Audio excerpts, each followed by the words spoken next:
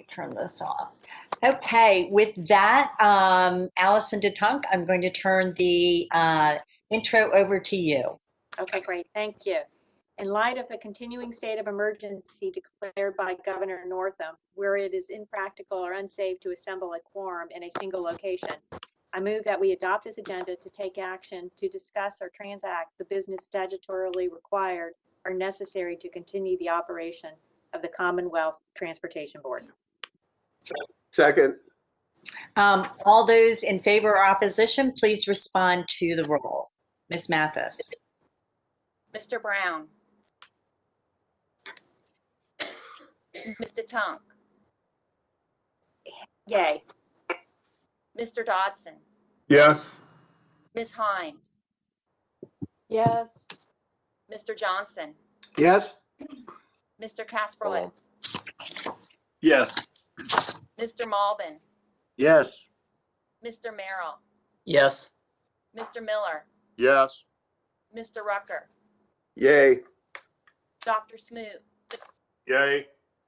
Mr. Stinson. Yes. Mr. Williams. Mr. Yates. Yes. The roll's complete. The motion's passed. Thank you, Carol. Just welcome everybody. January 19th, it's the birthday of my oldest. And so anyway, just she just texted me, Mom, what a great time to be alive. I think, well, it's exciting. So anyway, with that, we're going to start off with Jitender this morning in VTrans. Good morning, Jitender. Good morning, ma'am. Can everyone hear me okay? Yes, we can. Great. Good morning, Madam Chair, members of the board. So the item in front of you is the draft policy for the prioritization of VTrans midterm needs.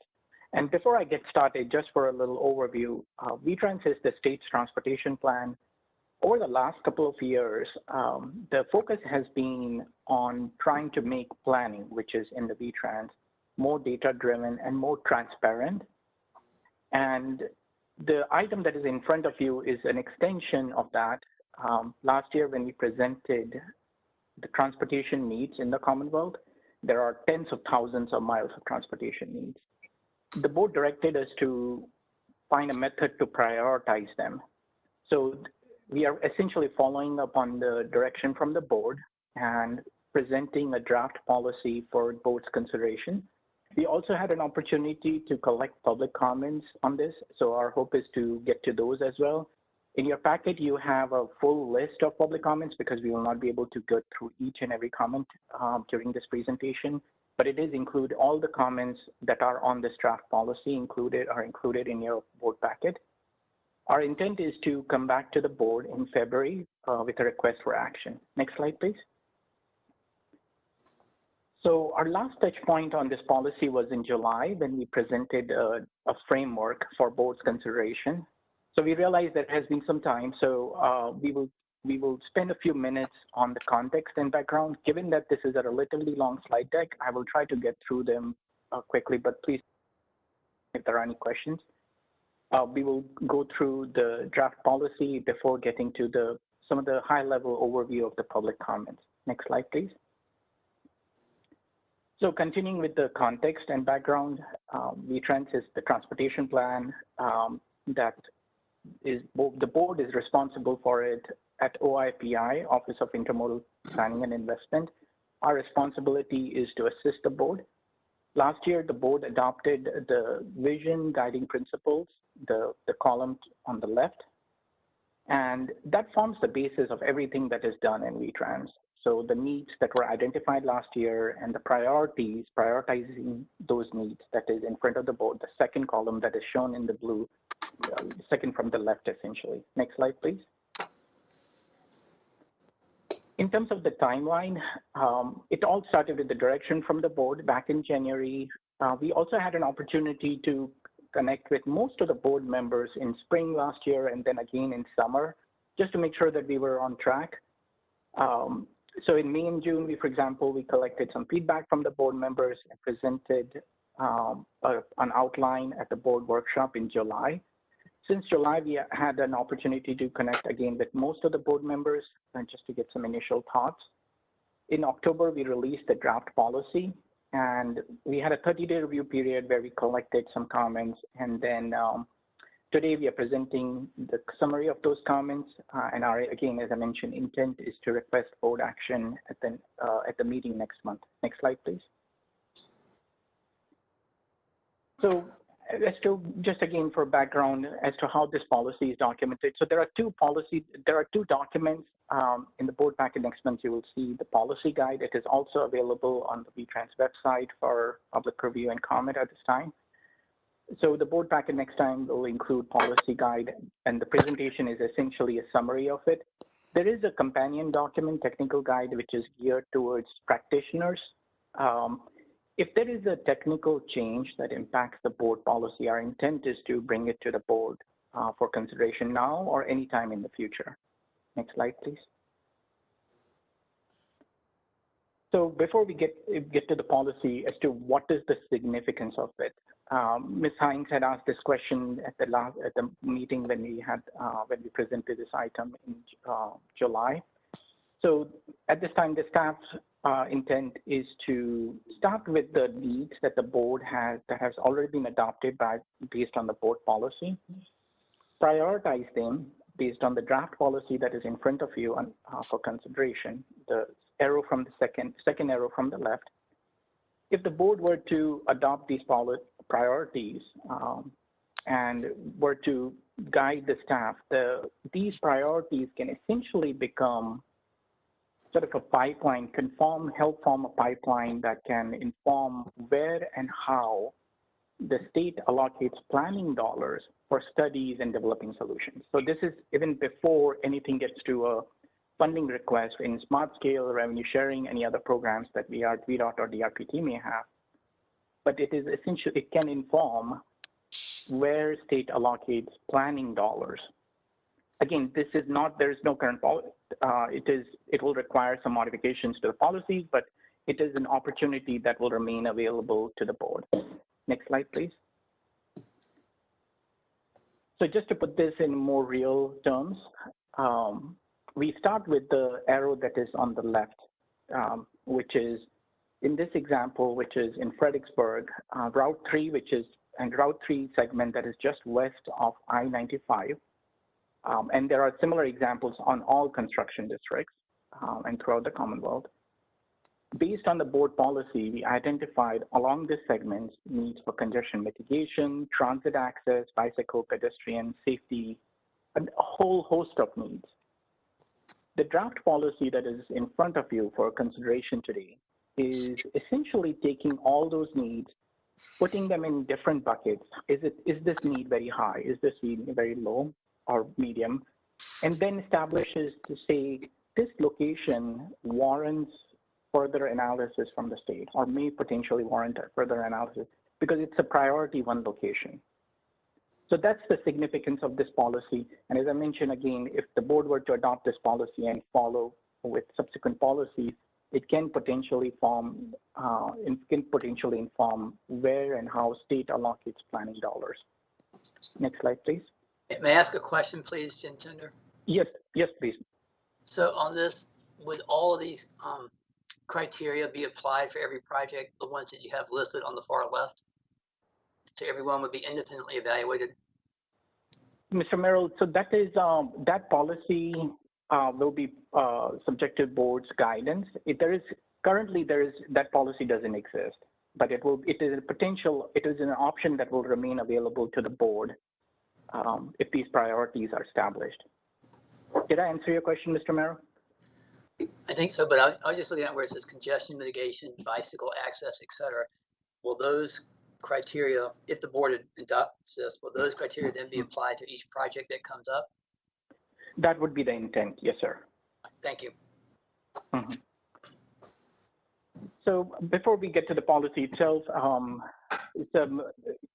I think the intent, as I mentioned, has been based on the direction from the board to make the planning more data-driven and transparent.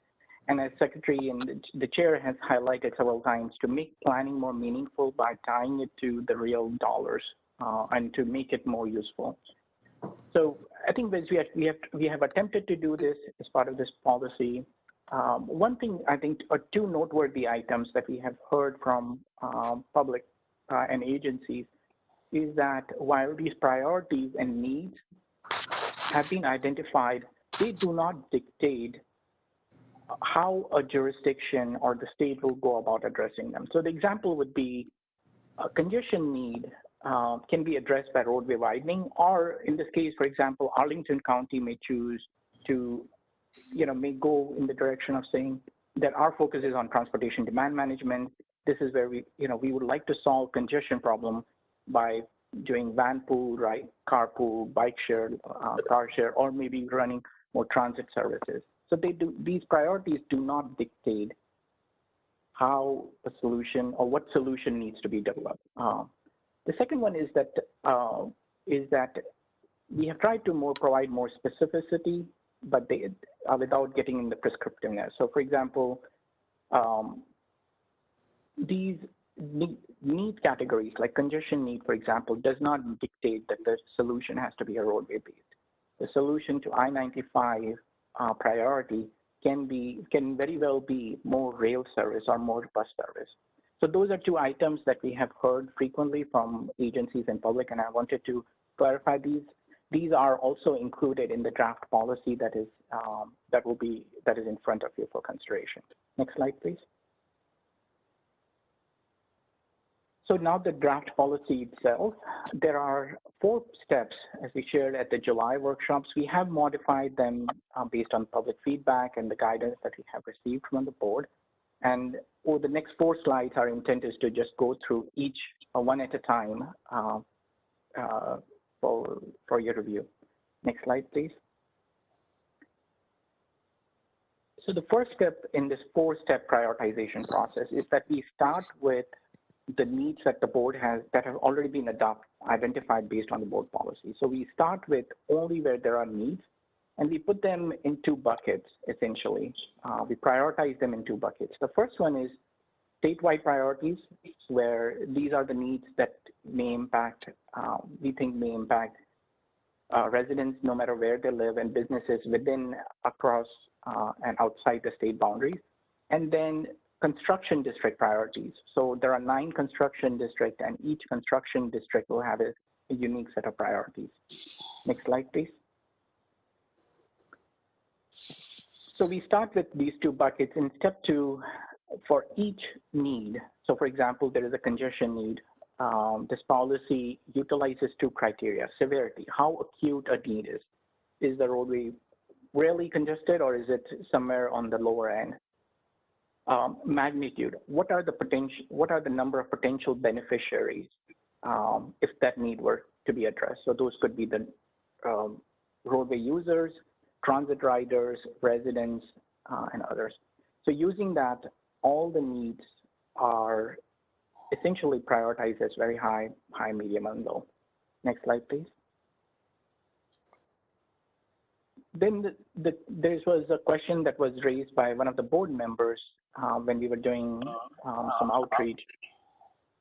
The board member at the time asked that, how do we address a roadway segment where there is only one very high need, as opposed to another roadway segment, which is to the right, where there is a number of needs, but none of them rise to the top. So to address that guidance to that question, in step 3, all the need categories, for example, congestion, safety, have weight assigned to them, and they are aggregated. Next slide, please. So this table is showing how these different need categories are weighted and aggregated. So for the column on the leftmost column is indicating VTrans travel market, where there is a corridor of statewide significance. The second column from the left is all the need categories that have been identified based on the board policy. The third one, which says weighting statewide priority, are the weightings that are used for establishing statewide priorities. So for example, congestion is 25%, roadway safety is 25% of the weight. So that's for the statewide priority. And the 4 columns on the right are based on smart scale area types that the board has already adopted based on the guidance from feedback from local and regional entities. So it's essentially, we took that and we have modified it. We have made 2 modifications to that to fit the VTrans mold. But in this case, for example, all the construction district priorities will have these weights. So for example, roadway safety varies from 20% all the way to 30% depending on area type A. Area type A is essentially Northern Virginia and Hampton roads.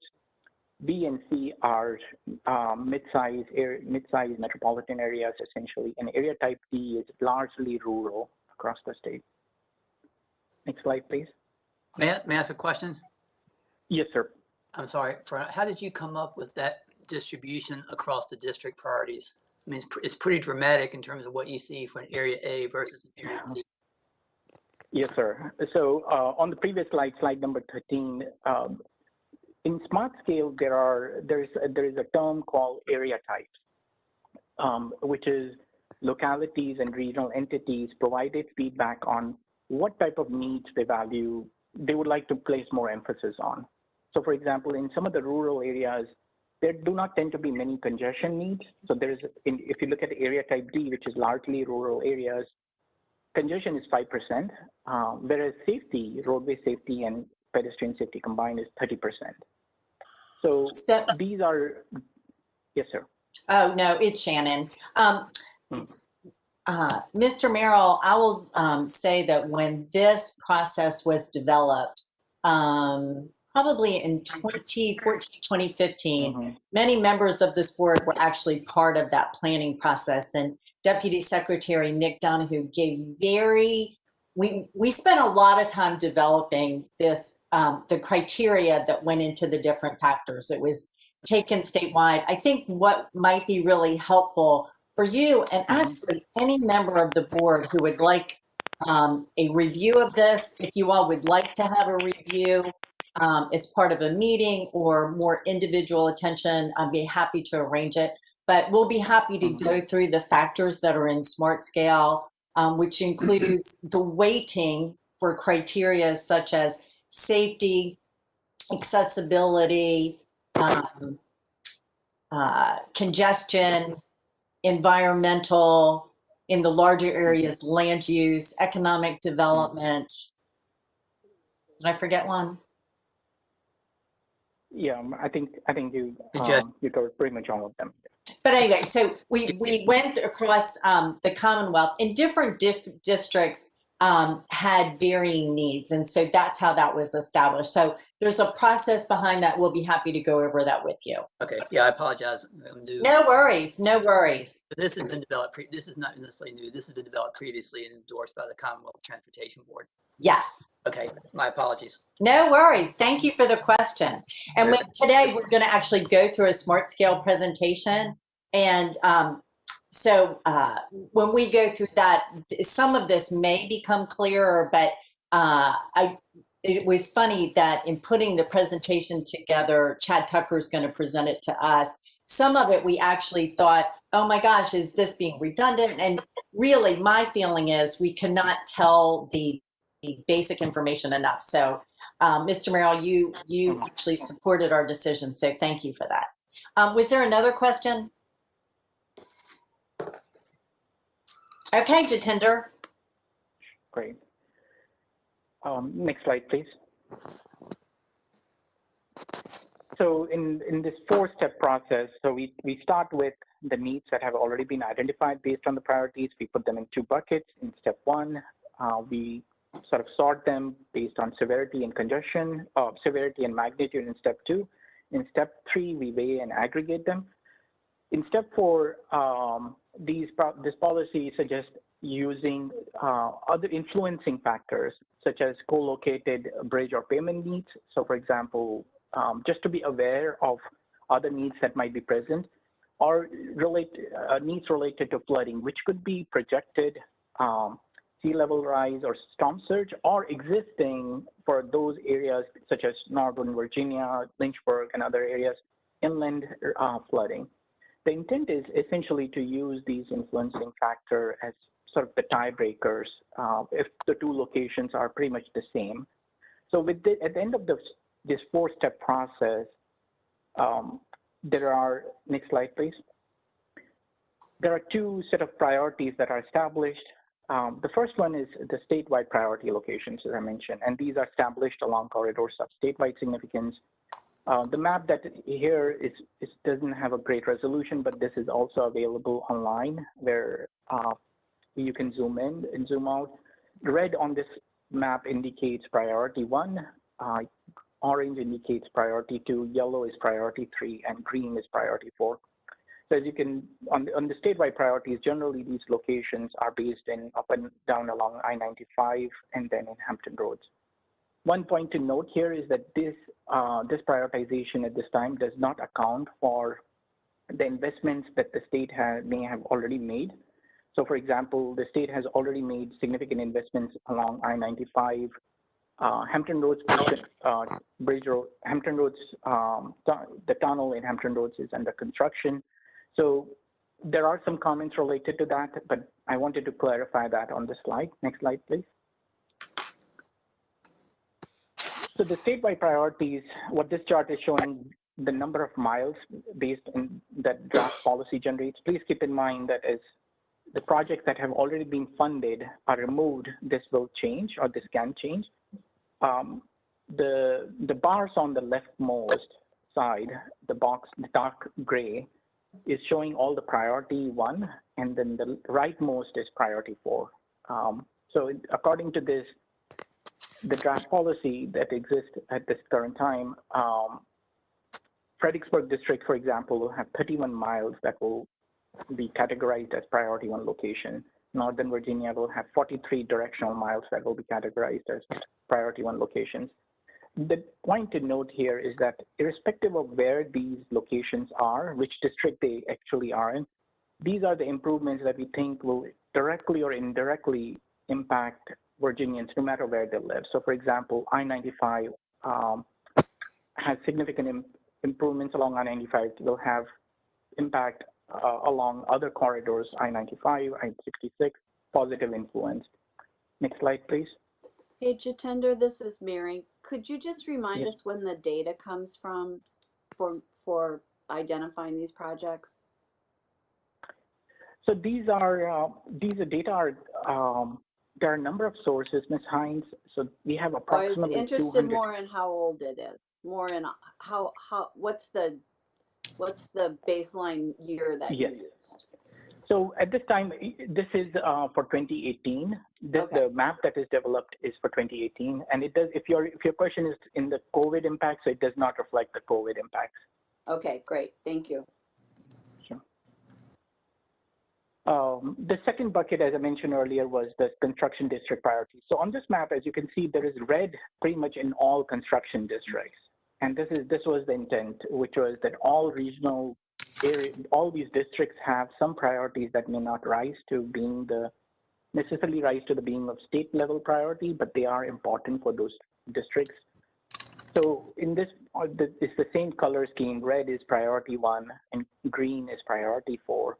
And of course, this becomes much more useful when it is online, where you can zoom in and out. But each district has a unique set of priority 1, 2, and 3, 4 locations. Next slide, please. So it's the same graphic, and please keep in mind that this also doesn't reflect committed improvements. So for example, according to this, Bristol district will have 19 miles of priority 1 locations, which is the boxed on the leftmost side. Where Northern Virginia will have 47 miles, Fredericksburg District will have 20 miles, Stanton 39 miles, Culpeper 18 miles. And again, these percentage exact numbers may change based on the committed improvements and some of the recommendations that we have later in the slide deck. Next slide, please. Jitender, you mentioned Yes, about sir. is the map, because I was hoping to zoom in and out on this, but I couldn't do it. So is the map at VTrans? Is that where you go zooming in and out? Yes, and I can send a link to you, Mr. Merrill, after the presentation. Okay, thank you. It's for those on watching this. It's VTrans.org, VTrans.org, and we are happy to share this with anyone on the call that may be watching and has interest. Thank you. So, as I mentioned, we had an opportunity to collect some public and agency comments. Since July, we have conducted approximately 33 briefings and presentations. We have invited folks to attend the virtual workshops that we conducted, and at the same time, we have gone to regional meetings, so MPO and PDC meetings, or any other forum where there was an interest in VTrans. We offered and reached out to pretty much all MPO and PDCs in the Commonwealth. So we have reached 94 agencies, the bottom line that is on this table. So we conducted 4 workshops during which we had an opportunity to interact with 94 counties, cities, and various entities. During that period, we also went to different regional and local entities and had an opportunity to present this information to over approximately 108 entities. We received comments from 23 jurisdictions. Most of these comments are from MPO and PDCs. There are 186 comments in total. Some of them are related to existing board policies and other items. So we are keeping those under consideration for future. And then out of those 186, 144 are on the draft policies. All these 144 comments are included in the board packet. And in the next 2-3 slides, we will provide a high-level overview of that. Parallel to that, we also conducted public outreach just to make everyone aware, and we had a fair amount of engagement on that front. Interestingly, most engaged audience was from the western part of the state, to the extent it is useful for this discussion. Next slide, please. So again, as I mentioned, all written comments are included in the board packet. Generally, the feedback that we received is that the policy framework makes sense. And then we had a number of suggestions on these policies. Some of these suggestions were more based on were not necessarily in the sense that something is incorrect, but they were, can you do it this way? So there was sort of way of doing related comments. There were supportive comments for increased weighting for safety. In SMARTSCALE, safety weighting is safety for area type A is 5% in VTrans. For this purpose, we modified it slightly to make it 20%. So there was a support for that. UDA needs, Ms. Hines, you had asked that question at the July workshop. And at the time, I think we had shared that there is a technical assistance program that is going to be focused more on that locally identified UDA needs and priorities. So there was a support for the technical assistance program. There were comments related to the existing board policies that we will consider for future updates, but going into the more substantive comments that may require modifications or for board consideration. Next slide, please. So there was, these are again high levels. This is a high level summary. There were most of the questions I would say were directly or indirectly related to how these priorities will be utilized. So not that what this prioritization is doing, but how it will be utilized. How will it impact dollars? Will a need identified in my jurisdiction be not eligible for planning studies? There were some concerns from concerns about having fewer priority 1 locations in rural areas.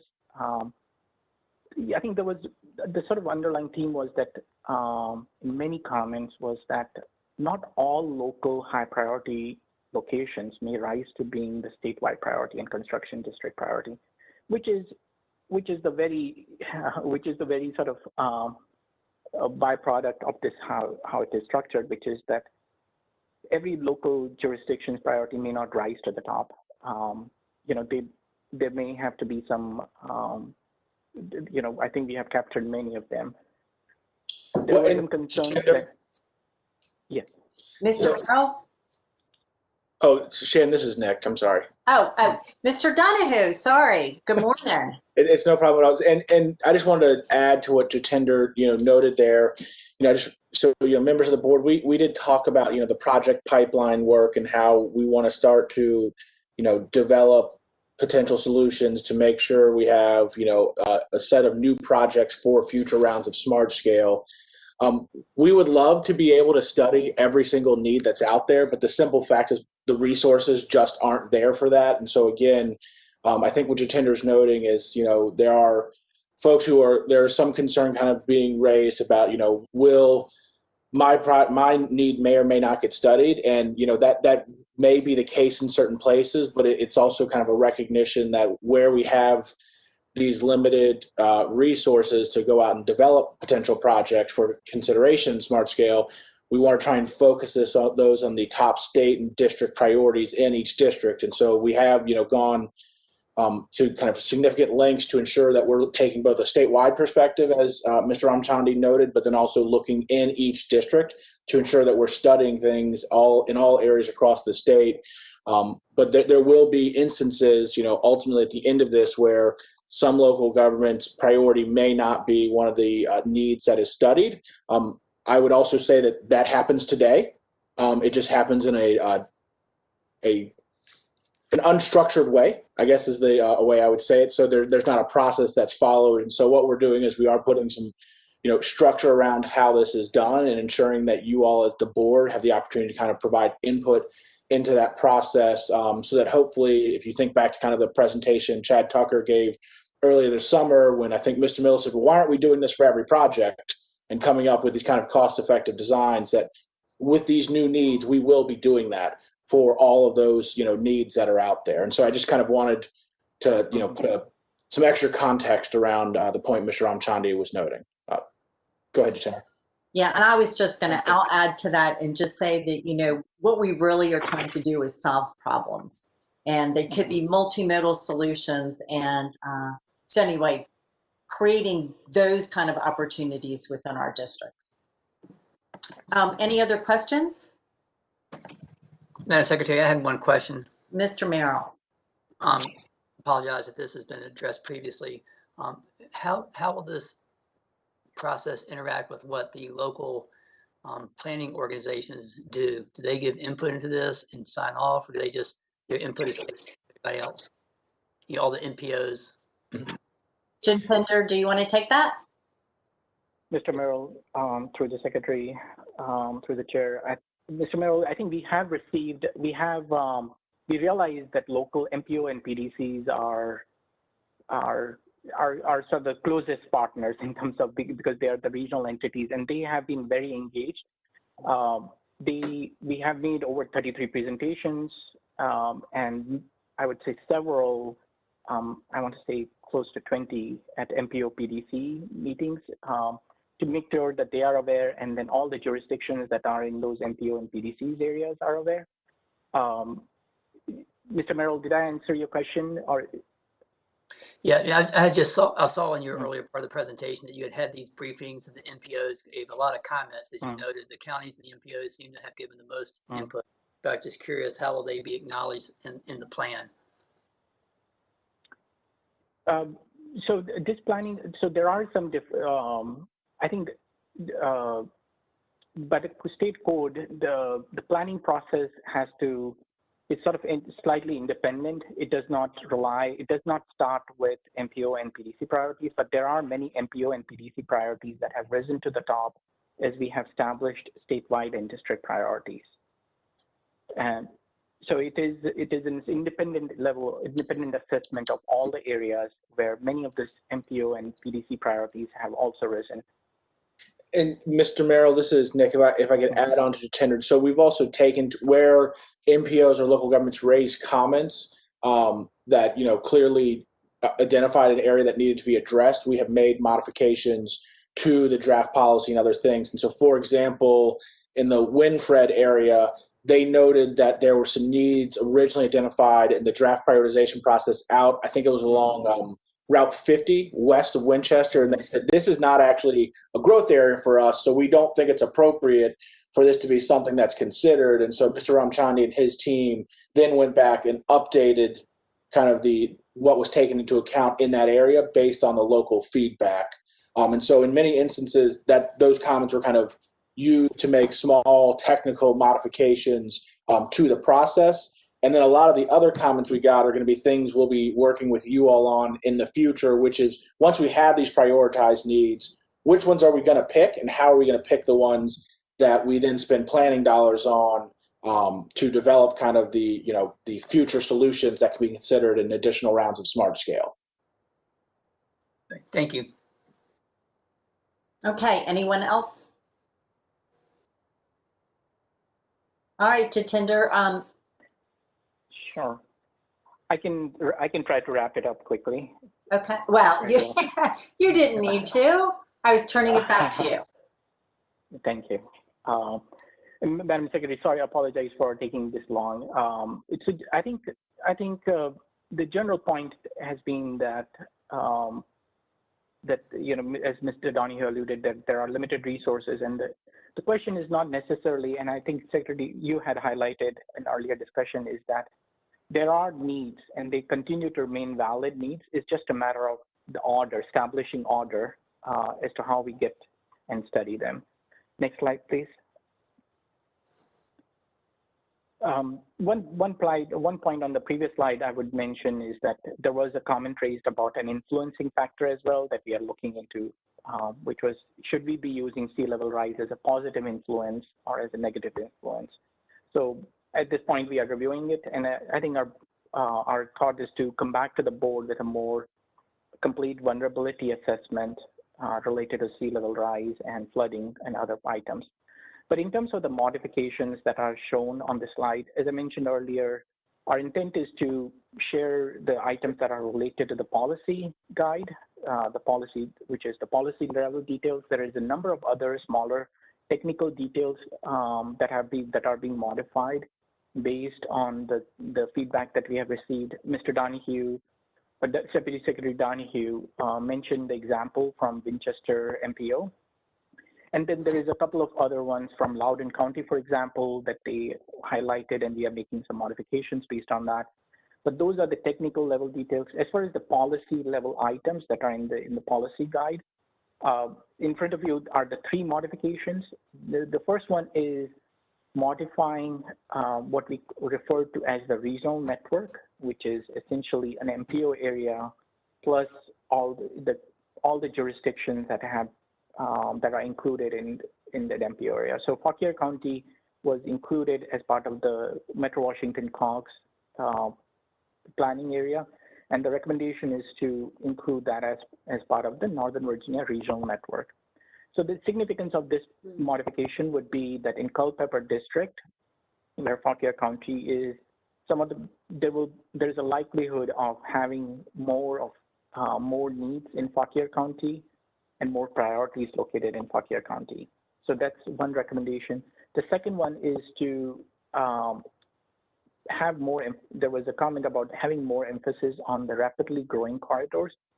So the recommendation is to modify one of the steps in this policy guide to accommodate corridors such as Route 50 and Route 29 that are growing at a faster rate than several other facilities. There is another modification, which is a third one on the slide, which the request was to have consideration for equity or transportation disadvantage. So there are 2 points on that. When the board adopted the policy for identifying the needs, the board at the time had directed us to identify transit access needs for transportation disadvantaged communities. So those communities are low income, those with disabilities, age 75 or higher, racial and ethnic minorities, and limited English proficiency. So there is per the existing board policy, what we refer to as equity emphasis areas.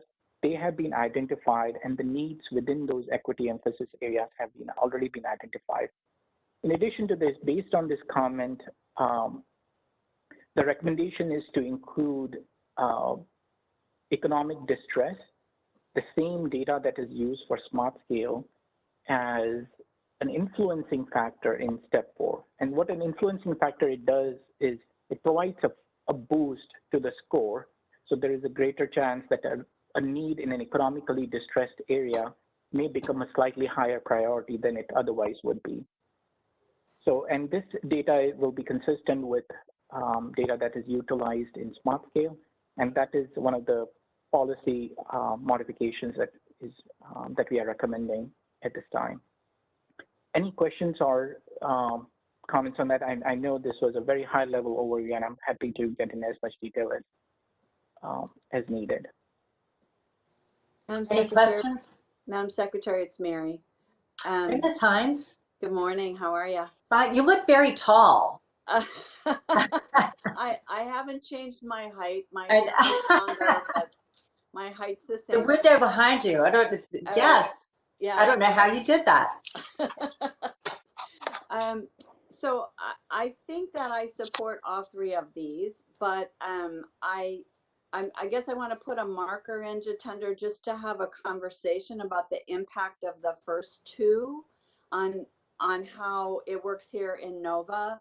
I know that I have some concerns in a couple of my counties about rapidly developing corridors and whether they're being accounted for properly, and it has to do with, you know, when that baseline year is and a variety of other things. So I just would like to have a little bit more detailed follow-up on the first 2, and I think adding economic distress at step 4 is a really good solution to the comments that I read that came from across the state about how are we going to make sure we're reaching people. So so anyway, just a request that a little more detail on those first 2.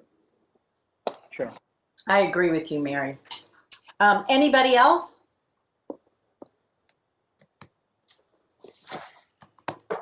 Madam Secretary. This is Shep. Oh, Mr. Miller, good morning.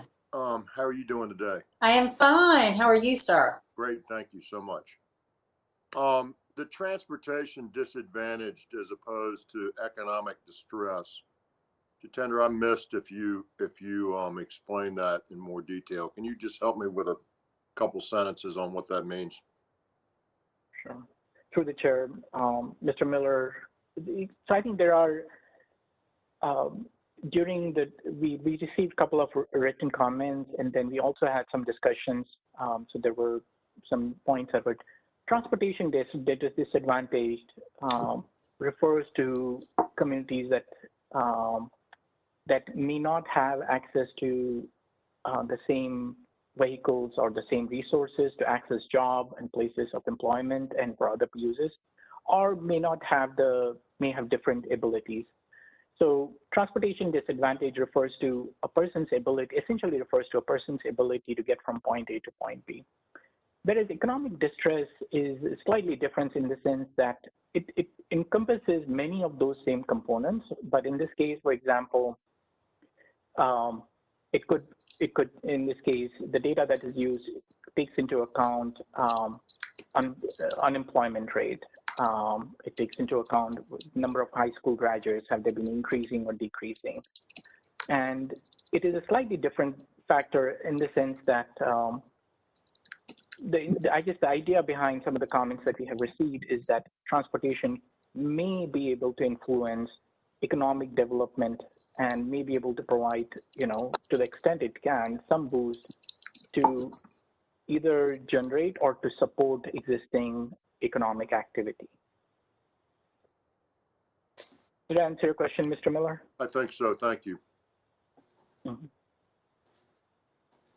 Sorry, I just want to remind everyone to please mute when you're not speaking. Just helpful to everybody. Anybody else? Jitender, is that it? And there is 2 more slides, Okay. Madam Chair. The next slide refers to, as I mentioned, there were a number of comments related to the the next, how this will be utilized. And as Deputy Secretary Donahue alluded, that there is some work that needs to be done. So there are items that we recognize and we would like to acknowledge for those watching and those following the meeting, that items such as fewer priority one locations in rural areas. I think one of the board members mentioned, strategic importance, committed improvements, which is a point that was raised earlier and by several who have provided this comment. So these are the items that the intent is to take into account before recommendations for studies are brought to the board or are considered. And but these items will not necessarily at this time modify the policy itself that we plan on bringing to you next month. Next slide, please. One acknowledgement that I would say is that we have tried to do, to the best the technology allows and what we can utilize at this point. There's a lot of data, approximately 80 million or so, 200 data sources, and we see an opportunity to make continuous improvements. So the policy that is adopted, our intent is to continue reviewing this policy for the future, and we anticipate that there will be other opportunities to make technical modifications that can further improve accuracy. Next slide, please. And fine, to end the presentation, I think our intent is to make the modifications based on the items that we shared earlier, the 3 items, and then bring the modified policy to the board for the board's consideration and action at the February CTP meeting. With that, ma'am, that's the end of the slide deck, and I'm available for any questions, clarifications. Jitender, thank you. I just really. I have one question. Good morning. Yes. Good morning, Mr. Rucker. Going back to the 2 slides, that third element that you talked about, looking at certain populations and the impact of the various approaches that we're taking with reference to funding or our strategies. There's a double-edged sword. I mean, when it comes to planning, individuals who are doing the planning, we can look at the positive outcomes associated with investing in certain areas. There's also the negative associated with that, especially if you're not factoring in the voices of the individuals who actually live in those areas. I mean, we know gentrification as one of those things that can have a negative impact. So as planners are looking at these areas, they can see some of the positives, but those who are living in those areas, especially if we're not incorporating their voices, they can have very negative consequences. How does the system balance that? That's very important. Yes, sir. Through Madam Chair, Mr. Kendrick, that's a very important point. A project that solves congestion problem can also lead to various not so positive. Not so positive. Neighborhoods could be wiped out. Traditions can be wiped away. Exactly. Yes, sir. And I think that's a very important distinction. And as I mentioned, I think there is a slide, and we can try to make it more clear, which is that context sensitive and the support is very important. So what these priorities do is they identify where there is a problem and how important is that problem. Priorities do not dictate whether the solution needs to be a freeway that may cut off access to the neighborhoods, or or does it need to be bicycle and sidewalk that may make that area more inviting, more appealing to outsiders and those who are living there. So in the policy, the draft policy specify that the solution, the policy, this priorities do not dictate what solution needs to be implemented. What we can do is that we can sort of make that clarification is that the local input and context sensitive nature of these improvements be further, we can emphasize that as part of the draft policy. But at this time, the policy does not dictate what solution and how it is implemented. did I answer your question, Mr. Kendrick? I fully Mr. acknowledge the Donohue? point that you're making. Yes, I think you did a good job, Jitender. Mr. Donohue, is there anything you'd like to add to that? Yeah, so Mr. Rucker, I think you raised an extremely important point, and one that we know clearly in the past was not always taken into account in the manner in which it should have been. I think the point Jitender was getting at is that is clearly going to have to be something we take into account as we develop the potential solutions. So in the future phase of this, where the project pipeline phase, where we start to develop potential solutions, we're going to need to ensure that we have a mechanism to get that type of feedback and ensure those considerations are taken into account as we develop the potential solution. What Jitender's been presenting on are kind of the needs. The needs themselves don't necessarily lead to some of the things that you've talked about. It is a poorly developed solution that would kind of create some of the problems where a project would have, disparate impacts on a particular community to advantage another one, as you kind of noted through, going through a neighborhood or doing something else. And so I think that is an item that, the extremely fair point and important point that you've raised there. And we will need to come back to you all as we talk about the project pipeline and as we develop solutions to provide kind of input and feedback on how we will take that into account. Thank you, Mr. Donohue. That's critically important. Unfortunately, it has been the history of the Commonwealth to engage in these types of endeavors, which have been devastating to a cross section of communities. So I really want to make sure that we're paying attention to that area. Understood. Madam Secretary? Matters. Yes, I just want to add this one thought that, as Jitender has been working on this, and I want to thank him because he really has taken to heart much of what we're trying to bring, and I can tell by the comments today. I mean, we look at how the interstate system was developed, and it completely divided inner city neighborhoods. And in fact, we're looking at even how we could possibly address some of that. But, you looked in all of your districts, the needs. Every district has those red lines. And, I choose not to see it as a heat map, but these are people with real needs. And we're looking at photographs oftentimes of streets where somebody could come in and want to put in a turn lane or a roundabout. But really, you're looking at the neighborhood and they need sidewalks. And so anyway, trying to make this as real as we possibly can and as meaningful as we possibly can. So, Mr. Rucker, I really appreciate your comment. Mr. Smoot, did you have a comment or question? Thank you, Madam Secretary. I would like to understand better how the VTrans ranking system at the state level will impact SMARTSCALE going forward. That's nothing that we need to do today to take everybody's time, but it concerns me that 4 of the 9 districts received no statewide priority mileage ranking. And that does not portend well, it seems to me, for those districts in future SMARTSCALE allocations at the state level. So sometime between now and the next meeting, I would appreciate the appropriate person getting in touch so I can try to understand this better. Thank you.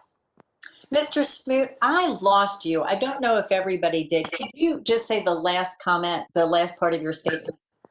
Sure. I would appreciate the appropriate person contacting me before the next meeting where we're going to act on this so I can try to understand better the connection of the VTrans priorities as they would translate then into SMARTSCALE allocations at the state level.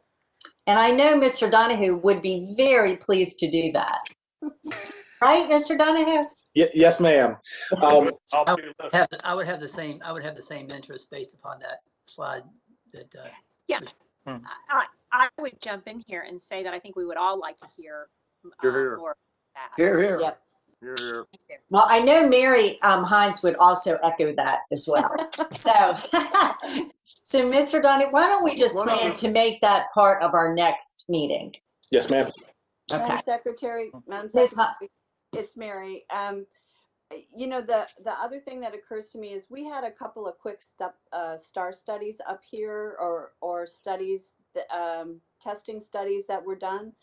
And I know that in each case there was pretty good conversation with local people, you know, who the projects might have affected. So it might also be helpful, along with how does this interact with SmartScale, to also show us sort of lessons learned from some of these smaller studies about the process that OIP might use to, you know, once a need is identified and prioritized, here's kind of the process that we would follow, because I think that would be helpful to the elected leaders, to the transportation departments, but also to communities. I would really recommend that we look at both of those pathways. The other thing is that I really feel obliged to say today is we have a lot of prioritization strategies and programs that have prioritization in them. We now will have this for midterm, you know, for prioritizing planning dollars. We've got SmartScale, we've got Merit in DRPT. If you're in a region where prioritization is required, you also have another set of prioritization processes associated with your regional dollars. It's getting to the place where I really think we have to figure out how these things are described across these programs.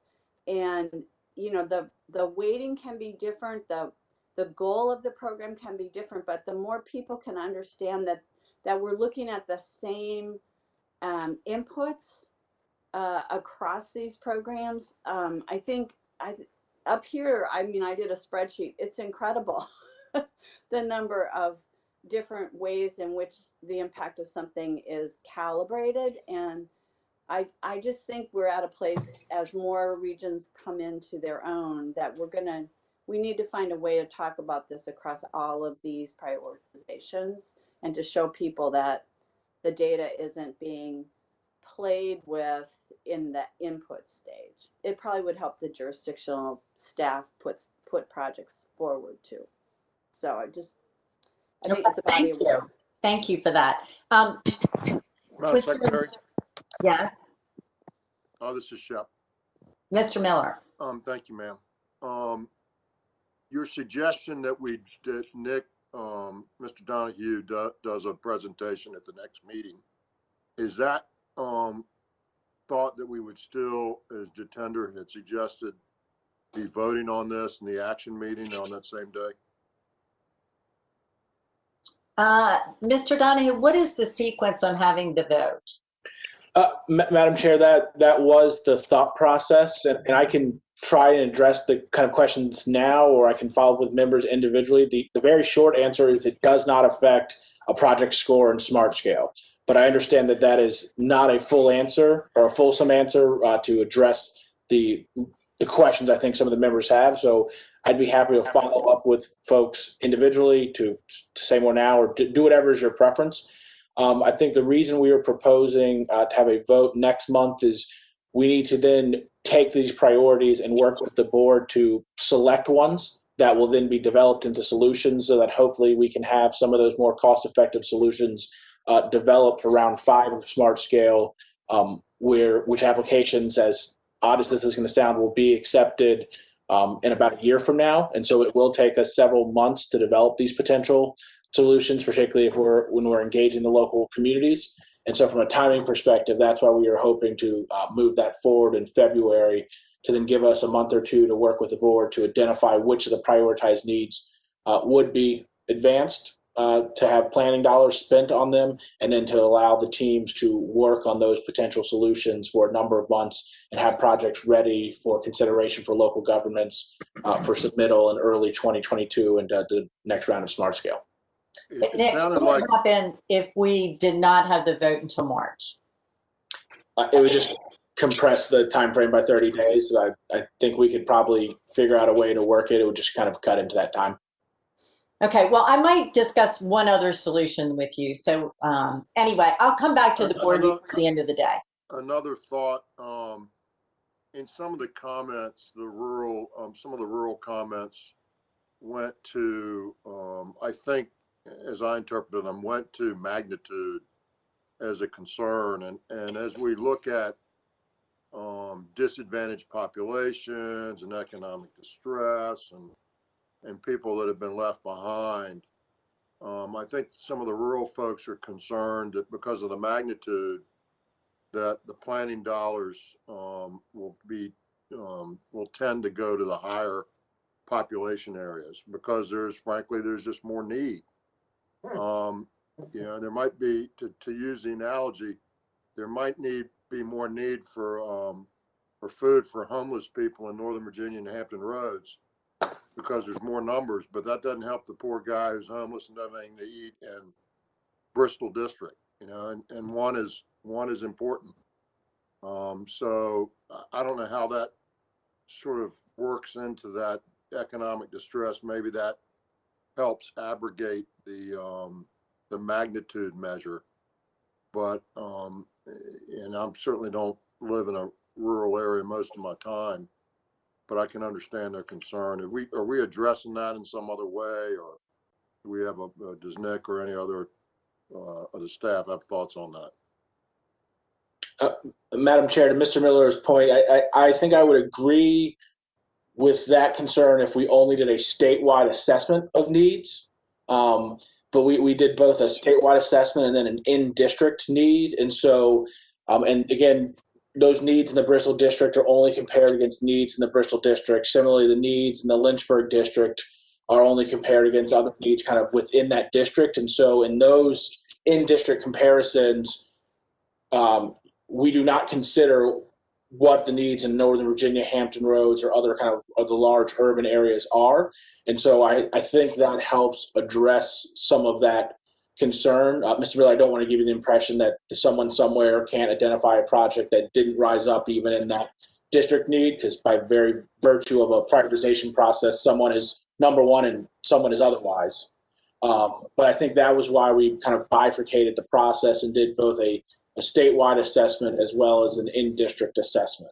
That was our intent. Mr. Donahue, I think that your response is a good one, except that there are districts like the Fredericksburg district where, we priority one is 95, and those counties, those jurisdictions, they're there. But actually, you also factor in the Middle Peninsula and those areas. And I think Shep's comments are on target as far as those citizens are concerned.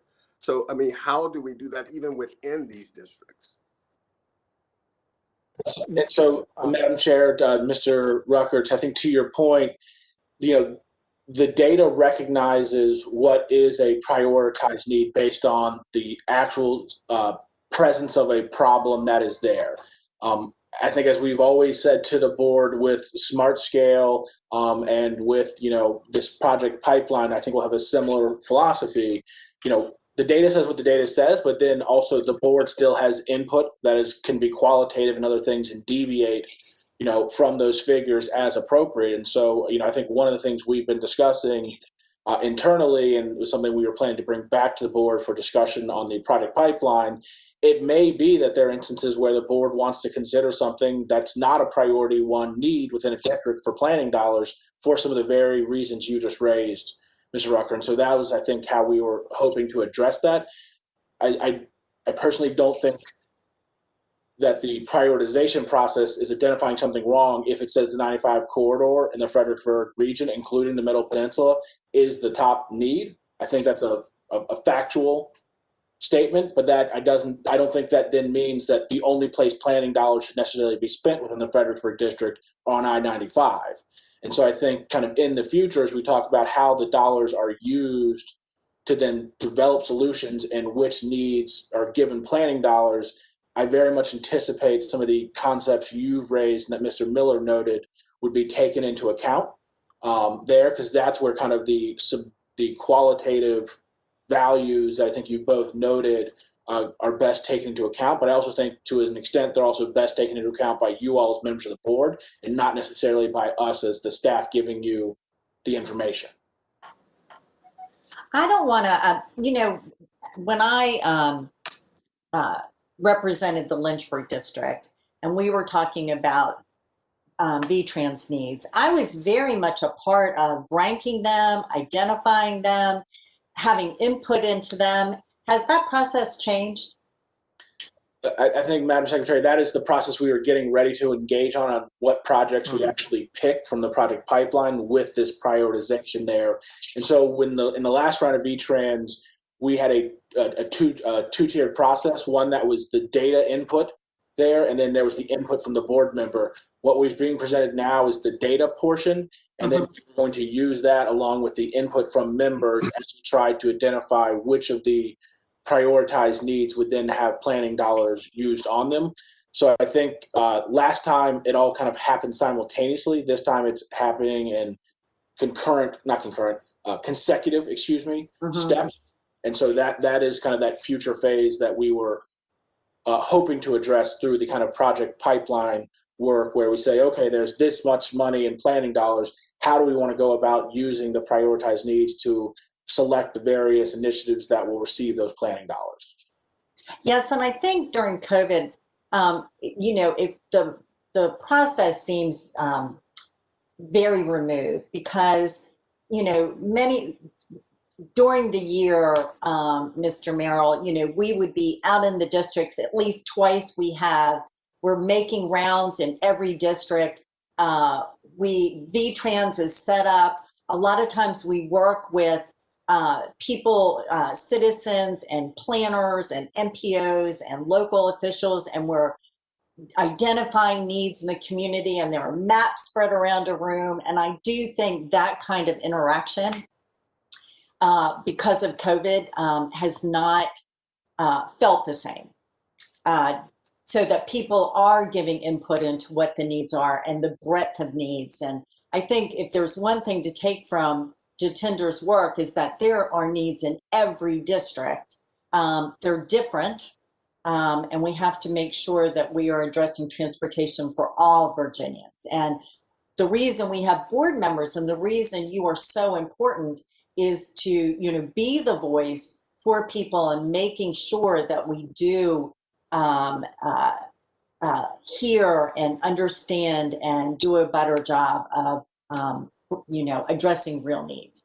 So anyway, that interaction has been interrupted this past year, where it was much more, I would say, hands-on and on the ground. So anyway, I do miss that part of this. So anyway, offline, Mr. Donahue, let's just think through the schedule so the board feels that they have time to digest this, and then to see the nexus between VTrans and SMARTSCALE, which has really been an issue for a long time. So, yes. Madam Secretary? Mr. Johnson. Yes, good morning. I greatly appreciate the thoughts and comments of Mr. Miller and Mr. Rucker. And as you recognize, I am an at-large rural delegate. I happen to reside on the Eastern Shore. The two counties here are the two poorest counties in the state. And we have our own PDC that is part of the Hampton Roads District.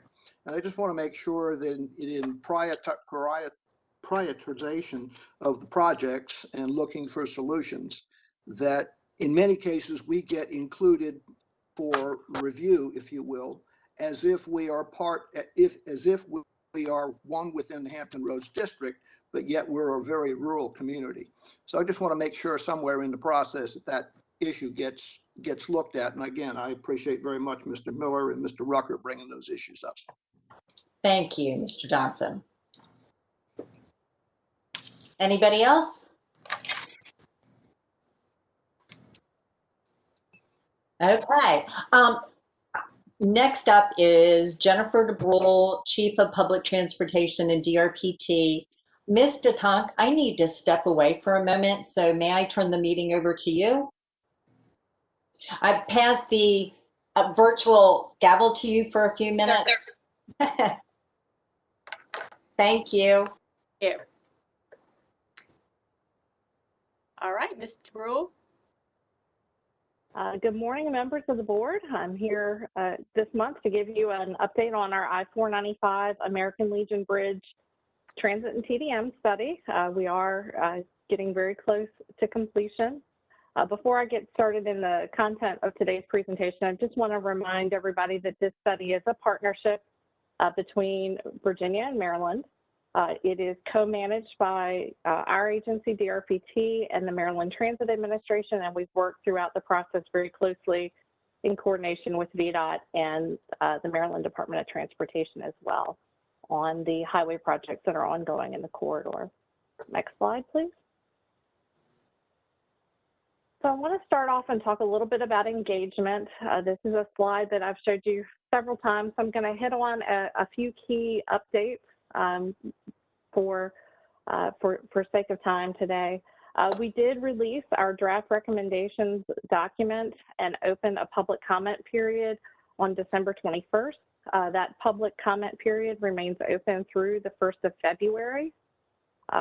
We held a public meeting just last week on January 12th for the transit and TDM study specifically. We had over 200 folks engaged in that public meeting and really had a pretty open discussion. We not only took comments, but answered a lot of questions and have other public engagement or follow-up opportunities as a result of some of the questions that we received through those public meetings. We wrapped up our second public survey in mid-December. I'll touch on the findings of that survey in just a minute. And so all of our information remains available to the public on our webpage where we have a stakeholder comment link and the contact information for our project manager. Next slide. So let's talk a little bit about input. We have had the benefit of a number of different sources of input throughout the study.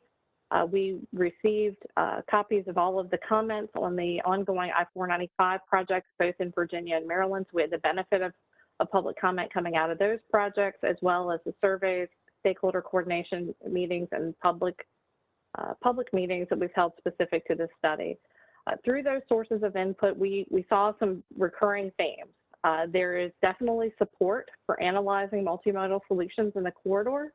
The corridor sees the environment as very important and sees how transit does help the region attain air quality and emissions goals, how transit can provide affordable and equitable choices for travel in the corridor. We also have heard repeatedly about the need for dedicated funding to help support and expand transit in the corridor and to develop transit options for near-term investment. So very consistent throughout the process, we've heard those themes. We did just complete the second survey in mid-December. A couple things of note out of that study. We did hear resoundingly that Bethesda to Tysons is the most desired route. That is really where we're seeing the most significant demand. But just as important, we heard that technology that supports real-time information is the #1 factor to encouraging transit use in the corridor. So being able to tell somebody when that bus is going to arrive, what the traffic conditions are like, that is certainly going to help encourage transit use in the corridor as we move forward. Next slide, please. In terms of study process, again, we've used this slide before. We've gone through a very deliberate process over the past year, working on a lot of technical evaluation. We are at the end now in terms of recommending our potential improvements and putting together those packages for potential implementation. Next slide. So in terms of the recommendations, we put them together in the form of a framework that's built on packages with different levels of investment. Each of those packages has a different level of transit service. They vary by the markets that they serve, the frequency of the transit service that would be recommended in each of those packages, and then the time of day that those services would be provided. And while we talk a lot about transit routes and transit connections, it's also really important to reinforce that that transit recommendation is supported by recommendations for technology enhancements, some very targeted and strategic commuter assistance programs, and also parking. Next slide, please. So as I get ready to walk through a few slides with the recommendations, just want to go a little deeper on those levels of investment.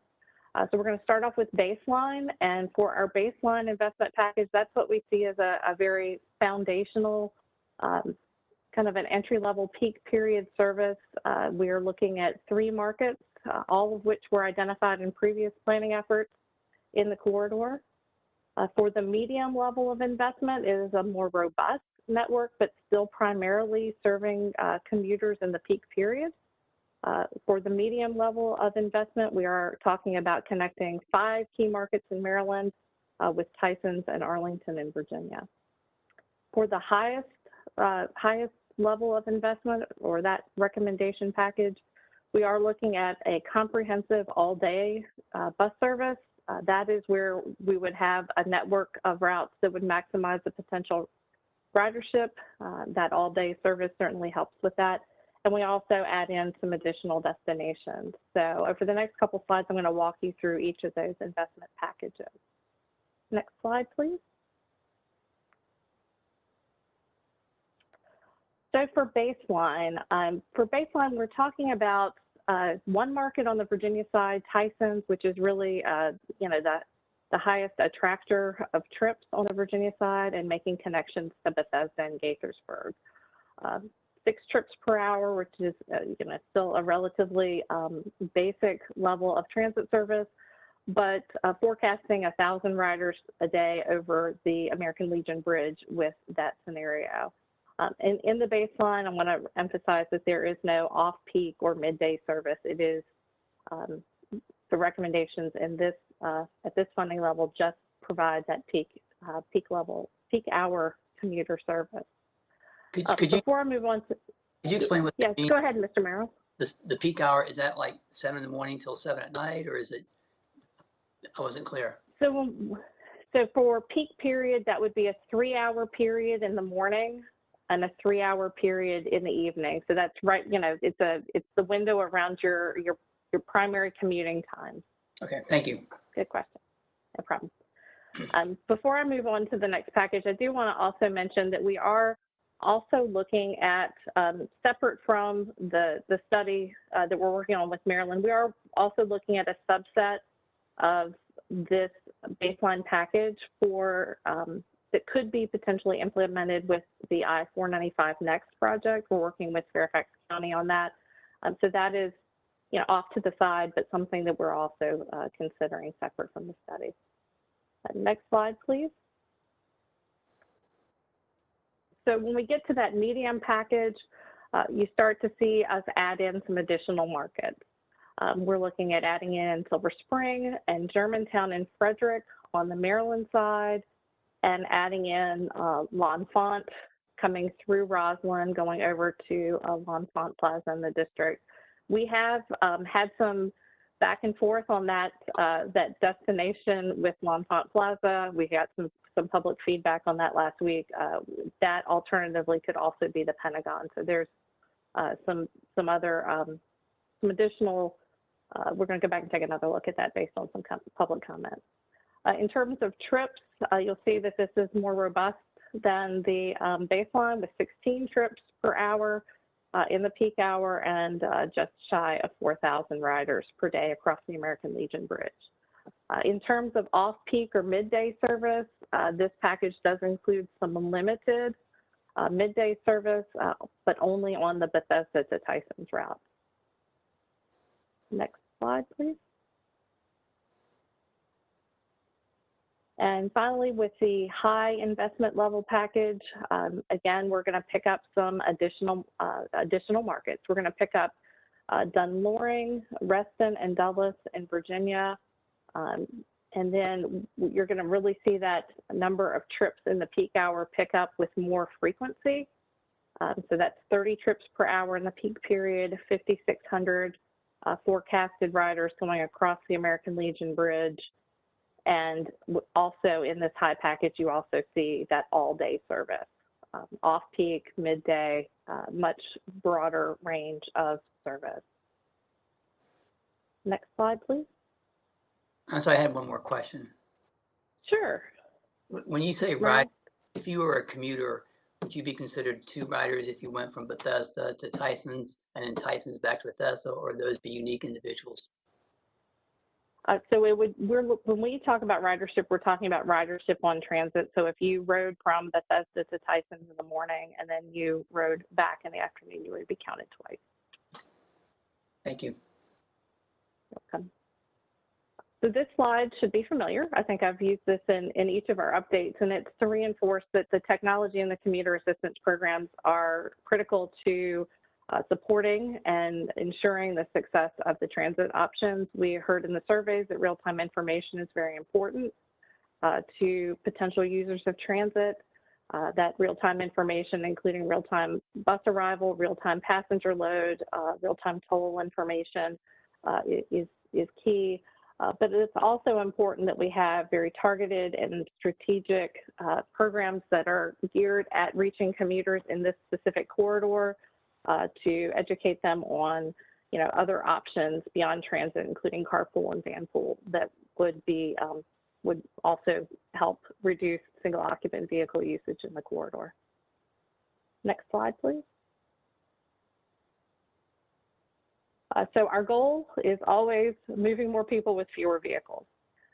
Can't emphasize enough, there is no existing transit service across the bridge, so we're really starting in a place where our transit ridership is zero. And so the ability to be able to move more people across or through this congested corridor, through transit and through ride sharing is important.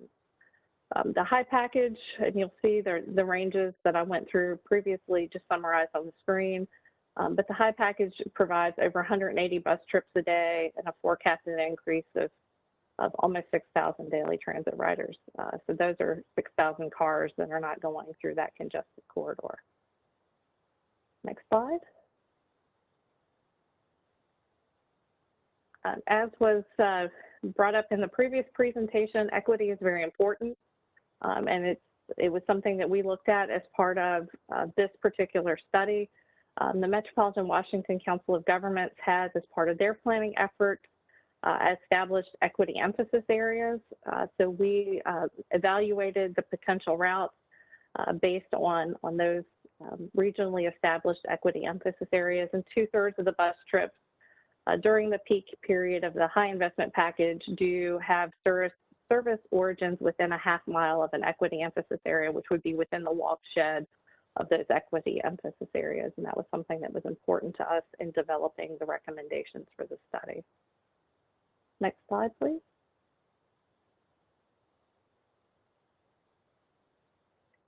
It's also important to emphasize that these potential routes are not standalone. We wanted to make sure that we provided meaningful connections to transit, both existing and planned in Virginia and in Maryland. So what you'll see on the screen is, how the proposed routes connect to Metro, MARC Rail, the Purple Line, 2 BRT projects in Maryland, and then all of the stops have connections to existing local bus service.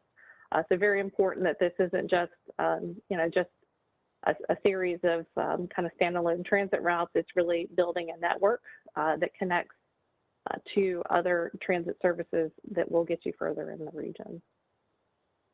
Next slide, please.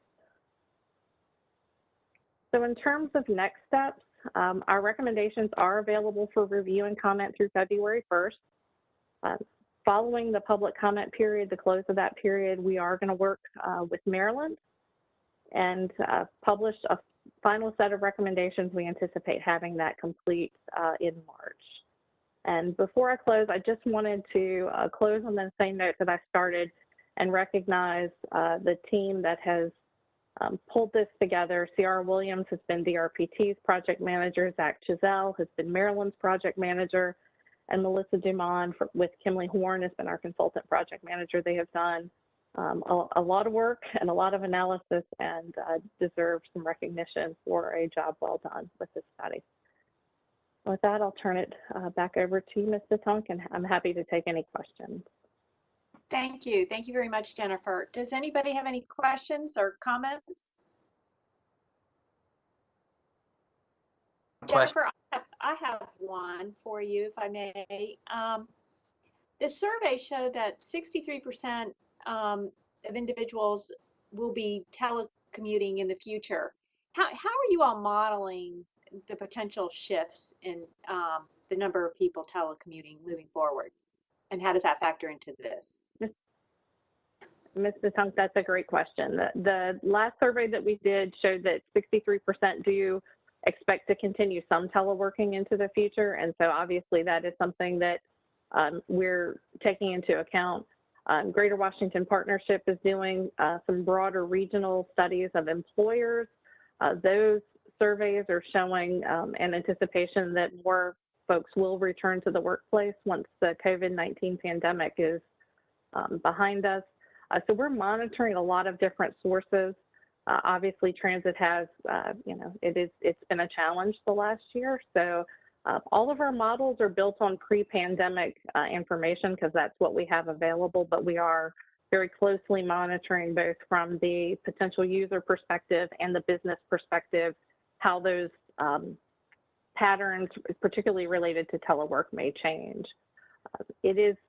I'll also add that in other corridors like 95 and 66, this type of study, we typically end up, revisiting our recommendations on a pretty regular cycle. I think we're on our third iteration in the I-95 corridor. We've done 3 different studies about 5 years apart in the 66 corridor, fine-tuning recommendations for implementation, and I would expect that we would take a similar approach in the 495 corridor as these projects move forward. Thank you. Mr. Merrill? I had 2 questions. Thinking if this is redundant, I apologize. Well, number 1, will there be an economic impact or an economic analysis? And number 2, will there be dedicated lanes for these transit buses that may encourage people for ridership? Mr. Merrill, there is not a dedicated economic analysis component as part of our study. We've done some statewide economic impact of transit work previously. We completed that about a year ago. Certainly we'll look to refresh that at some point. With regard to dedicated lanes, the premise of this study, it came out of the Capital Beltway Accord that was reached between the Governor of Maryland and the Governor of Virginia back in November of 2019, and that's all built on the premise of managed lanes being available in this corridor, which really makes transit much more viable than it is today, where transit buses are in the same traffic with everybody else. And so this study and the potential that it provides is really built on the premise that those managed lanes are in place, so that there is that potential for a quicker trip if you choose to ride with somebody else or on transit. Thank you. Mr. Tunk, I'm back. I do have a question. Jennifer, I may have missed this. Well, obviously I did miss it in the presentation, but did you share the statistic that there are more than 11,000 bus trips in the region and none cross the bridge? I did not share that in this presentation. I think I had that in the last presentation. But yes, there is I'll call it a transit desert across the American Legion Bridge, where you have this very robust network on either side of the water, but nothing that goes across the bridge. And so making that connection is just so vital. So you have a willingness to ride transit in the region, but none of it crosses the bridge or makes the connection between Bethesda and Tysons because of all the congestion. So Mr. Merrill, one of the really great impacts of our managed lane strategy in Northern Virginia, we're going to have 90 miles of connected express lanes in Northern Virginia by the end of 2022, is the fact that opens, those managed lanes are open to HOV3 and transit for free. And so the more, it's not only a free ride, you get to ride in the express lanes, it's reliable, we deliver performance. And so we really believe that it's one of the really great economic factors of the express lane network. So I really appreciate your question. I look forward to the field trip of the entire Commonwealth Transportation Board going across the bridge. Yes, there you go. There you go. I like that. So anybody else? Thank you, Mr. Debruhl. Thank you. You all recognize that, you know, this past year has been unusual. We had the 2020 session, we had COVID, we had the special session, which ended on November 9th. When the General Assembly concluded, they had agreed to a budget on November 18th. The governor signed the budget based on the August forecast numbers. You all approved it in, I think, December 11th. And now we have a new forecast that came out in December with the governor's introduced budget. And so as we look at our 6-year improvement program, what are the longer term consequences of the recovery? What does the recovery look like? And so Laura Farmer is going to give an overview of that 6-year financial plan based on the December forecast, so that we can, you know, begin to get some insights into what the future holds for us. And so with that, Ms. Farmer, I will turn it over to you.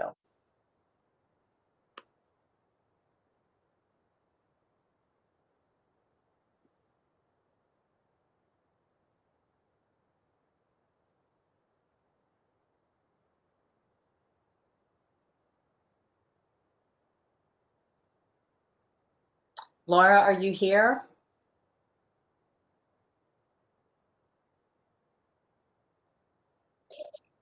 Madam Secretary, I can see her. I believe she's having some issues with her audio that I think she's working on. But I can. We'll just pause for a moment.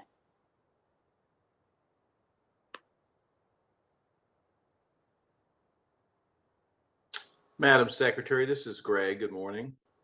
Hi, Mr. Yates. While we're on a pause, I've just got a question. I know the bridges are closed from Virginia into the DC, the district, for 48 hours. And I'm just curious, as a CTB member, how that came in effect, whether it was a federal mandate or VDOT was consulted or whatever. Just a curious question while we're waiting for Laura, if you don't mind. Yes. In fact, I was going to address this during my comments, but certainly the security. No, I'm glad you asked it. And it'd be a good time to do it, but certainly the security, issues have been a priority. Yesterday was lobby day in Richmond, and certainly we're very involved in that. We coordinate very closely with VDEM, the Department of Emergency Management, and the Virginia State Police. The federal response has been coordinated with the Secret Service. And so, Commissioner Britch, are you here? Madam Secretary, I am on. Yes. So if you just give just a high level overview of where the security issues and our coordination, which has been very, very close.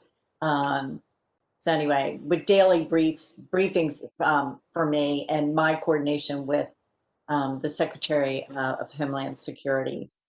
So there, I'll turn it over to you, Commissioner. All right. Thank you, Madam Secretary. Members of the board, just a quick update on this morning's activities in Northern Virginia. The original request came in from the United States Secret Service to the Virginia Department of Emergency Management and our state police counterparts after the insurrection on January 6th. We started planning for this event early last week. The original request was to be able to shut down the 14th Street Bridge, the Memorial Bridge, the Key Bridge, and one other, let me see, the Teddy Roosevelt Bridge, starting Saturday.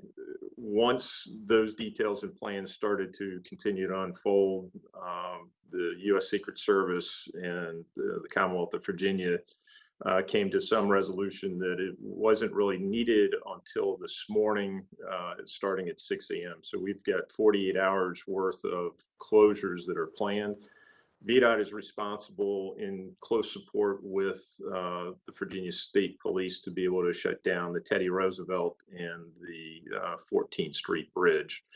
The Memorial Bridge is a National Park Service bridge, and they are handling that closure, and the Key Bridge is remaining open for this time. Our level of involvement is really supplying the trucks and the equipment to be able to close the facilities. As of this morning, we started the traffic control at 4 a.m. And had those facilities, 14th Street Bridge and Teddy Roosevelt Bridge, closed with our equipment by 6 a.m. So far, we've gotten 2 situational reports that indicate that traffic is minimal in these areas.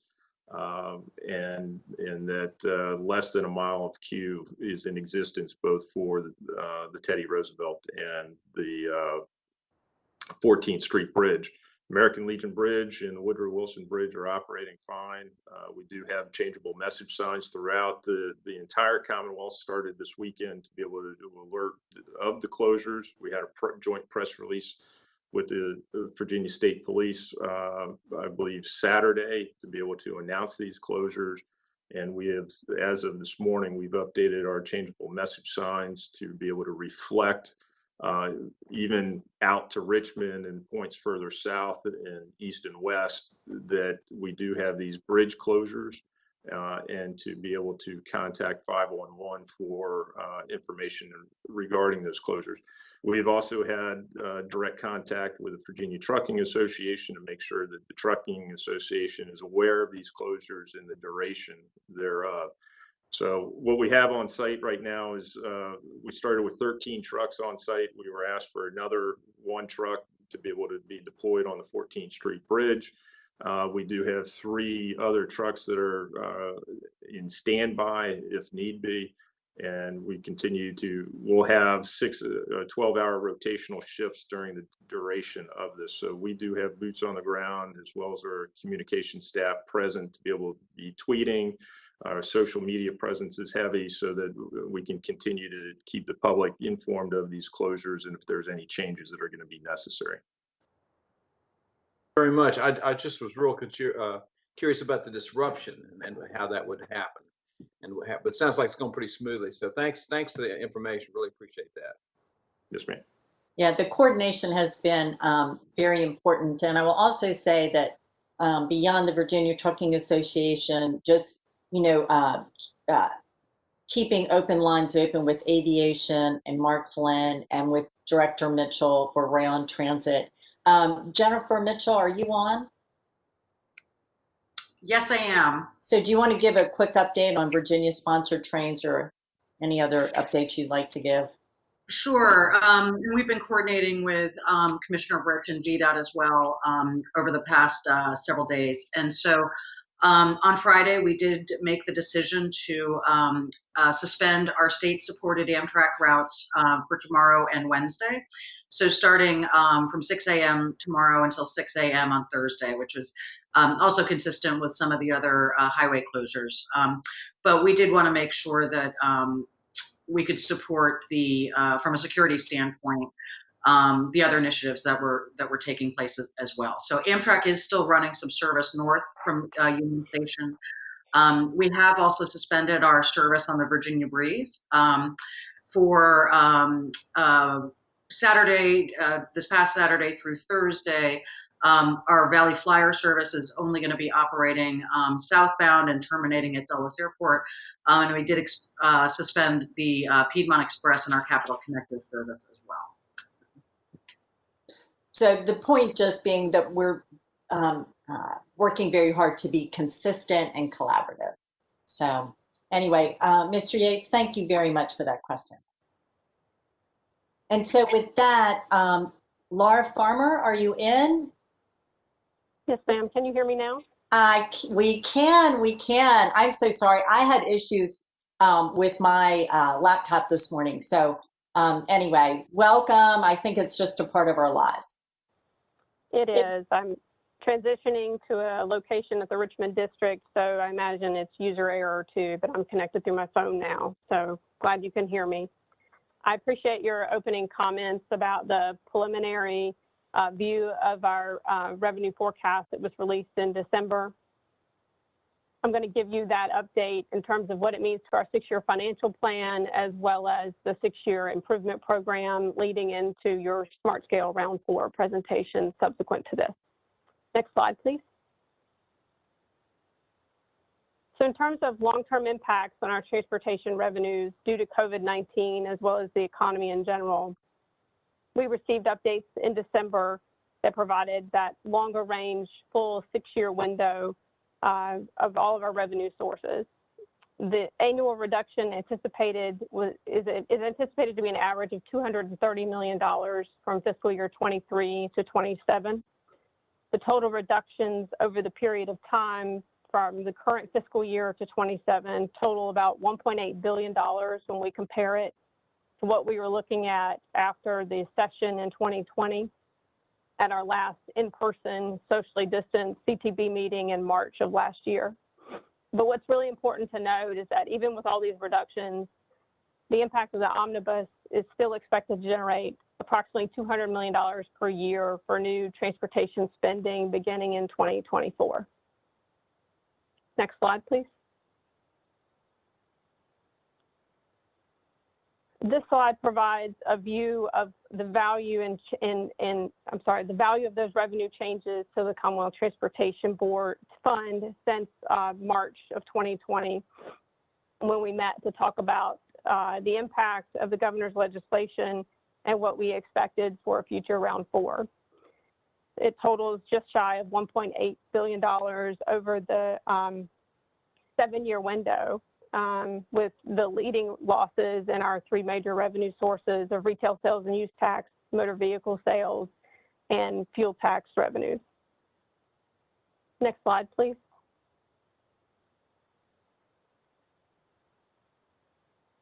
This slide provides just a table of our revenue estimate that we received in December and how it expects to perform over the next 7 years, totaling approximately $4 billion each year and representing what's available for distribution through the new Commonwealth Transportation Fund structure.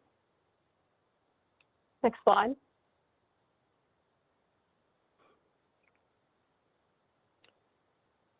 So just to get into a little detail about what these revenue estimates represent, it is a full state revenue update through 2027. It reflects the impact of COVID on the state economy for the sources that transportation relies on.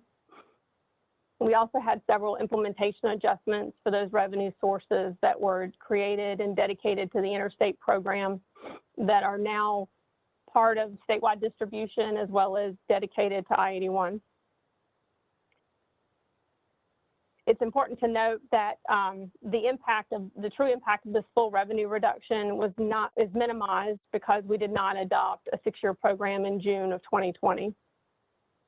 And the majority of the impact for the current year, as well as fiscal year 22, was reflected in updates that we talked to you about over the last several months and adopted in December of 2020 for both our financial plan as well as the 6-year improvement program. In terms of federal revenue, we removed the anticipated growth we had built in from 2020 to 2021 as Congress just continued the last year of the FAST Act. We had some planned growth that we have backed out of the assumptions, but we have continued a 1.7% growth from fiscal year 21 going forward in our federal program. Next slide, please.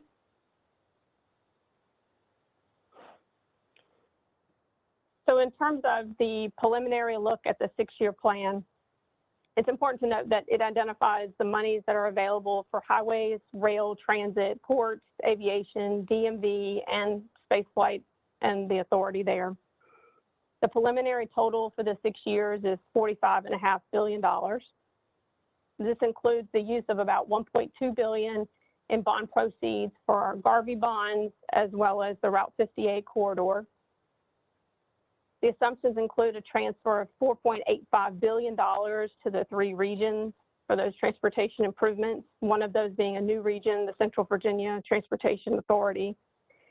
And it also includes $692 million of dedicated revenue for WMATA capital over the period.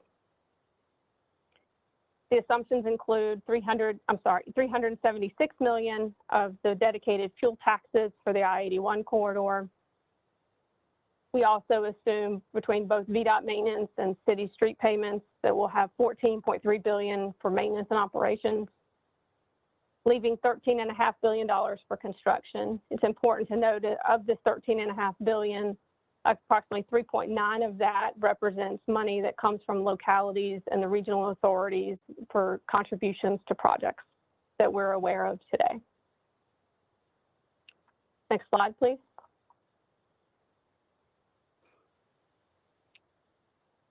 This slide provides the estimated revenues over that period of time. It's a format that we've provided in years past that gives you some idea about the trajectory of revenues available. I'm going to go into a little more detail in subsequent slides. But again, the current year total is just at $7.5 billion, totaling over the 6-year period of 45.5. Next slide.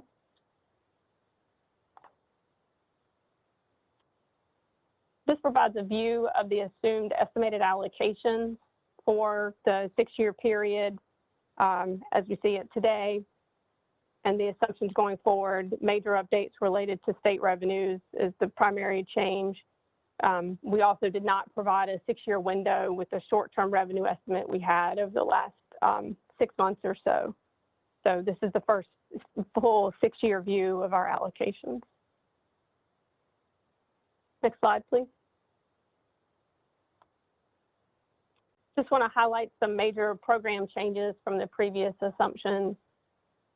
As we've been noting over the last few months, the improved revenue picture for both the current year and in 22 allows us to adjust the use of those revenue sharing balances from next fiscal year to fiscal year 23.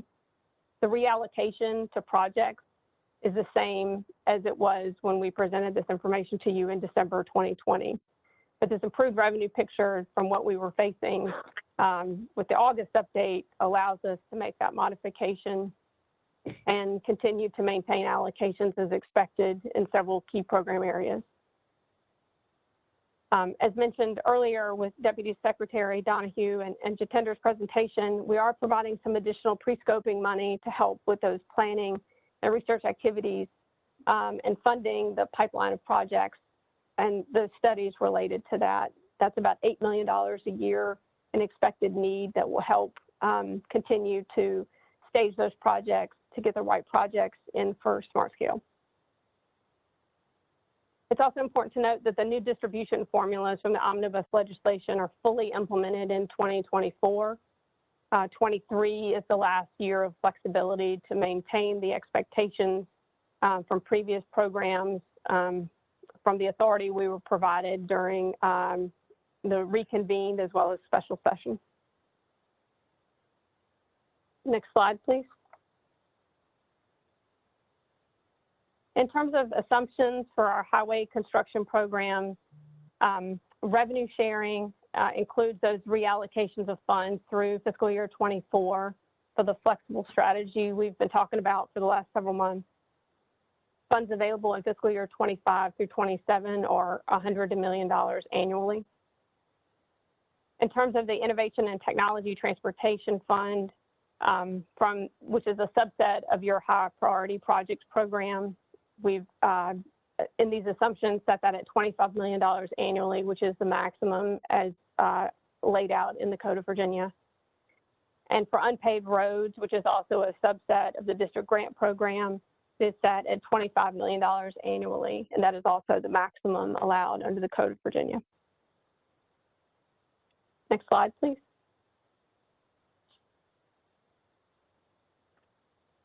So all those assumptions related to revenue and allocation, this table provides the assumption in millions as to what funding will be available to allocate to state of good repair projects for both VDOT maintained as well as locality maintained pavements and bridges over the 6-year window.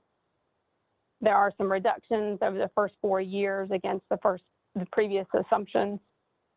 And fiscal year 26 and 27 average about 250 to 260 in available allocations in each year for a total of 1.5 billion over the window.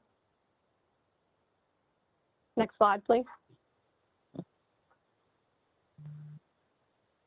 This provides an overview of the SMART scale allocations available for distribution. High priority projects program calculates the difference between your previous assumptions and the program that was adopted in June of 2019 against what is available in those fiscal years, as well as new allocations in 26 and 27. So for high priority projects, you have a total of $490.7 million over the 6-year window, the most of which is in fiscal year 26 and 27. For district grant, you have the formula distribution available over the 6-year window, totaling almost the same amount. And then you have the addition of the supplementary fuel tax revenue that is in districts, in construction districts in which a regional revenue is not currently in play related to regional authorities in Virginia. And those additional allocations are provided through 2024. The fuel tax does continue beyond 2024, but this recommendation to not program those funds just yet prevents a very large round, followed by what could be a significantly reduced round for SMART scale in a subsequent year. And so this round of SMART scale, as well as round 5, will have some inflation as we implement this new supplementary fuel tax revenue into the assumptions in the construction districts where those funds are being provided. So with those two components of district grant program, you have $883.7 million available for a total of $1.37 billion for SMART scale round 4. Next slide, please.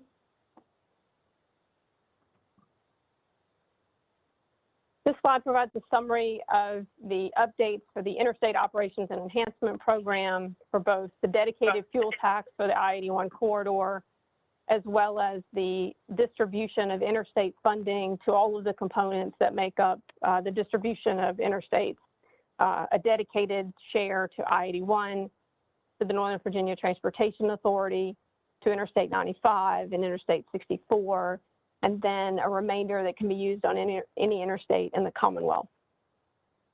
It's important to note that in the coming months, we are working on the debt issuance schedule and then associated additional allocations that will be made available for I-81. And those are planned to be incorporated into the draft 6-year program, where that work is currently underway with both our financial advisor as well as bond counsel to get that program off the ground. And in the coming months, you'll hear from me about the first debt issuance for Interstate 81. In addition, the anticipated allocations for the Virginia Highway Safety Improvement Program are also provided on this slide with the assumptions of its component of the overall distribution for from the construction formulas. Next slide, please. So in terms of next steps, you all may have heard that there was some federal COVID relief for the state departments of transportation that will be provided. That is not in these assumptions, and we will develop a plan for using that COVID relief funding once we receive the notice of the amount for Virginia, as well as guidance from Federal Highway Administration on the eligible use of those dollars. We're also monitoring actions of the 2021 General Assembly and their implications on transportation funding. Madam Secretary, that's my last slide. I'll take any questions if you have any. Thank you, Ms. Farmer. I will just say to the board, as we open it up for questions, how important the special session was for us to get the flexibility so we were able to reallocate the revenue sharing funding so that we could put those dollars to work and then restore the funding over the 6-year window. Incredibly important in dealing with that $870 million projected reduction in revenues through FY22. The second point I'll just make was how important, really, many of the decisions over the past few years, the dedicated funding for Metro, the I-81 interstate funding, and then last year, the omnibus bill, how those decisions have allowed Virginia to be in this position to manage these kind of reductions, and looking at 1.8 over with 7 years, FY21 through 27. And the reason for the 7 years is because I asked, because the FY21 numbers are included in the December forecast. So with that, I will open it up to the board. Madam Secretary, John Malbin here. I know we've discussed looking at our revenue based on fuel taxes. What's our current thought with electric cars and the introduction of those type of vehicles and the impact on our revenue? You know, Mr. Malbin, it was 2019. I don't know, the board may or may not recall, but we did a sustainability study, really looking at the impact of fuel efficiency and electric vehicles on our transportation system. That is what led to the omnibus bill. And it did show over a 10-year window a reduction in our revenues of about 34%. The huge majority coming from fuel efficiency versus electric vehicles. So recognizing this based on, it was KPMG's models, and we had stakeholders from all over Virginia participate in this.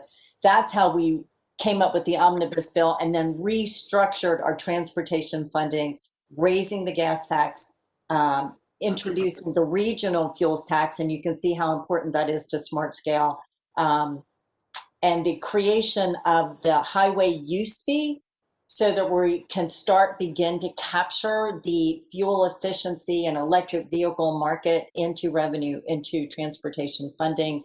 Right now, DMV is in the process of putting together a mileage-based user fee, which would be a voluntary opportunity for Virginians where rather than paying the highway use fee, they can actually pay based on what they drive on our roads.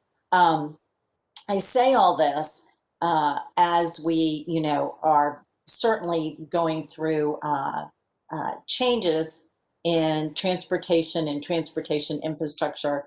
Kathy McGee, the Director of Innovation, and Roni Day, Deputy Director of the Office of Intermodal Planning and Investment, have led a study over this past year on infrastructure implications based on the penetration of electric vehicles.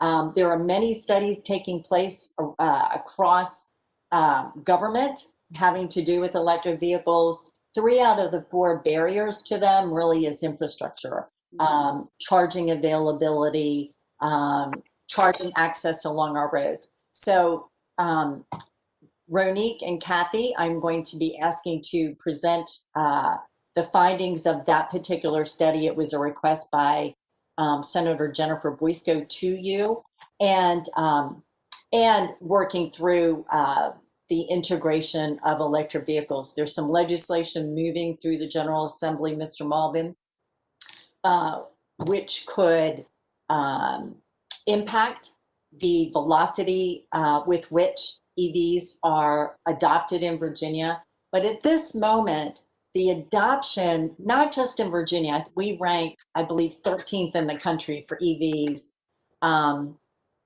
maybe 11th for EV infrastructure. And I'm going to ask Kathy McGee or Ronique to check my figures here.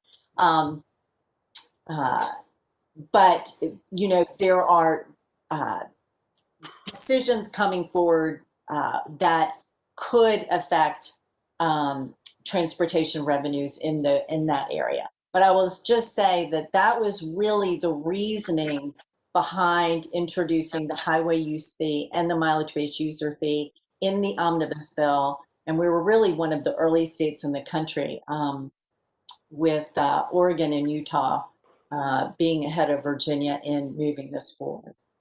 So Kathy McGee or Ronique, are you on the call this morning? I'm here, it's Kathy. Hey, Kathy McGee. So am my figures right with Virginia ranking 13th? Yeah, so we rank 13th in terms of EV registrations. I'm waiting for my document to pull up. I believe we also rank 13th in the number of charging stations available to users. All right, here it comes. 11th nationally in market share. That means how many vehicles are sold each year for EVs. 13th in total number of EV registrations. And then we also rank 13th in infrastructure. But I think, Mr. Malvin, while there's no definite answer to your question at this moment, we are certainly in, I believe, a transition period. I think one of the things that has just surprised me is the slower than expected rate of adoption. And, you know, what are the reasons behind that? Well, thank you. Sounds like we're on it.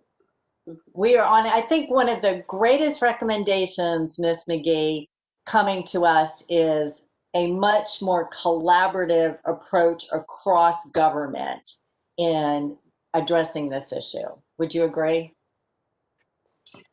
Yes, without a doubt. There are so many efforts going on across the various agencies and entities involved in vehicle electrification, and providing a statewide working group would really bring those efforts together and increase the effectiveness across the board.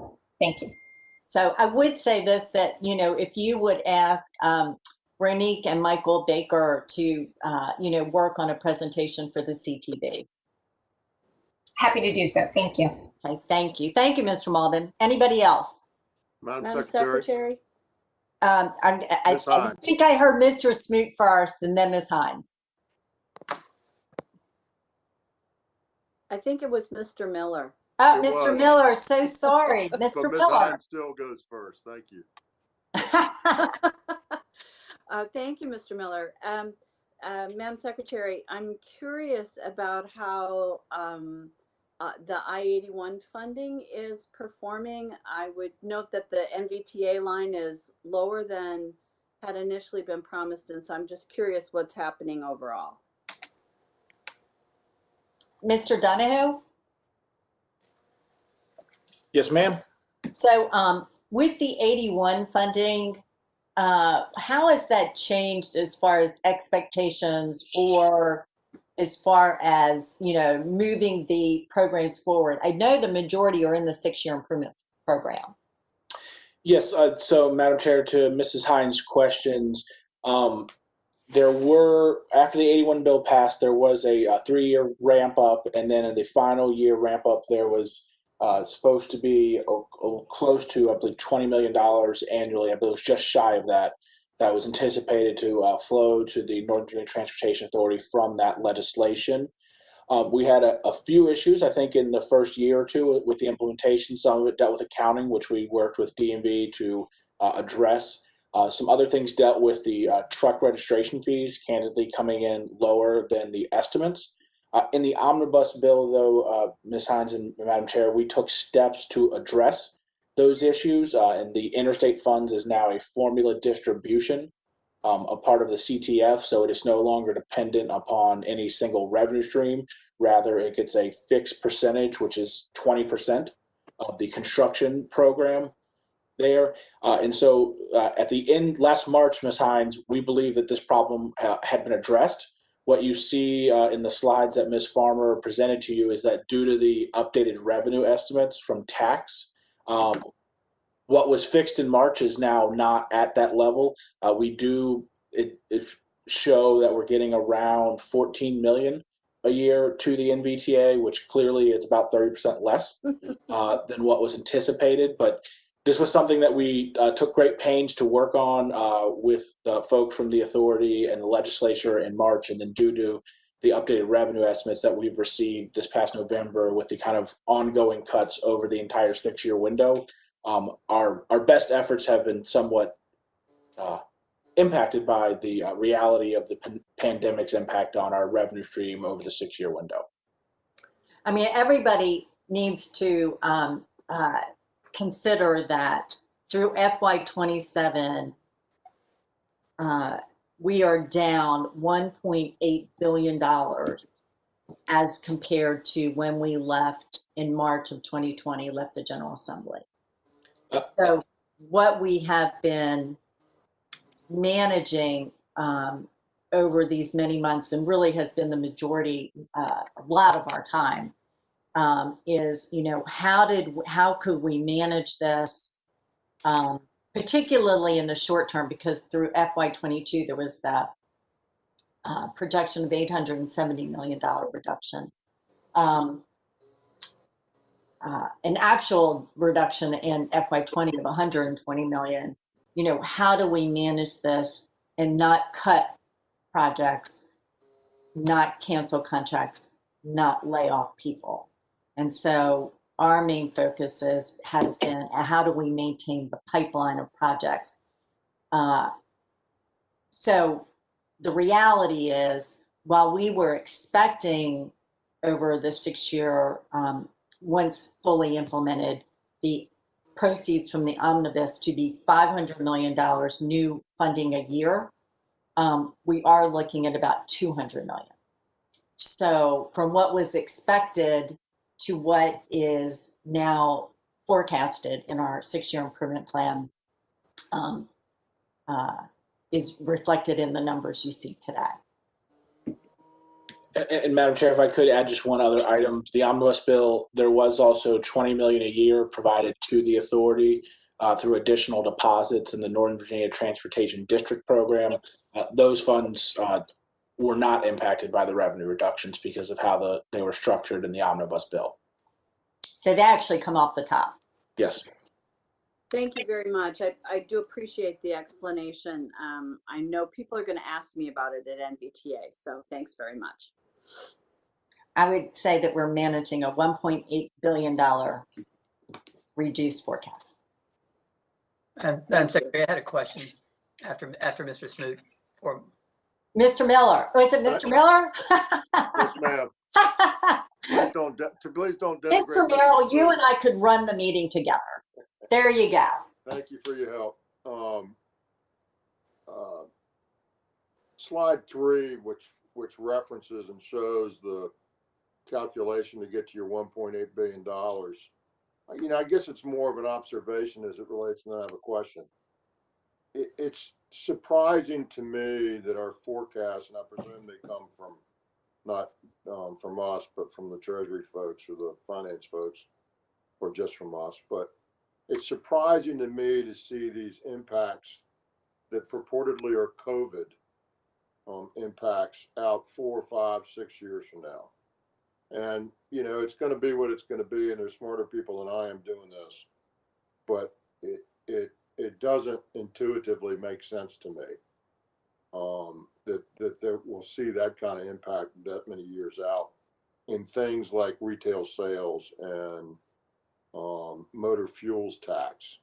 Now, I can understand that the tax may be impacted by other things, to Mr. Malvin's earlier points, but the COVID impact, I would, you know, I could argue about that. And anecdotally, my new car dealers have told me that they've been slammed over the last, you know, 6 months. And so maybe some of this is timing. I don't know what it is, but I sure hope it doesn't end up being as bad as it is suggested. And it doesn't make intuitive sense to me.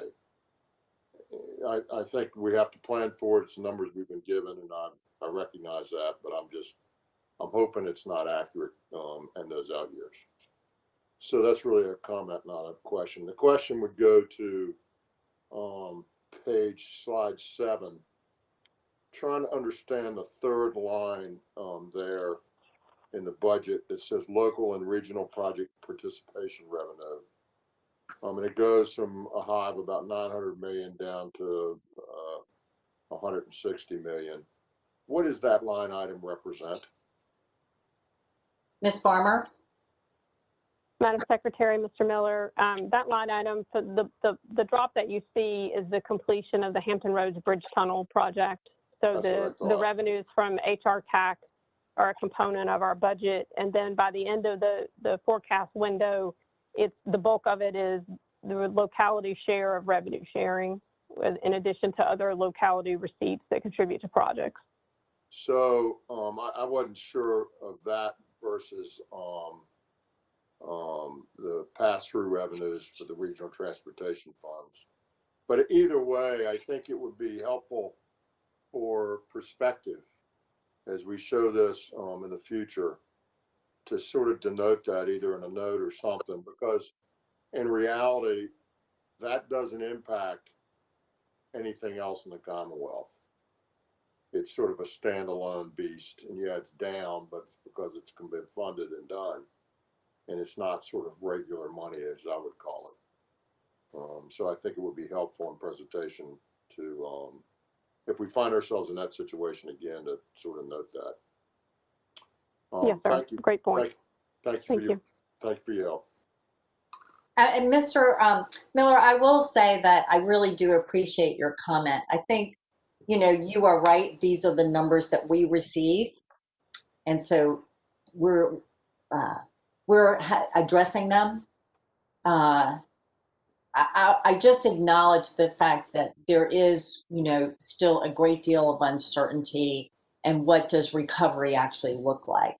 I think the team, I just give great credit to everybody for, you know, helping all of us manage this.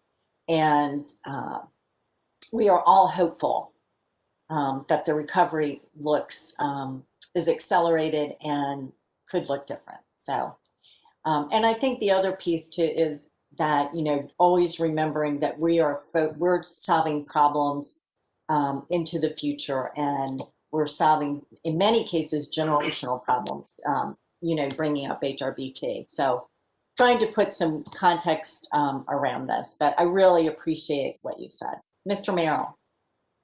Thank you, Madam Secretary. My first comment was already addressed by Mr. Miller. I had the same comment about what appears to be a rather bleak forecast with regard to the impact of COVID. And it doesn't appear that there's much assumption that there'll be a very successful vaccination rollout. So that was my first comment. My question related to, on slide 3, it shows a $1.8 billion revenue shortfall as you described. As you go to slide 8, where did the reductions in expenses go? Was it just primarily in construction funds, or was it across the board for all of the 7-year forecast? Madam Secretary, Mr. Merrill, my response to that is that the overwhelming majority of some of the impact of a higher than expected revenue forecast in the omnibus bill was never built into the 6-year numbers, and so you wouldn't see those significant reductions applied. But yes, sir, they do apply to construction because it is last in the waterfall of funding. And so beyond these programs are ordered in which we allocate funds. And so had we had to apply the entirety of the reduction, you would see it flow through to construction. Thank you. Mm-hmm. I'm sorry. Mr. Lawson, I just want to make sure that I'm saying this correctly, that, you know, as we are looking at this 6 to 7 year window, looking out, it's not directly tied to just COVID, but the longer lasting impacts from COVID, meaning that, you know, the world may look different. Consumption may look different. Teleworking may be more a part of our lives. More people may be riding those buses in the express lane. So it's a forecast of trying to envision how the world could also change. So, Mr. Lawson, I want to make sure you're very careful with words about this, and I thought I'd just run this by you. Yes, Madam Secretary. You know, Department of Taxation does a great job of trying to look at the economies of scale and just the impacts of everything, I would say. And you know what I think we're seeing here is that there is certainly some uncertainty about what the new normal will be.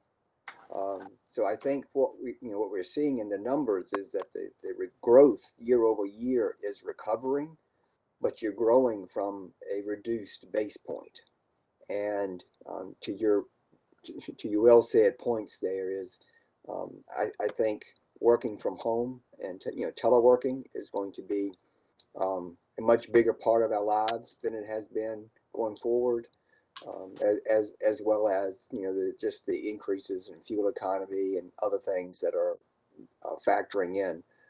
Department of Taxation does tend to take rightfully so, take a conservative view as to where we're going, especially in times of uncertainty, because it's a lot easier to add revenue into your outlook than it is to pull money out. So I suspect, over time, we'll probably see another revenue forecast post-session. They'll give us another outlook as to where we're going, as well as, again, the next official forecast and next fall will continue to better frame where the future is going. So thank you. Thank you, Mr. Lawson. So Mr. Merrill and Mr. Miller, and probably many of you on this board, we hope that this is not the final. And so anyway, we're looking forward to seeing adjustments as well. Okay, anybody else? Okay, that sets up Mr. Tucker for SMARTSCALE. This is always a big day. For the record, nobody has received any advanced information on this, on the results of SMARTSCALE. Everybody receives it at the same time. I still remember complaining about that as a CTB member. Anyway, with that, Mr. Tucker, I turn it over to you. Thank you, Madam Secretary. Members of the board, can y'all hear me okay? Yes, sir. Yeah, I hear you. All right. Excellent. Let's get started then. Round 4 summary, go to slide 2. Just a quick breakdown of the stats. We received 406 applications, and that includes the CTB submitted application. 7 applications were screened out, so that's a significant reduction in the percentage of applications that have screened out in previous rounds. So that's just indicative that folks are getting more used to the readiness, eligibility, and the process for VTrans needs. We did have 2 applications that were withdrawn. I think both of those applications were in the Culpeper district, and that left us with 397 applications that we ran through the scoring process for a total of $6.3 billion in requested funding and a total portfolio of $7.8 billion. And as I go through here, there may be questions that'll come up. My coworkers on the SMARTSCALE team are listening in, and they'll be able to pull together any information to answer any questions that I'm not able to answer directly. So Brooke Jackson, Jared Buchanan, and Jonathan Robbins are listening in on the call, and hopefully we'll be able to pull together anything in response to questions that you might have. Just as a recap, next slide, wanted to walk through 2 slides, just giving a reminder of the process. We do have some new board members this round, and just wanted to talk about the factor areas and the approach that we used back when we were setting up the SMARTSCALE process. The goals that you see here are really what guided our measure development in the lead up to round 1 of SMARTSCALE. And the important takeaway in how we designed how SmartScale calculates benefits is we really are focused on the outcome. What is the project going to do to move the needle with respect to delay reduction or reduction in crash frequency or improve economic development opportunities?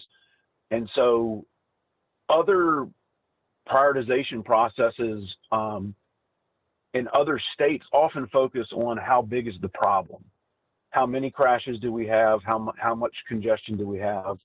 And don't really predict or evaluate what the project's going to do to move the needle. So I think that's a really important distinction in what sets Virginia's process, prioritization process, apart from other states and other MPOs and regions throughout the U.S. Next slide. The other important distinction is the importance of cost. And you can have a large benefit, but you also want to try to be as cost effective in solving the problems, the transportation problems that Virginia faces. So one of the things that we do after we calculate the raw benefit score is we divide by the requested funding amount. And it's been our observation over the last 4 rounds that this has really provided an incentive for applicants to look for ways to be more performance oriented, integrate performance-based planning into the project development process, and really focus the projects to solve the needs and the deficiencies that are experienced on the transportation network. Next slide. Now this slide is going to repeat some of what was in Laura's presentation, and that is this is the breakdown of funding that is available this round. The first column next to each district is the amount of district grant money that flows through the normal SmartScale funding formula, and the 50% that gets pulled and goes into the district grant pots and is distributed via formula. So, for example, Bristol gets $28.3 million, Culpeper 26.9, and so on and so forth, for a grand total of almost $491 million this round for the district grant pots. The supplemental district grant pots are the new revenues through the regional gas tax that Laura was mentioning earlier in her presentation. And as you can see here, in many districts that don't have regional funding authorities, there's a sizable increase in the amount of money that's going into the district grant pots. Bristol is seeing an additional $44.6 million, Culpeper an additional $87.4 million, Lynchburg and Salem both have their pots more than double as a result of these supplemental funding that has come through the General Assembly's recent legislation. So that's providing an additional $392.8 million in district grant funding across the board to 8 of the 9 districts. And so the right-hand column here is how much total money is available in the district grant pots for each district. And then for the high priority program, there's $490.7 million available to fund high priority projects that are eligible for the high priority program.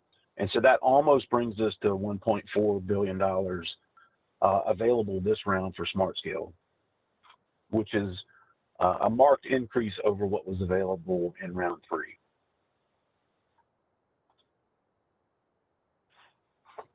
So the next slides are going to walk you through the 3-step process that we use to develop the staff recommended funding scenario.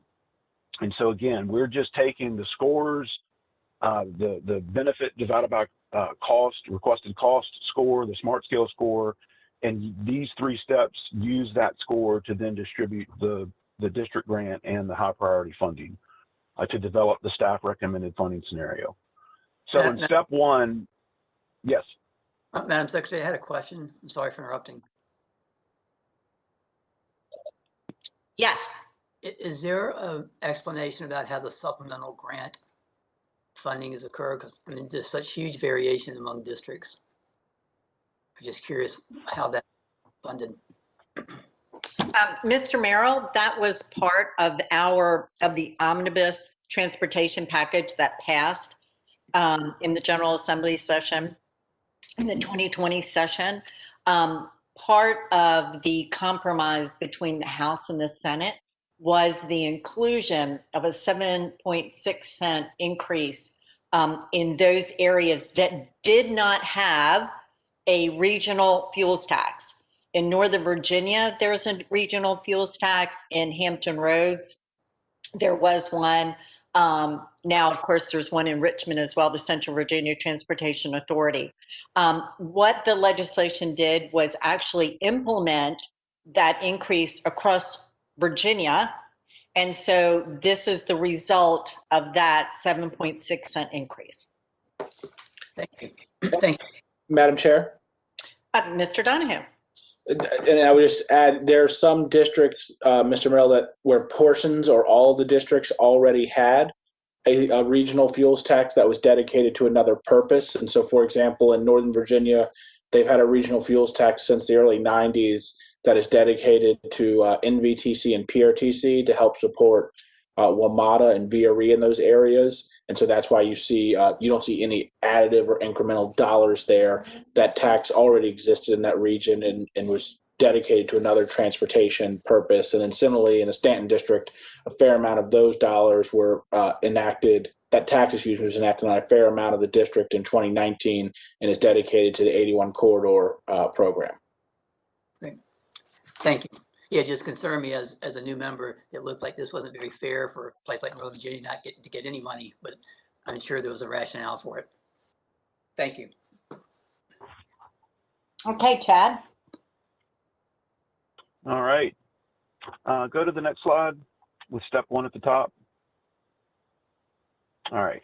So the first step in the process is for each district, we look at projects that are eligible for the district grant pot in each district, and we sort each district based on the highest SMARTSCALE score and essentially go down the list until you can't fund the next project. And as you can see here, like for example, Bristol picks up 14 projects in that first step, allocating $62.2 million.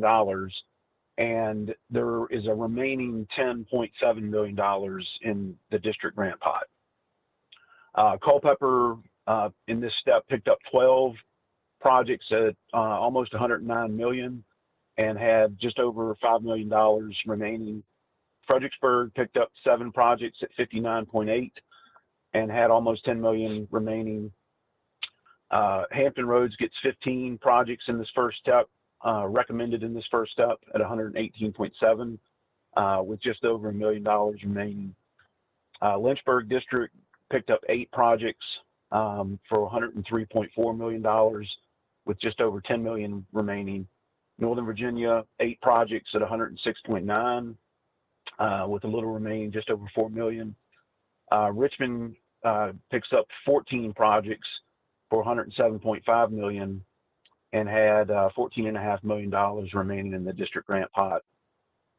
Salem got the most number of projects at 21 total projects getting picked up in step 1 for a total of $99 million and had a little over $6 million remaining. And then Stanton with 12 projects at $53.2 million in step 1. And $1.5 million remaining. And then there is the CTV project is a multi-district project that crosses 4 districts: Northern Virginia, Culpeper, Lynchburg, and Salem. And that project was not funded in this step. So a total of 111 projects would be recommended for funding in step 1 for a total of $819.6 million, excuse me. And $64 million remaining in the district grant pots. And just as a reminder to board members that have been through this process before and for new board members, the the board members for each district do have flexibility in looking at the remaining district grant funds and determining how to allocate those funds. Staff will recommend that some be held in reserve in case there are future cost overruns in the district, but the remaining funds are often used by the district to pick up a couple of additional projects each round. So that's how much would be remaining in each district grant pot after step one. Step two, next slide. Step two is where you go back up and look at projects that were skipped because they weren't eligible for district grant funding. They were only eligible for high priority funds. And the way the policy works is only jurisdictions are eligible for district grant funds. So oftentimes the projects that get skipped are either jurisdiction submitted projects that weren't eligible for high priority or regional entity submitted projects from the MPO, PDC, or transit providers. And so you go back up the list, look at what was skipped, and as long as there would have been money to cover that project at that point in step one, you would go back and back fund those projects in each district. And here's a breakdown of for step two, how many projects are picked up in each district. So Bristol picks up a project at 16.8 million. Culpeper gets 6 additional projects at 43.8 million. Fredericksburg picks up 3 projects for just over 30 million. Hampton Roads, 2 projects at 1.2 million. Lynchburg gets 1 project at 38.7 million. Northern Virginia does not pick up an additional project in step two, and I think this would be the first round that's happened. Richmond District, 3 projects at 47.3 million. Salem picks up an additional 5 projects at 32.5 million. And Stanton gets an additional 8 projects at 27.1 million. So 29 projects get funded across 8 districts for $237.7 million. And that leaves $253 million remains in the high priority pot to fund projects in step 3. Any questions? And the slides after the step 3 slide, I'll go through each district and show the exact projects that get funded by district, or that get recommended in the staff recommended funding scenario for each Chad, district. I'm sorry to interrupt you. Ms. here. Hines. So can you explain why you think there were 0 projects in Nova? Was it a factor of the cost of the projects, or what the story was? So the main influencing factor, in my opinion, is every single project in Northern Virginia was submitted by a jurisdiction. And so the MPO and the PDC and the transit agencies did not submit any projects. Those typically are the projects that get skipped in step 1. So when you went back, there weren't any projects that got skipped. The second item is the average requested cost in Northern Virginia was significantly higher than in other districts. I want to say it was close to $80 million was the average request amount, where in many of the other districts, it was around $5 or $10 million. So I think those 2 factors combined caused there in Northern Virginia not to be any projects that got skipped. But the fact that every project was submitted by a jurisdiction, I think, was probably the biggest contributing factor. Thank you. That's really helpful. Mm-hmm.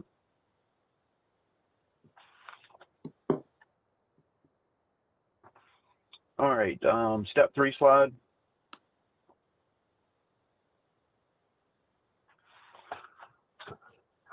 All right, in step 3, there are 5 districts that pick up an additional projects, and then 1 project that spans 4 districts. So Culpeper picks up 2 additional projects. Let me back up here for a second.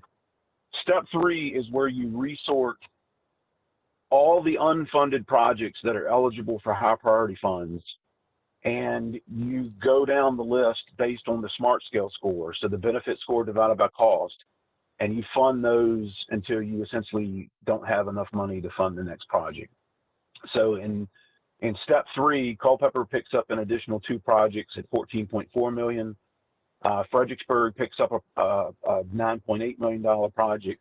Hampton Roads gets 2 projects for $28.6 million. Northern Virginia picks up 3 projects at $113.9 million. Richmond gets 1 project at $15.4 million. And then the CTB project is recommended for funding in step 3. That's one project for a requested amount of $50 million. And that spans Northern Virginia, Culpeper, Lynchburg, and Salem. So 10 projects are recommended for funding in the staff recommended funding scenario from step 3 for a total of $232 million. And then $20.9 million is remaining in the high priority pot.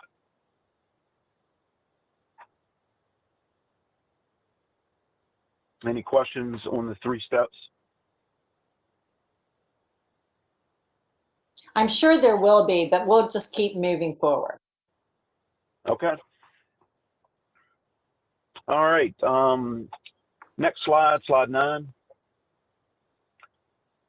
So what I'll do here is walk through each district, starting with the Bristol district. We'll go in alphabetical order and walk through. I'm not going to read every line because that's, but I will sort of highlight some of the statistics as far as the number of projects, the total amount of money, and some of the highlights of the projects that get funded in each district. So Bristol is first up. 15 projects get funded for around approximately $79 million. Some of the project highlights of what gets funded or what gets recommended for funding in Bristol include the I-77 northbound truck climbing lanes. We've got some safety improvements in Wise County along 58 and US 23.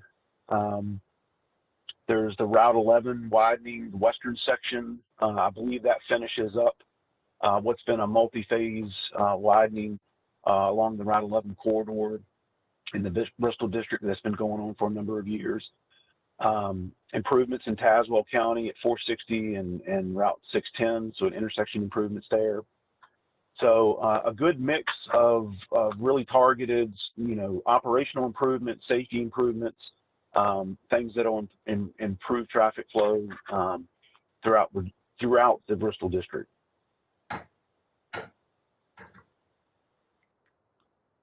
All right, next slide. Next up is Culpeper district. So Culpeper gets a total of 20 projects recommended for funding for a total of $166.9 million. Some of the highlights from what's in the staff recommended funding scenario, the intersection improvements at Hydraulic and 29. So that'll really help augment the investments that have been done at Rio and helping to keep traffic moving efficiently and safely along the Route 29 corridor in the Charlottesville MPO region. The 250 East corridor improvements in Albemarle,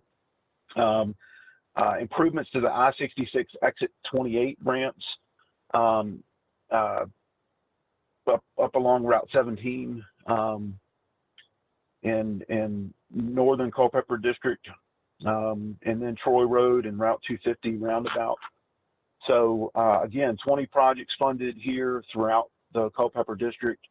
And, I think Culpeper did a very good job of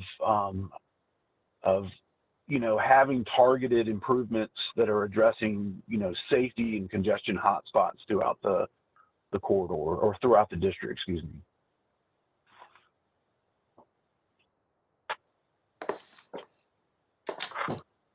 All right, next on the list is the Fredericksburg district. So in the staff recommended funding scenario, 11 projects are recommended for funding in Fredericksburg. at almost $100 million.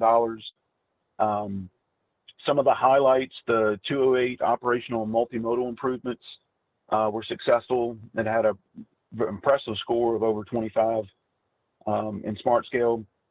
The 301 Chase intersection improvements in Bowling Green, Lafayette Boulevard gets funded, Route 2 and 17 widening from the city line to the airport, Route 1 improvements at Lay Hill Road in Stafford, and then the improvements in Lancaster at the intersection of Route 3 and 605.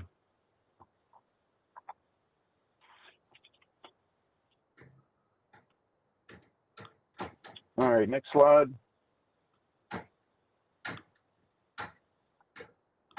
All right, Hampton Roads. So Hampton Roads picks up a mixture of different projects. There's 19 projects for approximately $149 million that are recommended for funding. A number of transit investments are successful in the Hampton Roads region. So you've got the Suffolk commuter bus gets recommended for funding, as well as system-wide improvements in Norfolk for the transit signal priority, along with key transit routes. Holland Road Phase 1, I know that's one that's been under development for some time. That gets recommended for funding in Virginia Beach. And then the I-64 Denby Boulevard interchange in Newport News is recommended for funding. That's to address operational and safety issues that occurred down at Jefferson, the existing access point to 64 that backs up onto the CD roads and onto the main line during the peak periods. This would provide really a relief valve to that interchange and give people an alternative way to access the commercial and residential development there to the west of Jefferson.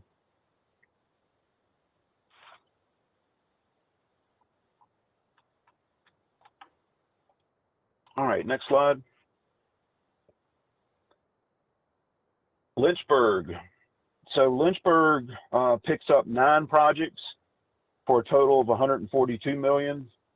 The Berry Hill Connector Road extension. So this is an extension of a previously funded SMARTSCALE project that will access the Berry Hill industrial site. We've got the Wards Ferry improvement there in the city of Lynchburg, the Route 29 at Tight Squeeze intersection, also improvements at Chandler's Mountain Road interchange, which I know the district has been studying over the past 2 years to look for ways to improve traffic flow and safety at that critical interchange. And then a number of improvements in Campbell County along the Route 29 corridor to improve safety and traffic flow.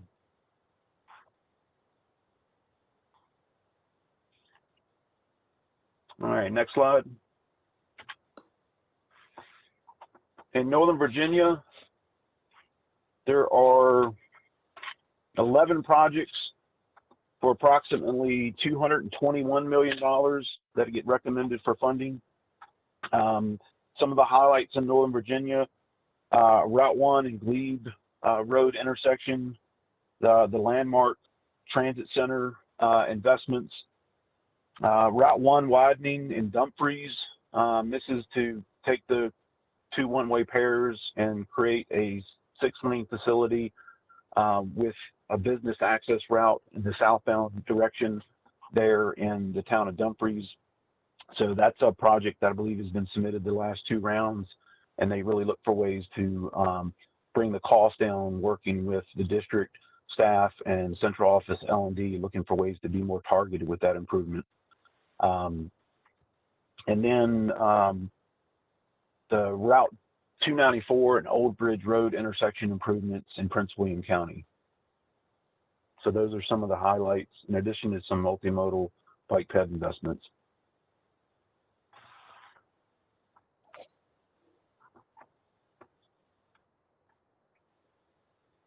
Next slide.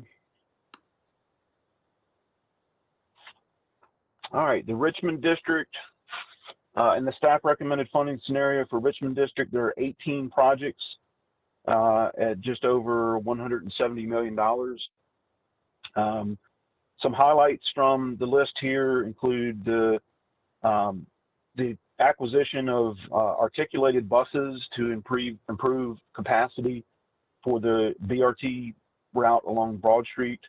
Some targeted investments to Powhite northbound at Chippenham. Those are really addressed at or focused on improving traffic flow in the peak period and some of the safety issues that exist there. Route 58 and Country Lane intersection improvements in South Hill, and then 9 Mile Road mobility and safety improvements in Henrico County.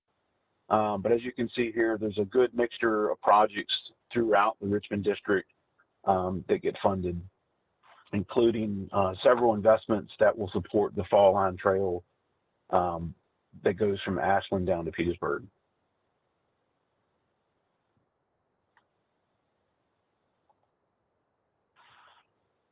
All right, Salem. Salem's list actually spans 2 slides here because there are a total of 26 projects that are recommended for funding at just over $131 million. Some highlights include investments to College Avenue, a new investment in park and ride capacity along the I-81 corridor, improvements to Orange Avenue and Valley Point Parkway, Walnut Avenue in the town of Benton, and then improvements to Route 100 in Giles County.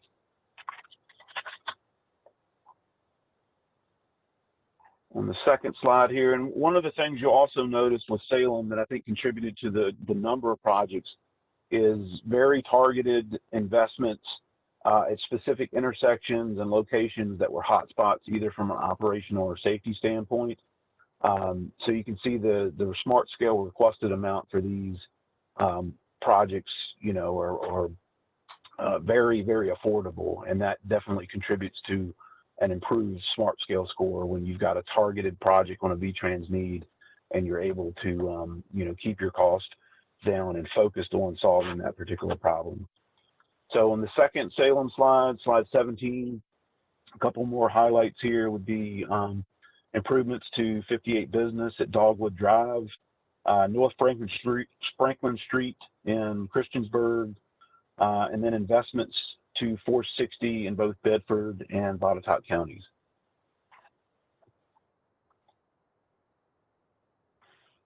And then slide 18, which is Stanton District. Stanton District picks up 20 projects recommended for funding in the staff recommended funding scenario at over $80 million. And some highlights from the list here include Mount Crawford Park and Ride Lot, investments to the Port Republic corridor into Route 11 in Augusta County, Smithland Road widening in Rockingham, investments to the 345-22 corridor in Warren County, as well as improvements to Route 42 in the town of Woodstock.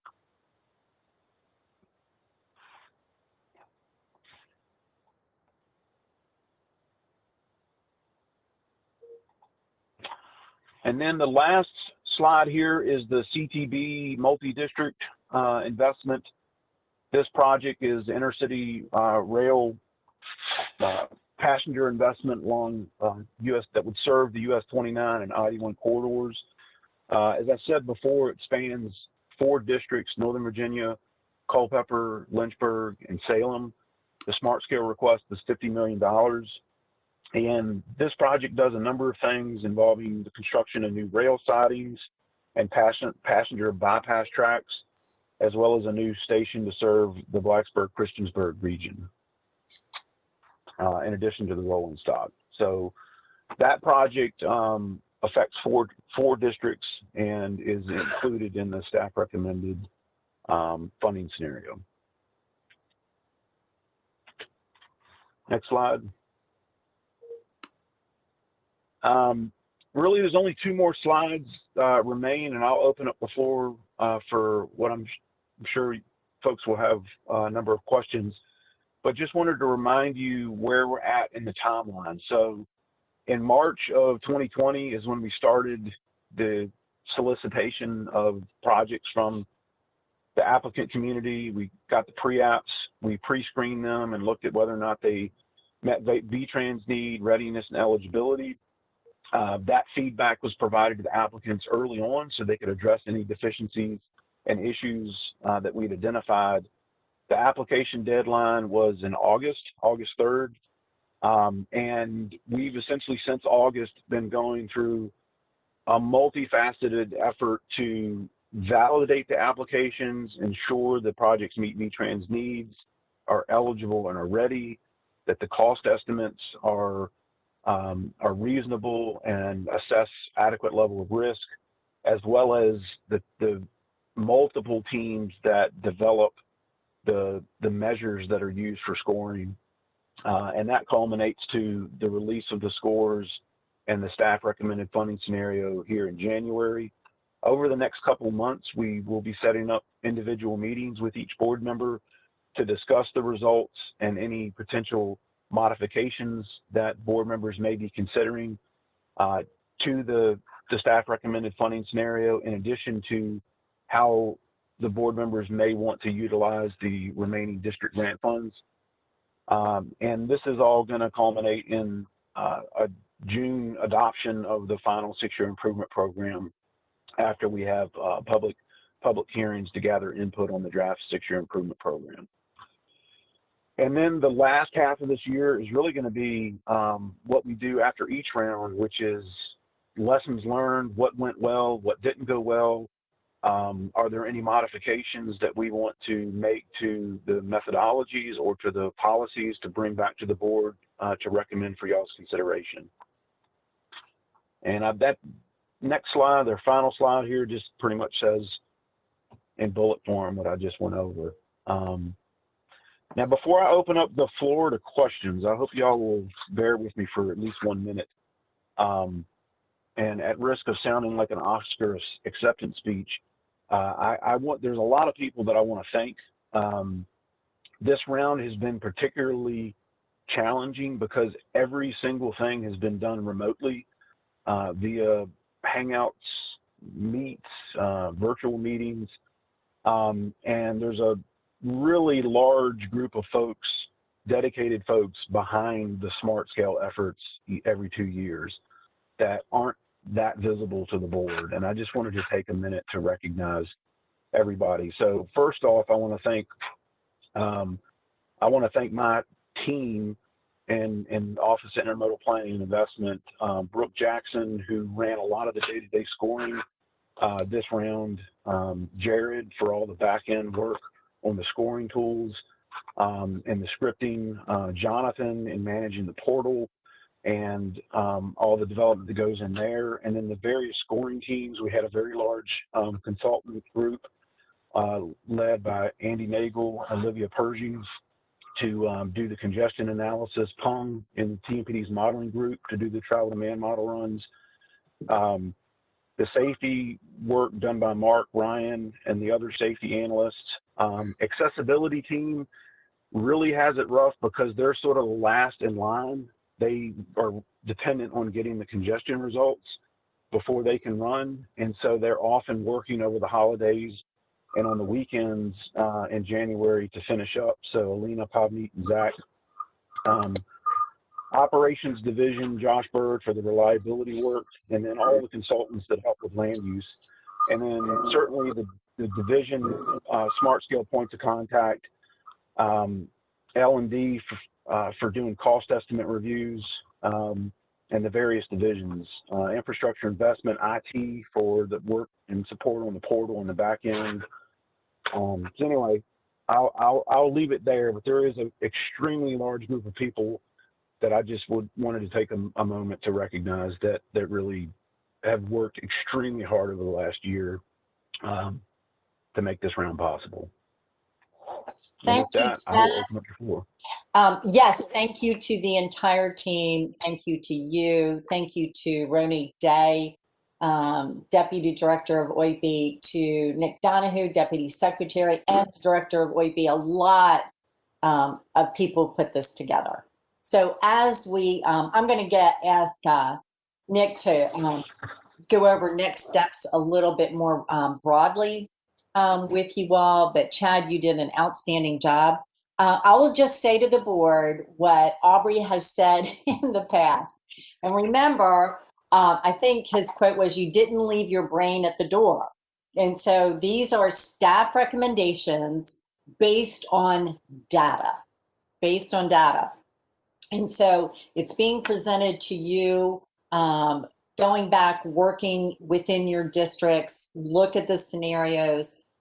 There have been several circumstances where those of us on the board revised the draft scenarios. We would only do that, of course, with the full buy-in of the district, but you all know the district better than anybody. And so I just say to you, these are the recommendations that have been brought to you today. We will be working through this in the coming weeks and months. And again, the whole team is available to help move through this. Mr. Donahue, do you want to just briefly go through what we are going to be going through next? Yes, Madam Secretary. And again, I just want to thank Chad and the team and everyone for their work over the past several months getting this done. As you noted, we are required by law to put out essentially this staff recommended scenario in January. The code actually says we effectively have to put this out in January when we vote in June to add those projects. I think Mr. Merrill and Mr. Rucker, this is going to be your first kind of go round with SmartScale. As the Secretary noted, we have actually modified the staff recommended scenario in each round. Some rounds have had more modifications than others. The modifications are almost always based on public feedback that we hear from local governments, from board members, and occasionally, we do find a calculation error that someone may have noticed that we missed in our quality control and quality assurance, and we always own up to that immediately if it happens. It's happened once or maybe twice, but it doesn't happen often, but it does happen despite our best efforts. But, we do a lot of blind testing and quality control and quality assurance. And so what we'll be doing, as Chad said, is we're going to contact each of you, talk to you about the projects in your districts, answer any questions you have, importantly, dig into anything that you want explored more. If you're kind of wondering why the project scored this way or why did that one score a different way, we are here to help and trying to answer those questions. We're also happy to talk to any local communities or governments that you'd like us to reach out to. Typically, we try and get feedback from you all by March or April as to what, if any, changes you're considering, so that we can try and compile those across the state to try and then bring back to the board for action modifications to the scenario. I do want to note any changes to the staff recommendation scenario do require a vote of the full CTB. And so it is helpful to kind of get those in advance so that we can develop it for the final six-year improvement program, which is adopted in June. And so, it's going to be our hope to work with you between now and April to identify all of those, consider kind of the changes at the April meeting, which is then allow us to bring a draft program to you guys in May, then to have your final adoption of that in June. So just wanted to kind of note that. And again, I really want to thank Chad and everyone who helped him and his team get this done. Thank you, Madam Chair. Thank you, Mr. Donahue. Okay, board comments, thoughts. Mr. Smoot. Thank you. Chad, first appreciation to you and your colleagues for all your work on this. I have two questions. First is straightforward. I assume you will be sending to each of us the list of projects for our district. Yes, sir. Definitely. Right after this meeting, you will get an email that has the list, and we also will be posting the more detailed scoring results and the scorecards to the website this afternoon. Thank you. Second. Mr. Smoot, can I interrupt you for a second? Surely. Is Roni Day on the line?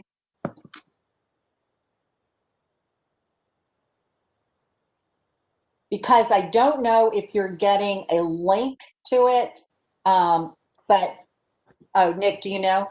Yes, so members of the board, you will actually, today you'll be getting a link to the results. In the near future, we will be mailing you a book that has a scorecard for every single project in the Commonwealth. There were some things that led to us not being able to access the VDOT printer this week down on Capitol Square, events outside of our control. And so that inhibited our ability to actually produce those copies. But once we are able to get back into that building and then produce them, we will be mailing those out to members of the board. And as Chad said, everything will be posted online this afternoon. Okay. And Mr. Smoot, I'm coming right back to you. The link is also going to be provided to the entire legislature as well. So they'll be receiving it so they know what projects are being staff recommended in their districts. But anyway, I believe the link is going out today, was what I was told. Okay, with that, Mr. Smoot, I turn it back to you. Thank you. Second question, and Chad, correct me if I have this wrong. I tend to think of SMARTSCALE as being essentially in two buckets. One is the statewide allocation, then there's the district allocation. Of what you shared with us today, what do I associate with the statewide allocation rather than the district allocation? Okay. If you go back to slide 7 in the presentation, whoever's driving, step 2 is where applicants are picking up high priority money, which would be that statewide money. Okay. And there were 29 projects that got funded across the state for a total of $237.7 million. And then step 3 would also be where districts would pick up high priority statewide money, essentially. Okay, so step 1 is, and the results that we'll send out will have a more detailed breakdown of where the project gets funded in the process. You'll be able to see that. Thank you. And the total amount of SMARTSCALE funding for round 4 is what? The total, that would include the district grant pot, the supplemental district grant pot that comes through the new regional gas fuel tax, and the high priority is $1.37 billion, so almost $1.4 billion. Thank you very much. Yes, sir. Madam Secretary? Mr. Rucker. This is my first time going through SMARTSCALE, so Mr. Donahue, I greatly appreciate your proffering of support with guidance and providing information as far as this process is concerned. I did send you a question in the chat, Mr. Donahue. If you could take a look at that and get back to me, I greatly appreciate that. But I look forward to all the support with the team members and providing me the information that will be insightful and instructive to the partners and throughout the district in answering questions that I'm sure will arise as a consequence of this presentation this morning. Yeah. That's it. No question, comment. Okay, thank you, Mr. Rucker. Anybody else? Madam Secretary. Mr. Merrill. Yeah, Mr. Rucker's comment. Thank you, Cedric. I have the same questions because I'm just looking at this for the first time, understanding how it all works. And I know I'll have some questions from my constituents here, most likely in Frederick County, because I didn't see anything in Frederick County. So I know that there's, they had already asked to meet with me. I met with them 2 weeks ago about their projects. So I understand you'll be sending us the projects that were recommended, but also projects that were not and why they were not. Yes, you'll be able to determine from the more detailed scoring results where the projects are or are not getting points in each of the different 6-factor areas. Okay, great. And then when we set up individual meetings with each board member, we can go in much more detail in that scoring spreadsheet to answer any questions you might have on why a project did well or did not do well. And would our district administrator be able to join us at those meetings, or is it just with the CTB member? Yes, typically in previous rounds, it's included staff from the district as well as the board member. Okay, great, thank you. Yes, everyone is a part of this. To show you, though, even though going through COVID, the implications of the omnibus bill on SmartScale. In the third round of SmartScale, we had about $850 million. Now we have nearly $1.4 billion in this round of SmartScale. So it is vastly different. We, in the last round, Mr. Donahue and Mr. Lawson, if you remember, we were searching everywhere to see if we could raise the revenues to go into this program. And so the additional funding is evident, certainly evident in the regional fuels tax.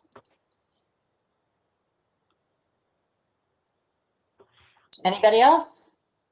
This is just, think of this as the start of the process. Everybody will be going through this. And, you know, other than a few of us, Allison DeTonk, Scott Kaspowitz, Marty Williams, myself, I think Hap Connors was a part of that original group. I mean, we walked through the establishment of this program. We had 2 rounds back to back. We had last year's round. No one is an expert on the board, you know, in dealing with this. So we just know that you will have a tremendous amount of support in kind of walking through this. And even though there's additional funding, the limited resources forces us to make decisions, and sometimes the decisions are difficult. Okay. Oh, Ms. DeTonk. The question that I have actually may go back to Ms. Farmer's presentation, but the additional COVID federal funding that has yet to be evaluated, and if I understood Ms. Farmer's presentation, that additional funding has not been factored into the budget at this point. Is that correct?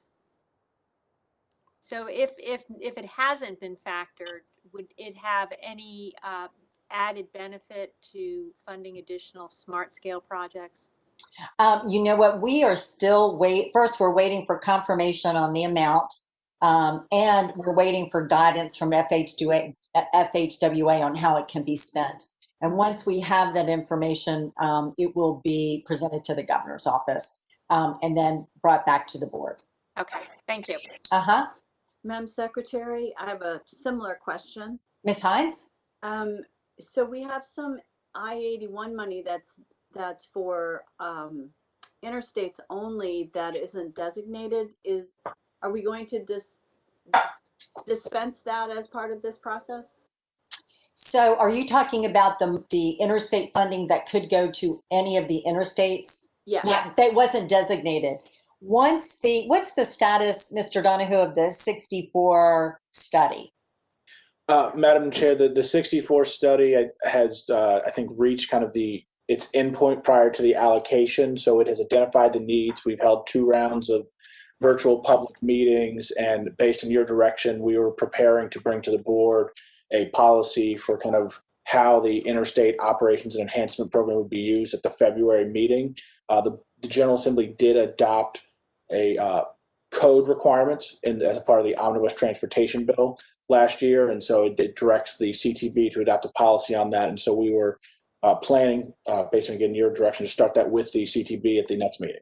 So Ms. Hines, the reason I asked that question is we did the 81 improvement study, we did 95, we wanted to complete 64, and then based on that, set up the planning program for the interstate funding. There were requests for that funding early on by various interstates, but we felt like we couldn't allocate any of those resources until we had fair representation from all the major corridors.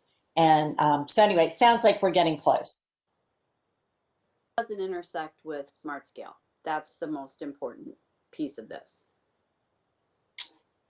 Does that intersect with SmartScale? Madam Chair, to Mrs. Hines' questions, I would say that there are some code requirements there. There could be opportunities to intersect with SmartScale, or the board could choose to keep it fully separate. There are some specific things kind of in the code requirements that are put forward, namely focusing on kind of some of the operational improvements first out of the interstate money, which is what we've done on both the 81 corridor, and you have also kind of, I think, advanced on 95 as well. And so I think there are some aspects that most certainly need to be separate. I think then there's a policy decision the board can make about what to do with the remaining funds and whether to commingle or to keep separate. And I think that's part of some of the discussion that will need to take place in the coming months. Thanks, that's helpful. Okay. Mr. Rucker, are you in school today? Office, yes. At the office? Yes. So I pack lunch now for these meetings. Not to worry, I brought my lunch. Okay. Why don't we meet at 12:45? Everybody take about 35 minutes for a break, and we'll come back and pick it up from there. So Carol will stay logged in and just sign off, okay? Okay, thank you.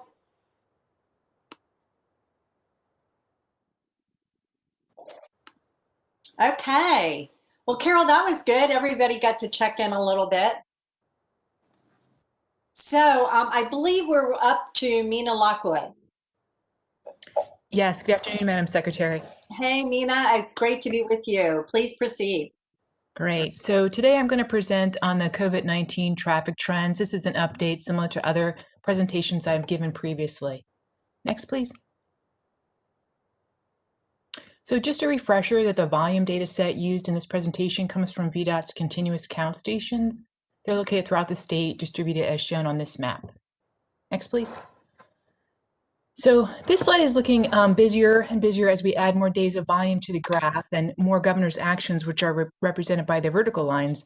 But this is the change of daily volume to the typical volume starting from the first of the year 2020, and it goes through the third week in December, about December 18th. So when this was presented to the board in September, we showed that the volume had leveled out through the summer, and we see that that trend continues through, say, mid-November. The truck traffic, which is represented by the red line, leveled out slightly above 0%, meaning it's back to typical levels for this time of year. And the all vehicle volumes represented by the blue line is slightly below or leveled out around 10% below typical conditions. So November and December trends have been a bit more variable, and the all vehicle volume has started to shift down slightly.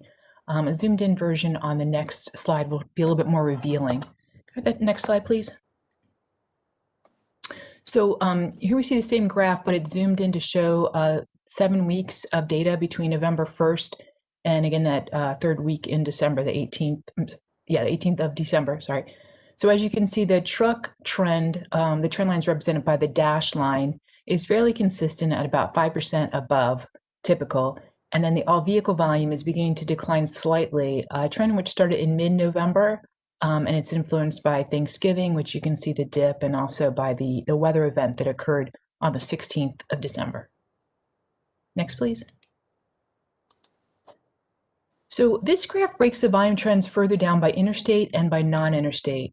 The top line, which is purple, is the interstate truck traffic, which was trending as high as 10% above typical conditions in late November and was down only slightly by mid-December.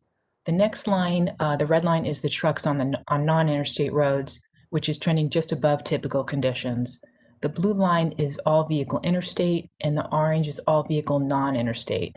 So both are trending below normal, decreasing from about 90% of typical down to about 84% of typical at the end of the month. The winter weather event, again, was a big influencer towards the end of this time period. Next slide, please. This slide represents some time of day trends, as I wanted to make the point that travel patterns have been shifting. The dots are the actual values of volume changes, and the dash line show the trends of those values. The top graph represents the interstate, and the orange line is the PM peak. The green is the daily volume, and the blue is the AM peak. So you can see that the PM is closer to typical conditions at about 11 or 12% below typical, and the AM peak is running about 5 or 8% points below the PM peak. So the PM has definitely rebounded more, or the daily pattern has shifted away from the morning peak to the evening and other times of the day. The bottom graph shows the trends off of the interstates with a similar trend observed. The orange line The PM peak is closer to typical than the AM, which is represented by the blue line. Next slide, please. So this graph shows the volume trend for each of the 9 districts since the beginning of 2020 through mid-December. I know it's hard to discern too much because the lines are so close together, but you can see that all the districts follow a similar trend, and that Nova and Culpeper tend to be on the lower side of the range, and Bristol is usually on the higher side, as is Lynchburg. On the next slide, you can see the trends a little bit more closely. Next, please. So here are those trends zoomed in for November through mid-December, and you can see the variations a little more specifically here. Nova yellow is typically on the low side, and Bristol blue represented on the high side.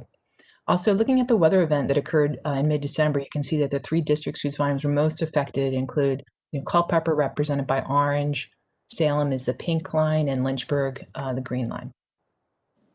Next slide. And so just as there's some variation by time of day and by districts, there are differences at various sites within the districts. Here are 2 locations in Fredericksburg. The top graph represents I-95 North near Stafford, and the bottom represents the same location in the southbound direction. The green is the historic volume, and the brown represents the 2020 daily volumes. So volumes are close to normal through about the end of November and following a very similar weekly pattern. There's some deviation during December, but in general, the volume has rebounded here more than the statewide average, which has been shown in the previous graphs. Next, please. So here are trends from 2 stations in the Hampton Roads district. The top graph is I-64 West near Chesapeake Boulevard. And although the current trends are still slightly below typical, it is interesting to note that they overlap very closely on Sundays, which are the dips in the weekly pattern, indicating that Sunday volumes are near normal conditions. And then the bottom graph represents data from a station on I-664 North near College Drive. Very similar patterns to the 64 location, with closer matching on Sundays than the rest of the week. Next, please. So here are 2 sites in Northern Virginia. The top graph is from a station on I-66 inside the Beltway, and you can see that on this kind of commuting corridor, there's still much variation between the typical and today's volumes. The graph on the bottom represents data from a station on the 495 Beltway near Braddock Road. So while current volumes are below typical, they're much closer to typical on this corridor than, say, on I-66 corridor. Next, please.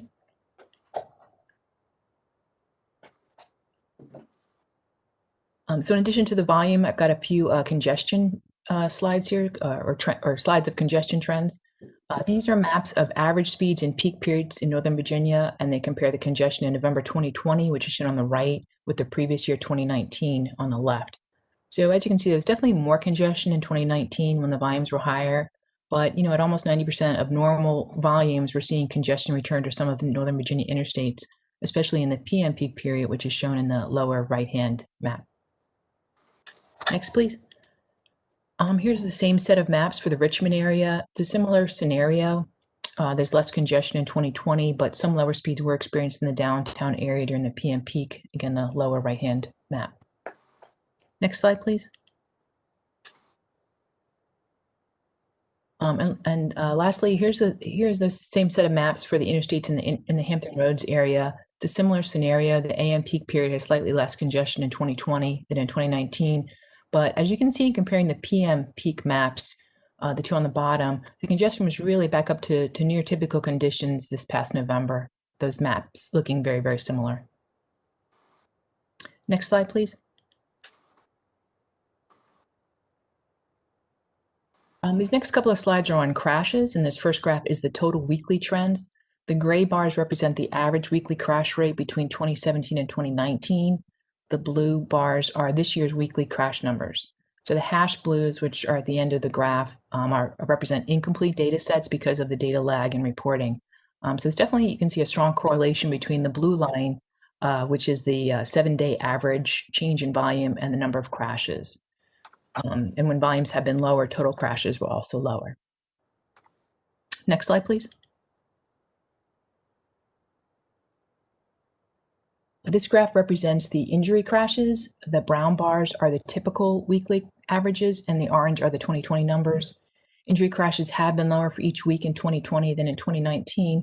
In fact, injury crashes for all categories reviewed decreased except for the unrestrained or unbelted, which increase compared to 2019. You can also see kind of the similar correlation with the volume trend, again, that blue line. Although the 2020 crash numbers are higher than one might expect during the period from July on for most weeks. Next graph, please.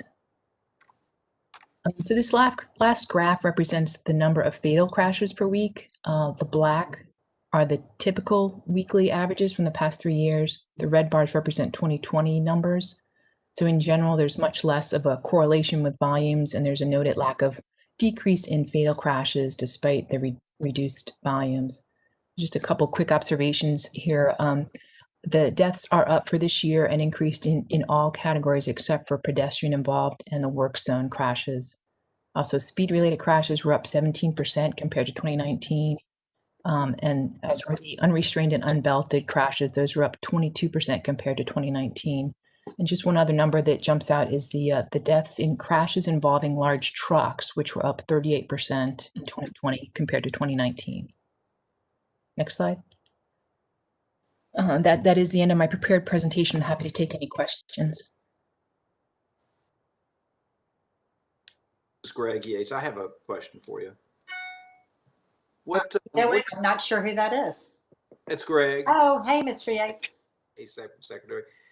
Just a question. 38% increase in truck crashes is a pretty significant increase. Any significance? Anything you can attest to that? Well, the volume of trucks has been up considerably, so that probably has a lot to do with it, or some to do with it, but they haven't been up that high amount. So I think part of it is just don't have the data yet to support this, but higher speeds with less congestion often leads to more serious injury and fatalities. So I think that's what's going on out there.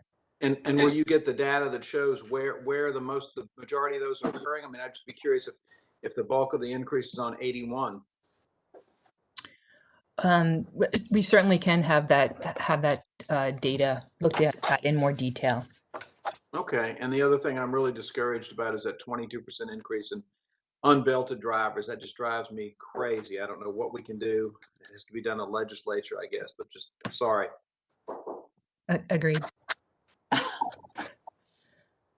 Mr. Yates, God knows, we really tried. Go back, and I still thank, our legislators, Senator Lucas and Delegate Jones, for their willingness to carry it. Any other comments from the board?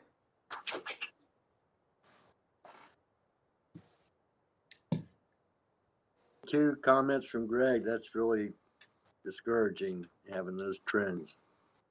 Particularly that unbelted thing just drives me crazy too. Yes, noted. Is there any public communication strategy that could be done? Yeah, I know we have the electronic bulletin boards always say, buckle up, it's the law. And now you can no longer have hands-free, you have to have hands-free phone. Are there any type of public relations strategy to share this data with the public just to make them aware? Because I agree, that's remarkable, 22% increase in unbuckled. Yes, well, certainly we have a way to send press releases, now that the data has been presented to you. I know Amy White right now is working on a press release from today. Is Marshall Herman on the call? Yes, Madam Secretary. Okay, so the governor's highway leadership safety program that Secretary Moran and I co-chair, are there any releases planned from them? And I will also say from DMV. Right. The governor's executive leadership team for highway safety, we met last month actually to discuss some of the preliminary data that DMV has collected on concerning trends from 2020 involving fatalities and serious injuries. This year, we will be focusing our campaigns on seatbelt use as well as speeding, because those were the top two areas of concern. We are looking at Highway Safety Month in April and really pushing out more messaging once all of DMV's data is complete. But in the meantime, the member agencies, which include VDOT, DMV, state police, Department of Education, and Department of Health, we can start pulling together some of the finalized data and put those messages out through those agency social media channels. Mr. Merrill, I will also just say I did send an op-ed over the holidays about impaired driving and included the seatbelt stats as well. But again, you know, we don't have to wait for legislation to keep pushing this out. So thanks, Marshall. Thank you. Okay. We will keep working on that. Up next is Angel Deem. Good afternoon, Madam Secretary. Good afternoon. Carol, we can go to the next slide. So I'm happy to present to the board today an overview of what's termed the Monarch Butterfly Candidate Conservation Agreement with Assurances. That's a long title. It's shortened up to CCAA. And so this is an agreement that VDOT has opted into. And so we wanted to share that with the board. And I also look forward to, in some future meetings, sharing more broadly with the board some of the environmental efforts that VDOT is undertaking. So next slide, please. So the Monarch CCAA, again, I'll read out. The title is Candidate Conservation Agreement with Assurances. So it is a voluntary agreement that is opted into, and it has assurances, which we'll get to in terms of regulatory assurances. So it is an agreement between the U.S. Fish and Wildlife Service and non-federal partners to address and implement conservation needs for the monarch, which is a very at-risk species. So you can see the goals stated there. It's to enroll literally millions of acres of lands held by energy and transportation entities. And then of those lands to establish approximately 2.3 million acres of specific foraging and breeding habitat for the monarch. So through these efforts to provide a net benefit to that species, which overall would avoid its federal listing.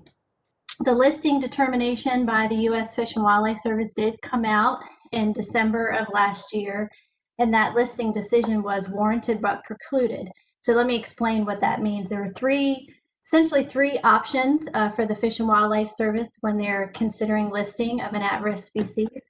The first option is to determine to move forward with listing it as a threatened or endangered species. The second option is to find that listing is not warranted. And then the third option, the one that the Fish and Wildlife Service chose here, is listing is warranted, but it is precluded. And what they mean by precluded is that there are other higher priority listings ahead of this one. And so they're essentially going to put it on hold, if you will, and continue to monitor its progress. So that means that as we move forward, the monarch will continue to be considered as a potential candidate species for listing. So there was a webinar, a national webinar that was held the day after this listing determination. And it was acknowledged on that webinar the tremendous efforts of the Monarch CCAA and how that influenced their decision on listing. So next slide, please. So what are the benefits to joining this voluntary partnership?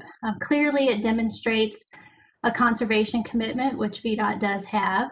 It provides regulatory certainty for covered activities. So that's the assurances and the title, and I'll explain that a little more later. Those regulatory certainties, of course, help us avoid project delays. It also allows VDOT a seat at the table as a recovery plan is developed. And it affords us flexibility in how we want to approach enrollment, and I'll also explain that in a bit. To date, 8 DOTs have committed to the partnership, and there are others that we understand are still in the application process. Next slide, please. So I'm sure this is well known to all. This just shows the monarch butterfly range across our country. And of course, particularly in Virginia, we are involved with both the spring and the fall migration of this important species. And our state also hosts spring breeding of the monarch. So we feel our participation could be, of great help to the restoration of this species. Next slide, please. So the key threats to the monarch clearly is a loss of habitat. That loss of habitat, primarily for the purposes of this voluntary conservation effort, is due to land conversion, use of herbicide and pesticides, and mowing. And those things are impacting the available foraging and breeding habitat for the monarch. So the goal, again, is to promote conservation measures that will reduce or remove these key threats through best management practices.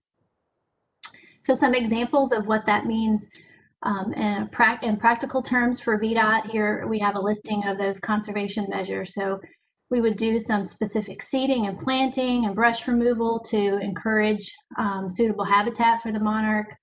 We would also participate in what's called conservation mowing, allowing food sources to be able to develop for the monarch, as well as breeding sites.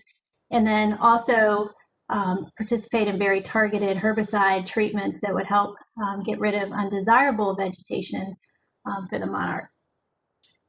So next slide, please. So as we think about those conservation measures, it's important to understand how this particular arrangement defines those. So there's the concept of enrolled lands. So these are lands under the entity's control, in our case under VDOT's control, where our maintenance or construction activities would need what's called incidental take coverage. So this is where the regulatory certainty comes in. So our enrolled lands would be those that would enjoy that regulatory certainty. A subset of the enrolled lands are what is termed by the Fish and Wildlife Service as adopted acreage. So this is a smaller set of acreage within the enrolled lands where we would commit to those conservation measures that I just went through. So the goal currently is 8%. So 8% of our enrolled lands would be adopted. So we would be actively employing those conservation measures on that 8%. And that's currently what's in the agreement. You know, that could change over time as the Fish and Wildlife Service and the collective group monitors how these conservation measures are influencing the monarch. So the covered activities, again, you know, just to be practical in terms of what VDOT, where we would enjoy regulatory certainty on our enrolled lands would be primarily for roadside maintenance. That's a big part of it, but also structure maintenance, emergency response activities, management at our facilities, use of disposal sites, and then construction projects existing rights of way. Next slide, please. So as I mentioned at the beginning, this agreement provides a lot of flexibility in how an entity wants to approach their enrollment decision. So we went through a little over a year of consideration, and we worked very closely with our maintenance division. So I do want to acknowledge their very robust involvement in this process. So we went through a lot of knowns and unknowns and pros and cons, which I've listed here for your reference. You know, mapping is always a big deal when you get into issues of this scale. So we had to make assumptions about our rights of way. We hope to continue, as I'll mention at the end, to improve the limited mapping that we have. Variations in our landscapes, of course, across the state were important considerations, as were existing mowing contracts and how this agreement would influence those. We looked at the various classifications of roadways and thought through how these maintenance practices, conservation practices would influence how we maintain those roadways. We also wanted to, again, take advantage of the robust pollinator habitat program that VDOT has. So we thought about that, as well as the various parcels that VDOT owns and maintains, many of which do participate in that pollinator habitat program. So it really boiled down to two options for VDOT after lots of consideration. One option was I'll call it the everything option, where we would enroll all interstates, primaries, secondaries in our facilities. That would have amounted to approximately 295,000 acres, making our adoption target pretty large at about 23,000 acres. The second option that we investigated in detail was to enroll our interstates and our various VDOT facilities. That is the option that we selected. We'll go to the next slide. You can see the numbers there. So that amounts to approximately just under 36,000 acres enrolled, again, that received that regulatory certainty. That's of the interstate rights of way, and then a parcel is about 3,200 acres. So we submitted an application in April of 2020, and then we just received our certificate of inclusion on November 4th. And what that means is just that we're formally recognized as being part of the agreement and all of the benefits associated with that. So in terms of the adoption target that I mentioned earlier, you can see the numbers there on the screen. We have a target for the first year of 1,500 acres, and then we have 5 years to achieve that 8% goal, and that is about 3,100 acres. So we are in the process right now of doing data collection and analysis. We know that we've met our target for year 1, and we are well on our way to meeting the 8% target. Next slide. So there are also other requirements besides just the percentage of lands that have to, where these conservation measures have to be met. There are also things like what I'm showing here, the biological effectiveness monitoring. So I just wanted to give one example of how this will help improve habitats for the monarch. So for year 1, we established 30 sampling sites, 28 along the interstates and 2 at VDOT sites. And the goal there is to meet 90% of the sites having 6 or more milkweed stems. So that's the primary food source for the monarch in our area. Only 11 of our plots achieved this year, and that's not all bad news. It's not a bad thing, as it kicks in, which is what is readily acknowledged in the agreement as adaptive management.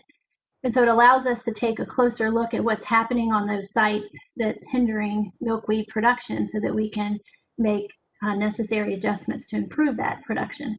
And another benefit of the program is that we have the CCAA administrative resources at our disposal to help us work through those issues. Next slide. So challenges associated with this, some of which I've alluded to, the minimal mapping that's currently available. So we have our eye on ways to improve that. Right-of-way features, easements, and just the management of those rights-of-way. And I'll jump down to locality concerns. You know, there is some concern that, you know, our district or residency offices may get complaints about areas that appear unkempt. So we've got to do a good job of communicating out to folks that there's actually lots of good things happening in those areas to make them suitable for monarchs. Tracking is a big challenge in an organization like VDOT that's decentralized. So we want to make sure that we communicate this down to all of those folks that are out in the field. And then we also want to make sure that we're accurately tracking when mowing is done, as we'll have to report that. Training goes hand in hand with that, as does data collection. So always trying to improve the way that we're collecting information so it just gets embedded in our programs. Next slide, please.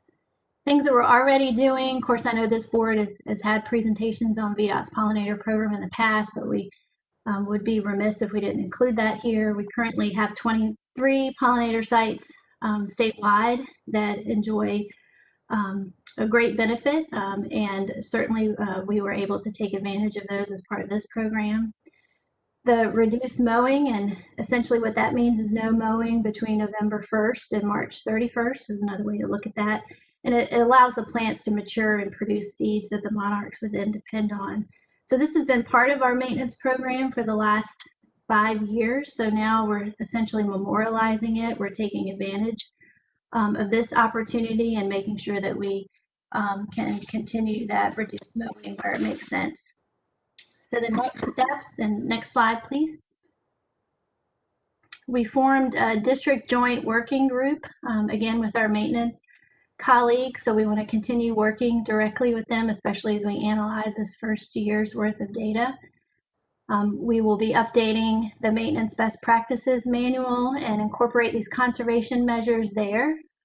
We will submit our implementation plan, which is due 1 year from that certificate of inclusion. So it'll be due this coming November. And parts of that implementation plan include the public awareness and education that I referred to, helping folks to understand what these areas look like over time, mapping, of course, as well as training. And then we will, of course, continue to monitor the listing decision as things move along and reevaluate as necessary. So, Madam Secretary, that concludes my remarks. Thank you, Angel. I really appreciate that.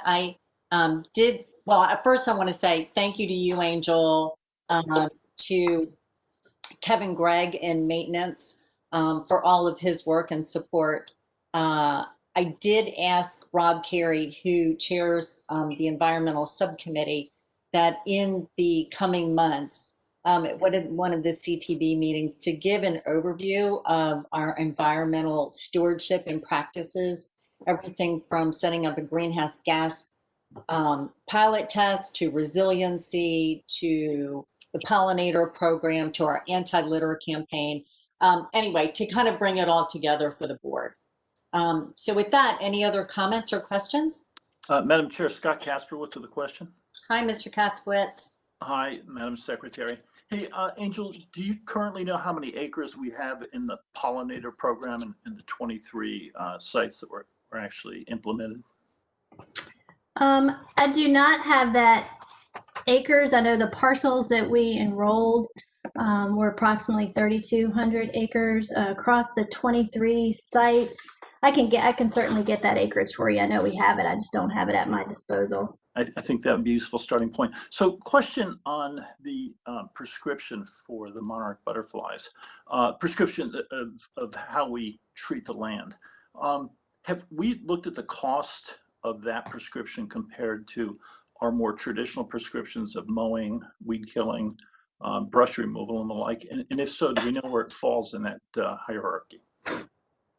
I'm not sure if Kevin is on, he could probably speak to this better than I, but I know that one of the reasons we began the reduced mowing practice was as a cost saving measure.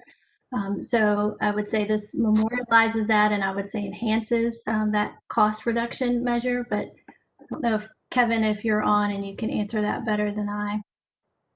Yes, I'm on, Angel, and I would say that you're correct there. Maintenance Division implemented the pollinator program back in 2015, early 2016, and it's incorporated into our maintenance best practices for our mowing.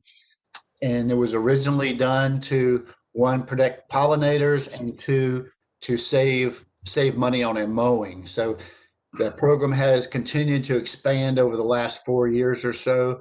And we feel like that it helps us be good stewards of our environment, as well as saving money on our mowing throughout the year. So it's turned out to be a win-win in that regard. So I guess given that actually would be my expectation, that it'd be less costly to maintain the pollinator and the monarch habitat than what our standard habitat.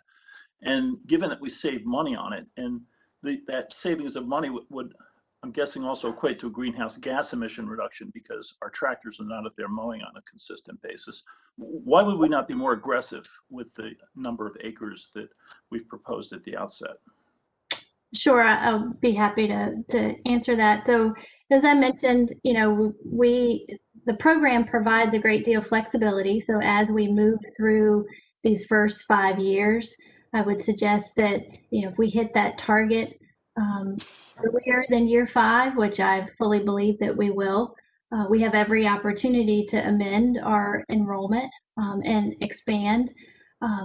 Because of some of the unknowns, I think we all wanted to set ourselves up for success and make sure that we could work through some of the technical issues associated with mapping and making sure we understood how to increase that milkweed production, how to do the targeted herbicidal treatments for species that compete with milkweed, and all of those things that go into the science here. So I think that's why we opted for the scenario I described. That does not mean that we can't at some point enroll additional lands and expand that footprint. I guess my sense is this is a fairly non-aggressive number on something that saves both cost, greenhouse gas emissions, and has a substantial impact on the environment. So I guess just thinking out loud, I'm not sure why we wouldn't be very aggressive with that at the outset. I understand there's some challenges that we have to face, but they seem to be reasonable in their scope, things like mapping and the like. And I guess my personal perspective, I would rather try to succeed at a higher number and perhaps not accomplish all of that than to take a safe lower number. And I'm not suggesting that's what we've done, but given the, I think, relative simplicity of this and the fact that it does provide not only cost, but greenhouse gas savings, this would be an area that we want to reach or stretch for the highest number that we could hope to achieve. I hear you, and definitely we'll take that into consideration. I did also, Mr. Kasperwitz, want to let you know I found in my notes that the pollinator program currently covers approximately 3 acres. Those 23 sites would cover approximately 3 acres. Again, a very tiny number. Yeah. Given the amount of right we have. Okay, thanks. I just would strongly suggest to you on our board that if this is an area that we've got flexibility, especially if we want to be impactful of the federal number, which we would barely scratch the surface of with our current estimates over the first 5 years, we should just make this a stretch and put the highest achievable number in there and take some risk at the same time. Really good points, Mr. Kasperwitz. So we'll see what the team can do. Mr. Johnson. Yes, I'd like to second Mr. Kasperwitz's comments. I think we need to find a way to be able to make a stretch. This is a material addition to the stewardship program. And then I'd like to ask Angel a question about, have we come to the decision yet that Virginia is for monarch butterflies as part of a marketing program? And then has anybody thought about looking into the Virginia garden clubs or the master gardeners and getting them potentially involved in some manner or way of thinking? Yes, they've actually contacted us. They were most interested in our anti-litter campaign. And the Garden Club of Virginia actually carried an article about the program. So they're very interested in what we do. It would seem this might just sort of fit in very nicely with that program. Yes, and there's also, there are cities around Virginia becoming bee cities. And anyway, the programs are really growing. So what I will say, Mr. Johnson and Mr. Kasperwitz, when Deputy Commissioner Carey puts together a presentation, let's try to, Rob, make it as comprehensive as we can when we present it. No problem. There you are. I knew you'd pop up. Thank you, Madam Chief Deputy Commissioner, I should say. Madam Secretary? Mr. Kasperwitz? Yeah, before we leave this, could I guess, formally request that we relook at this number, consider the multiple benefits and perhaps revise it upwards based on a more aggressive approach that may include some low level of risk, but would move us further and faster. First, well, I personally think it's a great idea.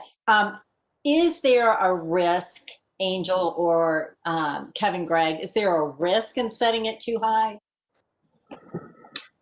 There's certainly some risk, sure. Not achieving the goals of the program, would put us at risk for that regulatory certainty that I spoke of. But there's nothing in the agreement that prohibits us from exceeding the targets that we've set, and I think we're well positioned to do that. I think, please recall that at the time we submitted the application, it was unknown what the listing decision would be and how that might influence the Fish and Wildlife Service with this endeavor. So we're learning more as the weeks and months go by. So I think there's every opportunity as we amend our participation in the future that we can increase that target formally. I would just say the application process is quite arduous, so we would not be able to just adjust our enrollment probably really quickly with the federal entity, but that doesn't mean that internally we can't start adopting these practices more broadly. And I would say we really already do. This is just a matter of getting our house in order with the tracking and reporting of all this information. That's one of our primary near-term challenges, I would say. Hey, Angel, I think what everybody's trying to say is they really like your program. Yeah, Madam Secretary, this is Cedric. I agree with my colleagues on the board. I think this is a great idea. At the same time, I caution that there are things that we need to learn before we go full throttle. Monarch butterflies are very appealing. I mean, when they're doing their migratory patterns, people follow them.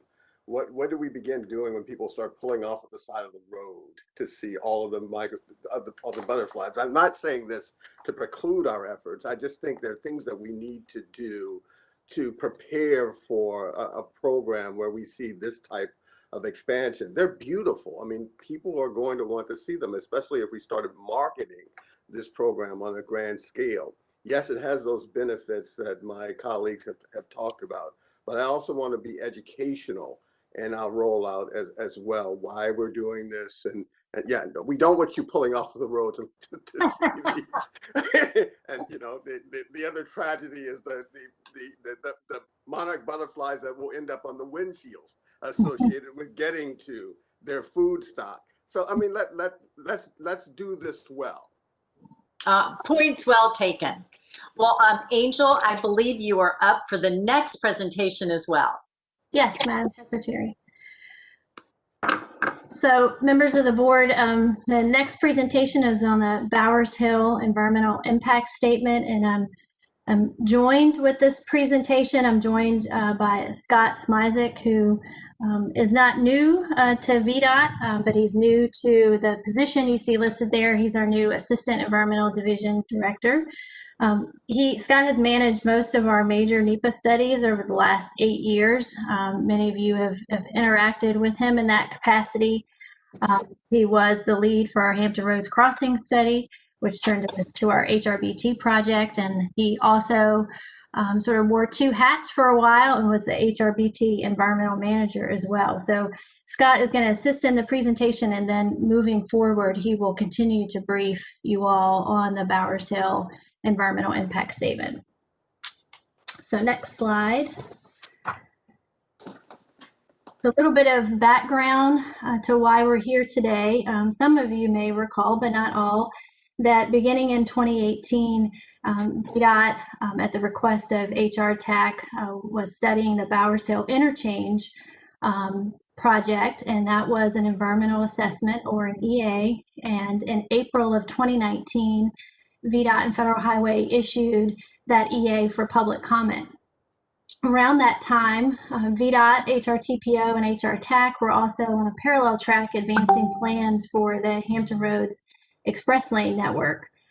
So by early 2020, the TPO notified VDOT of plans to modify the scope of the Bowers Hill study. So I did want to point out that the Bowers Hill Interchange EA did enjoy a lot of robust public involvement, and I think that certainly helped inform this change or modification of direction within the region. So in spring of last year, we opened up discussions with the Federal Highway Administration about this expansion in scope, and that's when the determination was made to transition the study to an environmental impact statement, which is the highest level of NEPA document. So next slide, please. So this just shows the study area for that Bowers Hill Interchange EA. You can see that on the left, that sort of limited study area, but very complicated study area. And then on the right, you see what's I'm sure very familiar to the board, the Hampton Roads Express Lane Network series of projects. So it's that segment 2 that we're overlapping with the Bowers Hill study area. So next slide.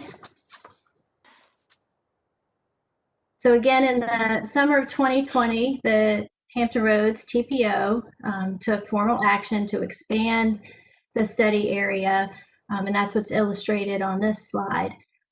So you can see in yellow what now is defined as the Bowers Hill study area. The most notable change is the addition of 8 miles up 664 to College Drive being included in the study area. And then those other interactions with interchanges in this area also continue to be part of the study. So at this point, Scott's going to take it over and walk you all through the study conduct and its status to date. Thanks, Angel. So with the initiation of the preparatory work for the EIS, we understand that Federal Highway will most likely identify it as a project subject to the one federal decision policy. As such, we're already working with agencies to collect the necessary information to support the issuance of federal permits as part of the NEPA process. Our preparatory work also has included updates to the study website and other public outreach, including mailing lists and surveys, to ensure the public is aware, excuse me, is aware of the changed scope and timeline for the study. We've been meeting monthly with federal, state, and local agencies since last summer and recently received concurrence on the purpose and need for the study, which we'll discuss later in this presentation. These monthly meetings will continue throughout the course of the study and be coupled with presentations to the working group Hampton Roads TPO has developed to support this study, as well as other interested parties. Next slide, please.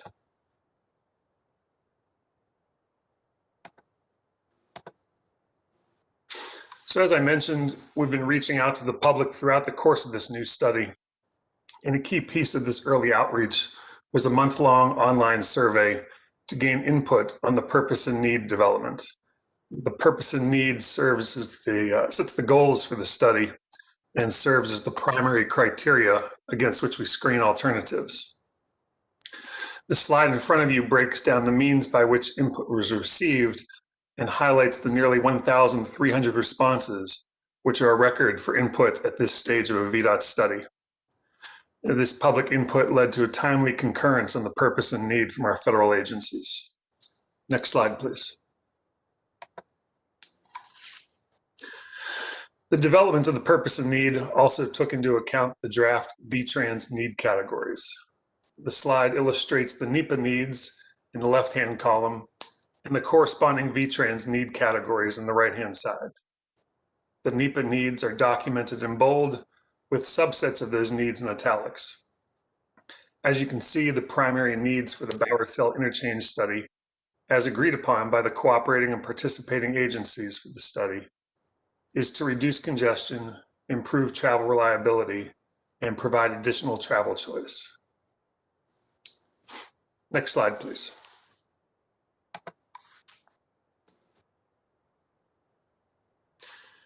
This slide summarizes forthcoming public involvement, agency concurrence points, federal highway decisions, and a timeline under which we would intend to return to brief this board and eventually receive a location decision that would be documented in the draft environmental impact statement. To inform that decision, we plan to return to the board in May to brief you on the range of alternatives that are to be documented and will advance through the NEPA study. Early in 2022, we would return to brief you on the results of the study. We then intend to take time to ensure we have input from the public, Hampton Roads TPO, HR TAC, and the surrounding localities before seeking your location decision in April of 2022. As previously mentioned, that location decision will be documented in the draft EIS, which will be issued in June of 2022. We would then expect federal decisions, including an FHWA record of decision and a permit from the Army Corps of Engineers, to be issued by May of 2023. Next slide. That completes this presentation. Thank you all for your time. Welcome any questions or comments you may have. Thank you so much. Thank you, Angel. Thank you, Scott. That was excellent. Really, really appreciate that. Any comments or questions from the board? Secretary, it's Mary. Ms. Hines. I'm just remembering this other record of decision, this one consolidated federal record of decision. And we had a question then about funding for whatever the project might be. What's the status of funding on this particular segment of the whole Hampton Roads thing?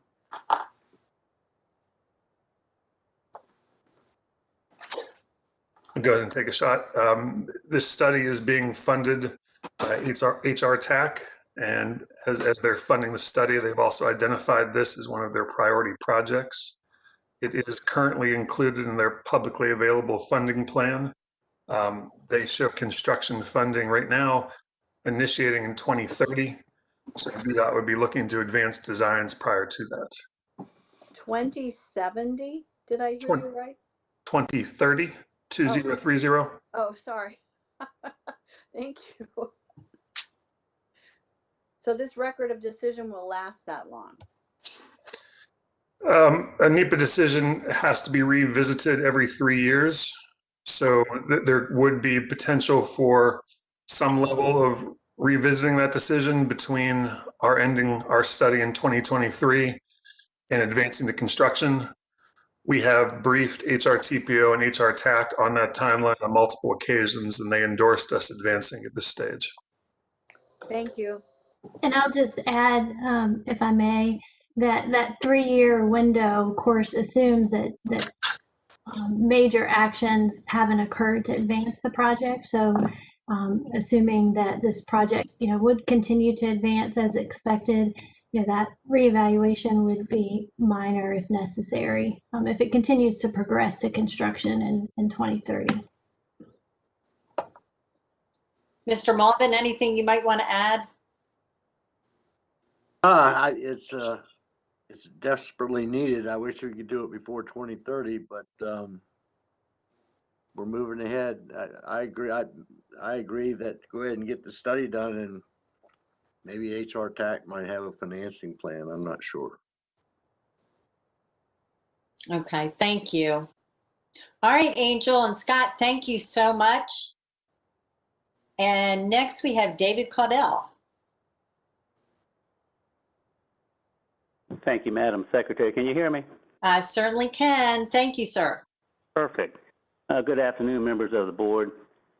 Wait just a second. There we go. So this presentation will serve as an update to the proposed amendments of the Virginia Administrative Code, Chapter 620, which is tied to tolling regulations. Most folks know that there's plenty of statutes out there that govern tolling operations, but there's also regulations that do the same. Next slide.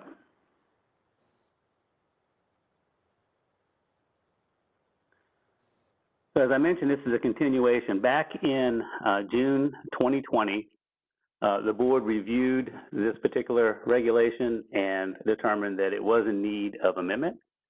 And as such, VDOT initiated the administrative or the amendment process under the Administrative Process Act. Next slide.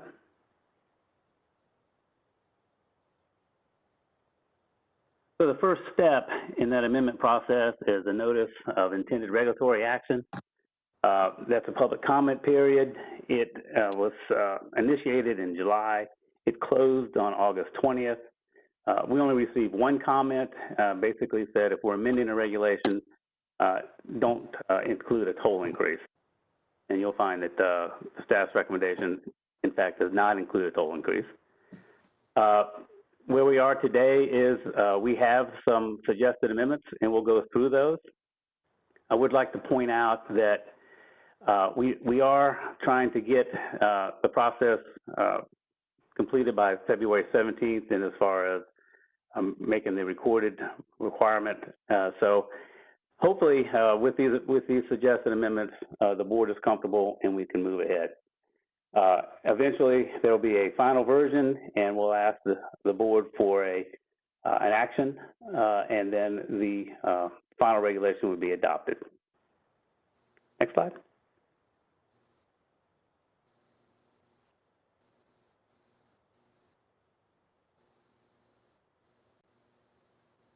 So, Carol, it's next slide. It's not coming up on my machine. I'm not sure if you all can see it.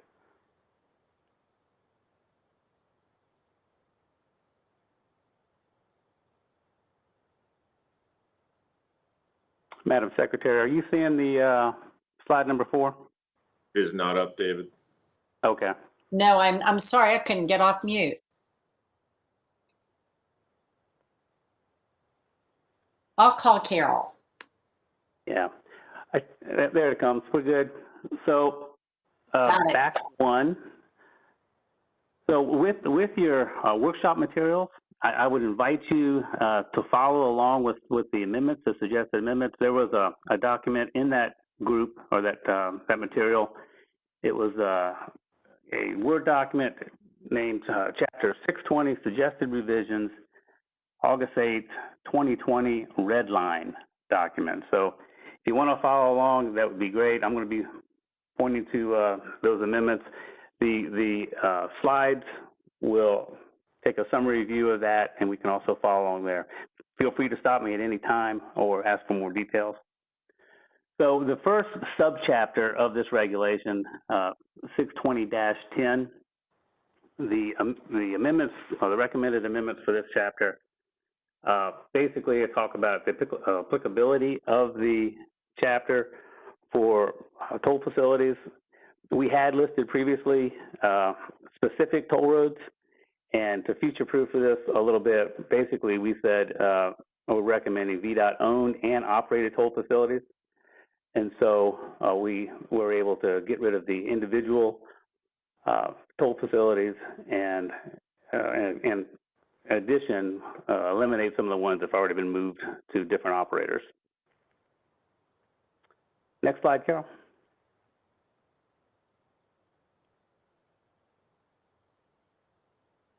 So the next subchapters, I'm calling them, it's just, the title is General Conditions and Criteria Concerning Suspension of Tolls. We added 2 paragraphs there.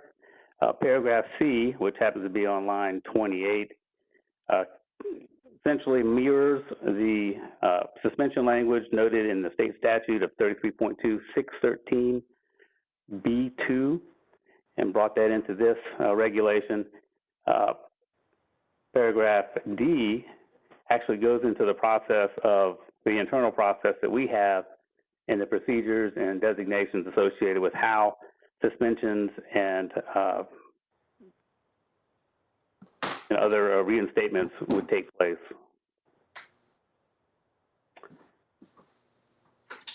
Next slide. So the final subchapter essentially eliminates all the toll suspension language. It also spends a lot of time, you'll notice, removing the Dulles Toll Road related materials. Dulles Toll Road was taken over by Metropolitan Washington Airports Authority, so that operation has been shifted to them. It did preserve, however, the Powhite Extension, which is a VDOT roadway owned and operated, and its unaltered toll schedule. And in addition, we also kept the Coleman, George P. Coleman toll rate structure, again, unaltered toll rates. We also moved the suspension language that was in this subchapter back to the previous subchapter that I've already gone through. One thing to point out, in the very end of this subchapter, since VDOT does have 2 express lane projects, we do nod to them as far as how we control the rates. These are congestion managed facilities with the dynamic toll rate, and we point to the requirements in U.S. Code section Title 23, Section 166. Next slide. And so lastly, what I'm looking for from the board is just a nod that we have amendments that are reasonable and appropriate. If so, we'll go ahead to the following steps, which would be AG review, Department of Planning and Budget, and Governor's Office for their review and comments. Once approved, then we'd publish this in the Virginia Register for public review, again for a 30-day comment period, and then come back to you with a final version of this regulation in its amended form for adoption.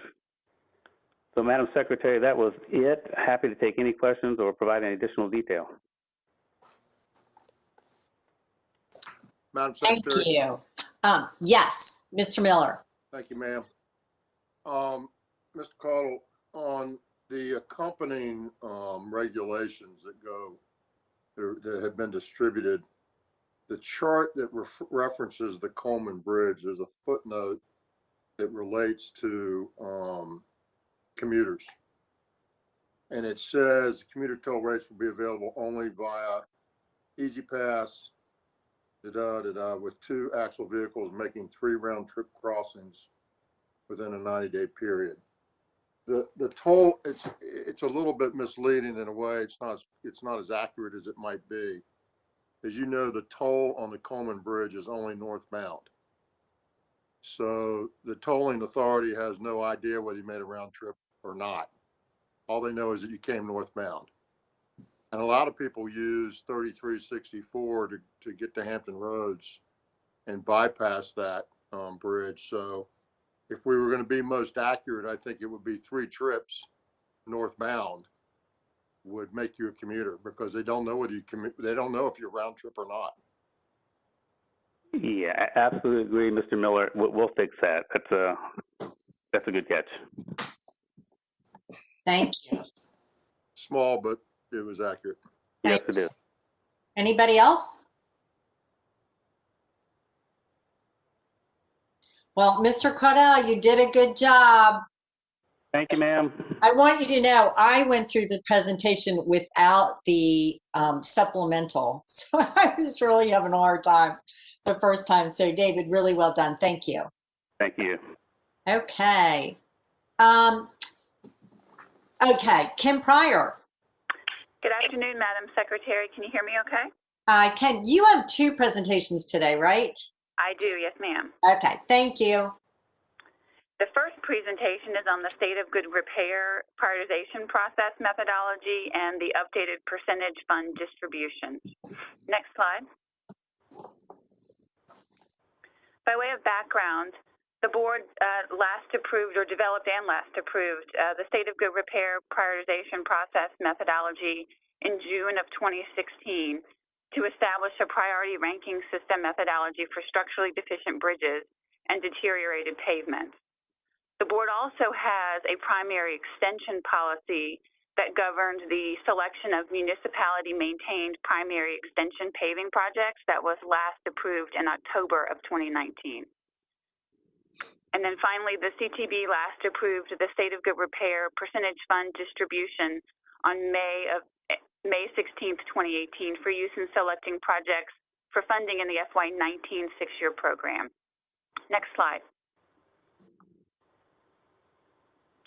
As we look forward to doing what we hope to be a normal 6-year program update for FY22, we've updated the percentage fund distributions based on the needs identified in the 2020 biennial report.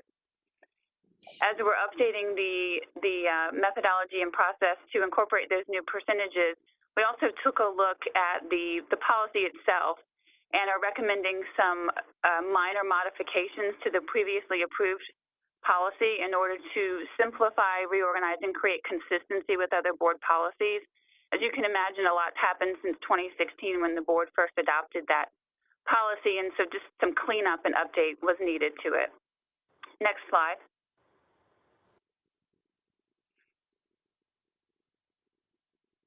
These 2 charts show the current distribution percentages on the left compared to the proposed new distribution percentages on the right. Again, these reflect needs identified on deficient pavements and structurally deficient bridges as part of the 2020 biennial report. Next slide, please. By way of summarizing the modifications to the current policy, I'll just go through highlights of some of the recommendations. I will point out that a draft version of the revised policy, it should be in your packet for your review.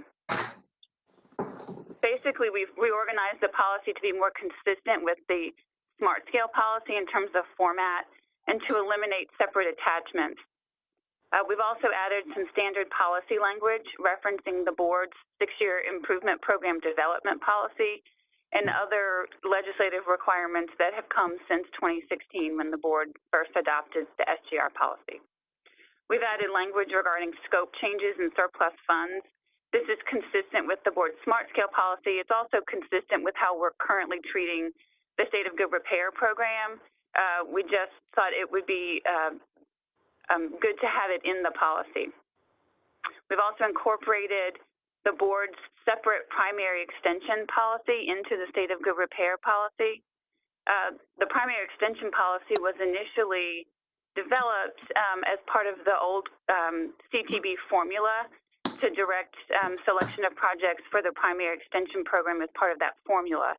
At this point, that CTB formula is retired, it has sunset, and so it really makes sense to have all of the policy regarding how state of good repair, pavement, and bridge projects are selected in one place. We've also added language directing the department to update the percentage fund distribution, provided that it's done in a manner that takes into consideration the factors outlined in the code. Next slide.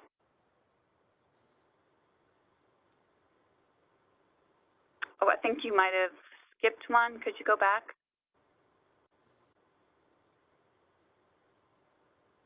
Oh, sorry, you didn't. I do just want to point out that these modifications don't make substantive changes to the policy or the current process. It's really just a cleanup effort. So next month, you'll be presented with a request to approve the updates to the state of good repair prioritization process methodology, as well as the percentage fund distribution. And then we will apply those updated percentage factors as we do the 6-year program update in FY 2022, as we allocate funds for VDOT and locality bridge and paving projects. And with that, I'd be happy to take any questions.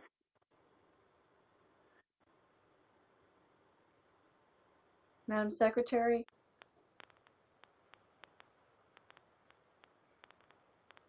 Yes. It's Mary. Mary. The pavement that SGR covers is primarily interstate pavement, is that correct? Primary and interstate pavements, with the exception of municipality-owned primary extensions, which are extensions of the primary system into a municipality. And we did some work earlier this year, didn't we, on the other side, or the complementary paving, maintenance paving program, is that right? Yes, ma'am. And so if we want to understand paving in our district entirely, we have to look at both of those pieces. Is that correct? Funding for paving? Yes, that's correct. Do we ever bring those together for us at the board so we can kind of see? I'm not sure that that's been done in the past. Kevin, Greg, if you're on, maybe you can address that. Yes, I think as we did our comprehensive review back in the fall, the comprehensive review that you guys approved in December of 19, the numbers, the 425 million that you saw for payments did include SGR money. So that included all of the money that we get for paving. So it wasn't specifically broken out with SGR, but it did include that SGR dollars. Okay, this is an area of interest, partly because our pavement condition, while it's gotten better in Northern Virginia, is still pretty bad. And, I just want to have a way to keep my eye on how much is available up here to sort of deal with. We're still playing catch up. Yes, ma'am, I understand. A matter of fact, next month, I'll be giving an update on the comprehensive review to show everybody where we are at this point with our paving, bridge, routine maintenance, and special structures. I'll look forward to that, Kevin. Thank you. Yes, ma'am. Madam Secretary, I had a minor question. And Mr. Merrill. In looking at the proposed change from 19 to 22, it appears that most localities had a decrease as a percentage. Could you explain that? So the percentages are based on the on the needs identified in the biennial report. They're based on the number of structurally deficient bridges, the mileage of deficient pavement, recommended improvements, and costs and various factors. And so it's really a calculation that results in those percentages. So the difference would be reflected by a change in those factors that contribute to the percentages. Okay. Thank you. Commissioner Britch, is there anything you'd like to add to that? Madam Secretary, members of the board, I think Kevin summed it up very well. We do look at the combination between the paving activities associated with the maintenance program, but also commingling that with a state of good repair program to bring us up to speed to where we said we would be at the $463 million threshold for the next several years. To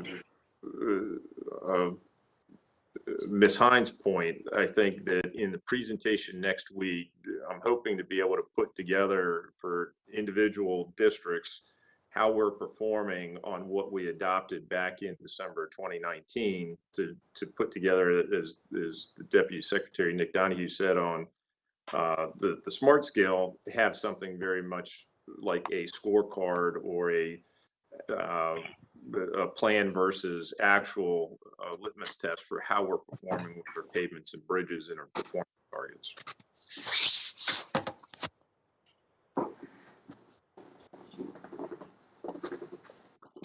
Okay, anyone else?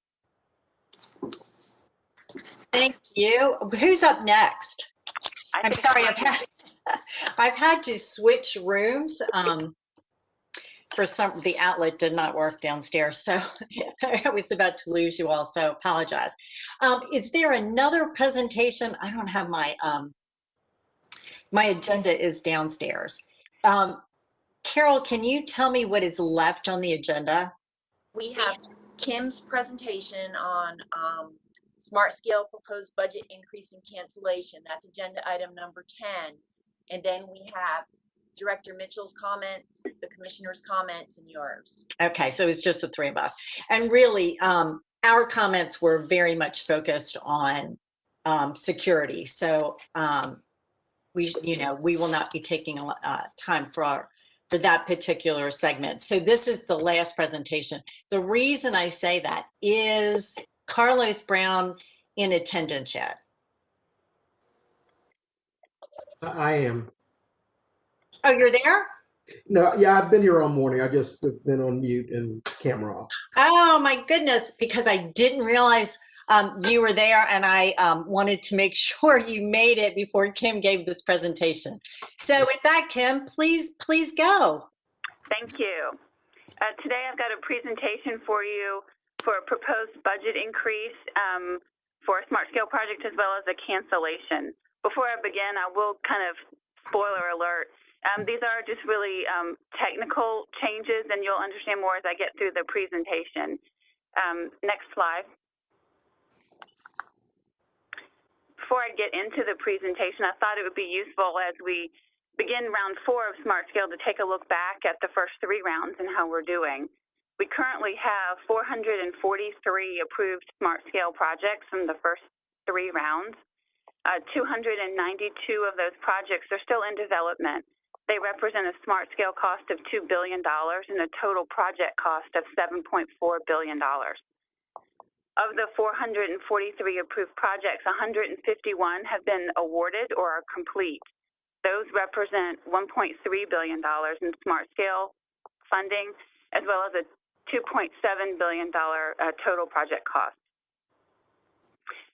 As a reminder, the benefits of SMARTSCALE include the fact that we're now selecting the right projects by focusing on the benefits and the cost of the project. We're also fully funding projects so that they can be delivered as opposed to funding partial projects or phases of projects.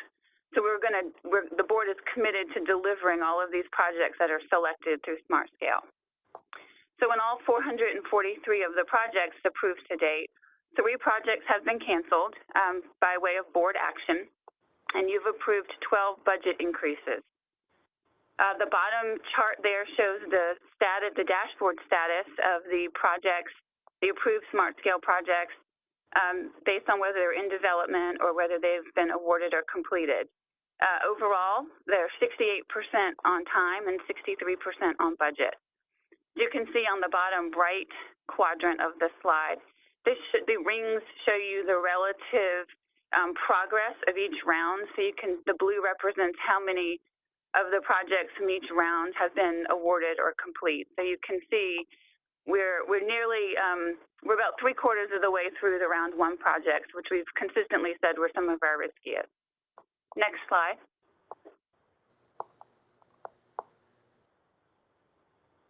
Of the 152 awarded or complete projects, those represent a net savings in SMARTSCALE cost of $55 million.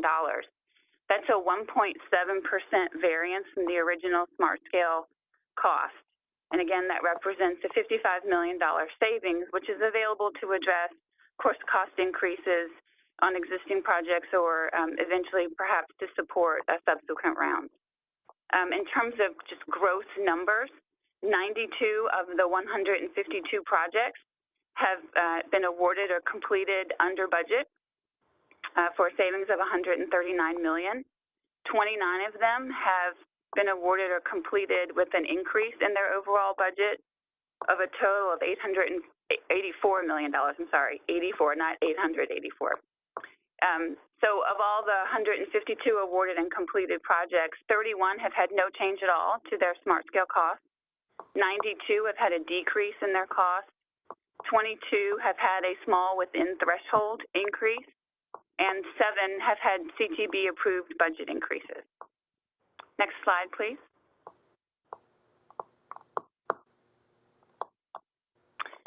Now moving on to the project changes being presented to you today.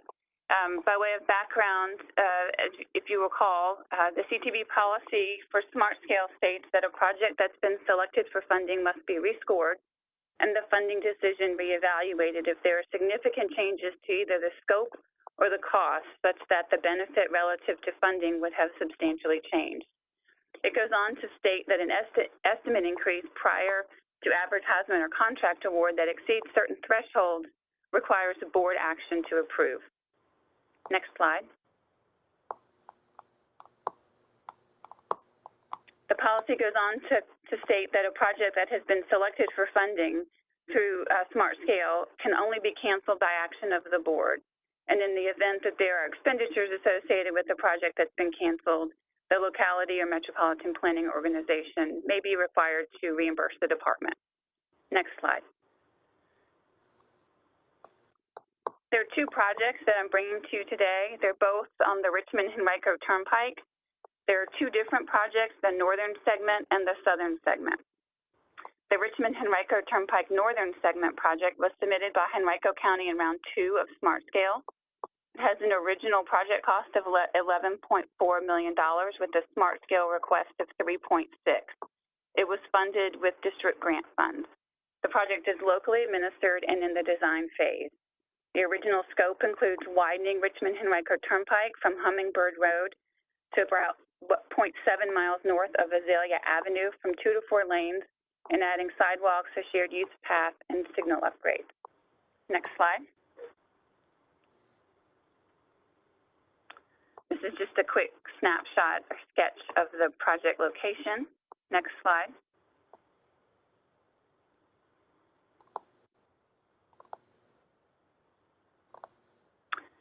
The Richmond-Henrico Turnpike southern segment was also submitted by Henrico County in round 2 of SMARTSCALE.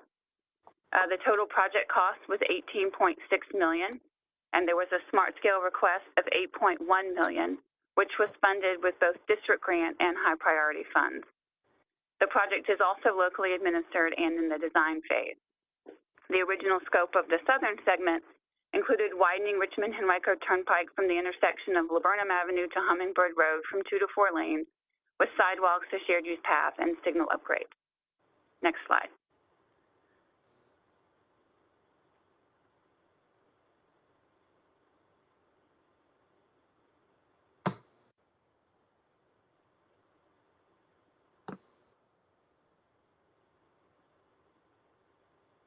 And that's just a sketch of the southern segment. Next slide.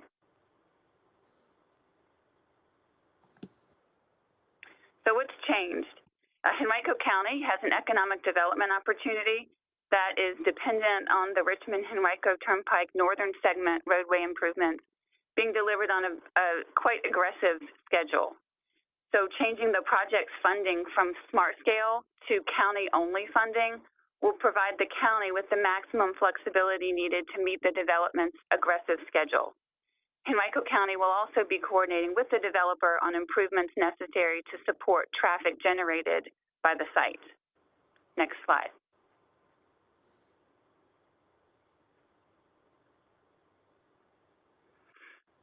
So this gets a little tedious, but hang in there with me.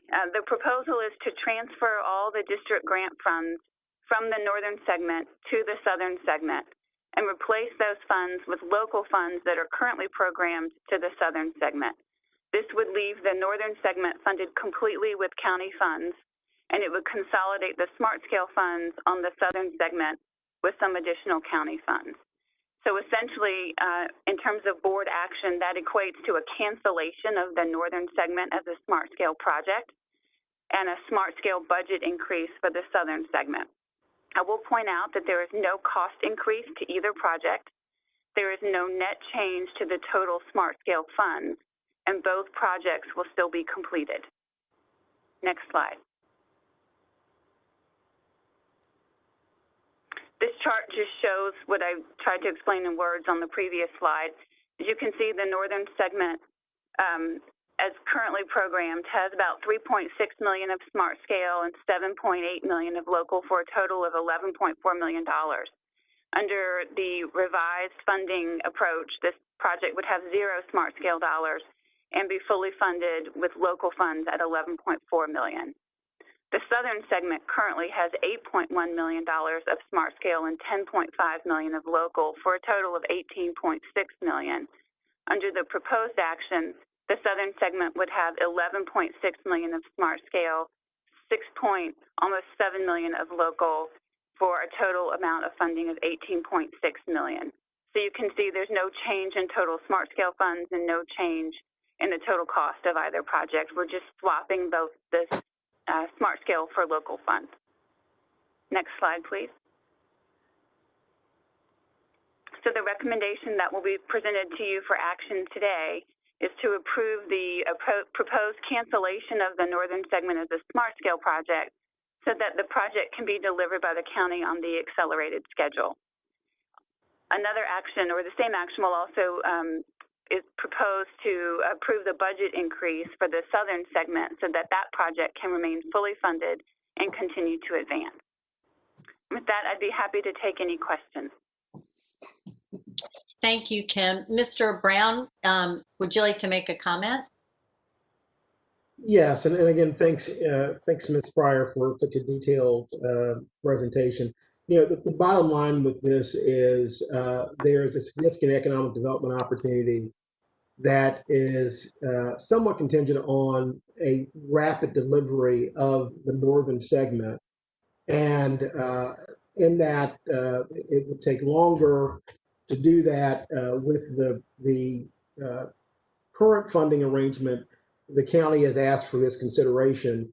It has been a collaborative effort with both with the VDEP and Secretary of Commerce and Secretary of Transportation and others who have been involved in this process. And although the numbers make it sound a lot more complicated than it is, it's really about time shifting the delivery of dollars and the delivery of the project. The one consideration that I know that we're sensitive to is that we are going to seek approval of this today in this meeting. And I'll be happy to take questions on why that's necessary, but that is something that the various parties feel very important in light of the significance of this economic development opportunity. And Secretary. Thank you, Mr. Brown. Any other questions or comments from the board? Madam Secretary. Mr. Miller. This is Shep. Thank you. I support what Carlos and the staff is recommending. I think one thing that is key to me that I am aware of is that given the policy that Kim went over previously in terms of rescoring, even if you took the project as it's now suggested and took the total amount of money that we're looking at putting on it, and you scored it based on that number, it would still have scored high enough to have been funded and would have been funded. So for me, there's absolutely no reason not to do this, and lots of reasons to do it. It would have been funded this way anyway if they'd done it that way. There's no new money. We're helping Henrico do something really good for Henrico and the Commonwealth, and I support this recommendation. Thank you. Thank you, Mr. Miller. Any other comments or questions? Madam Secretary, I agree with Mr. Miller. I do think it's important in these presentations to put that information into the presentation because it is a policy requirement and it's good to have it on the public record. Thank you, Ms. Hines. Anybody else? Okay, well, so we'll be voting on that very shortly. Ms. Pryor, thank you very much.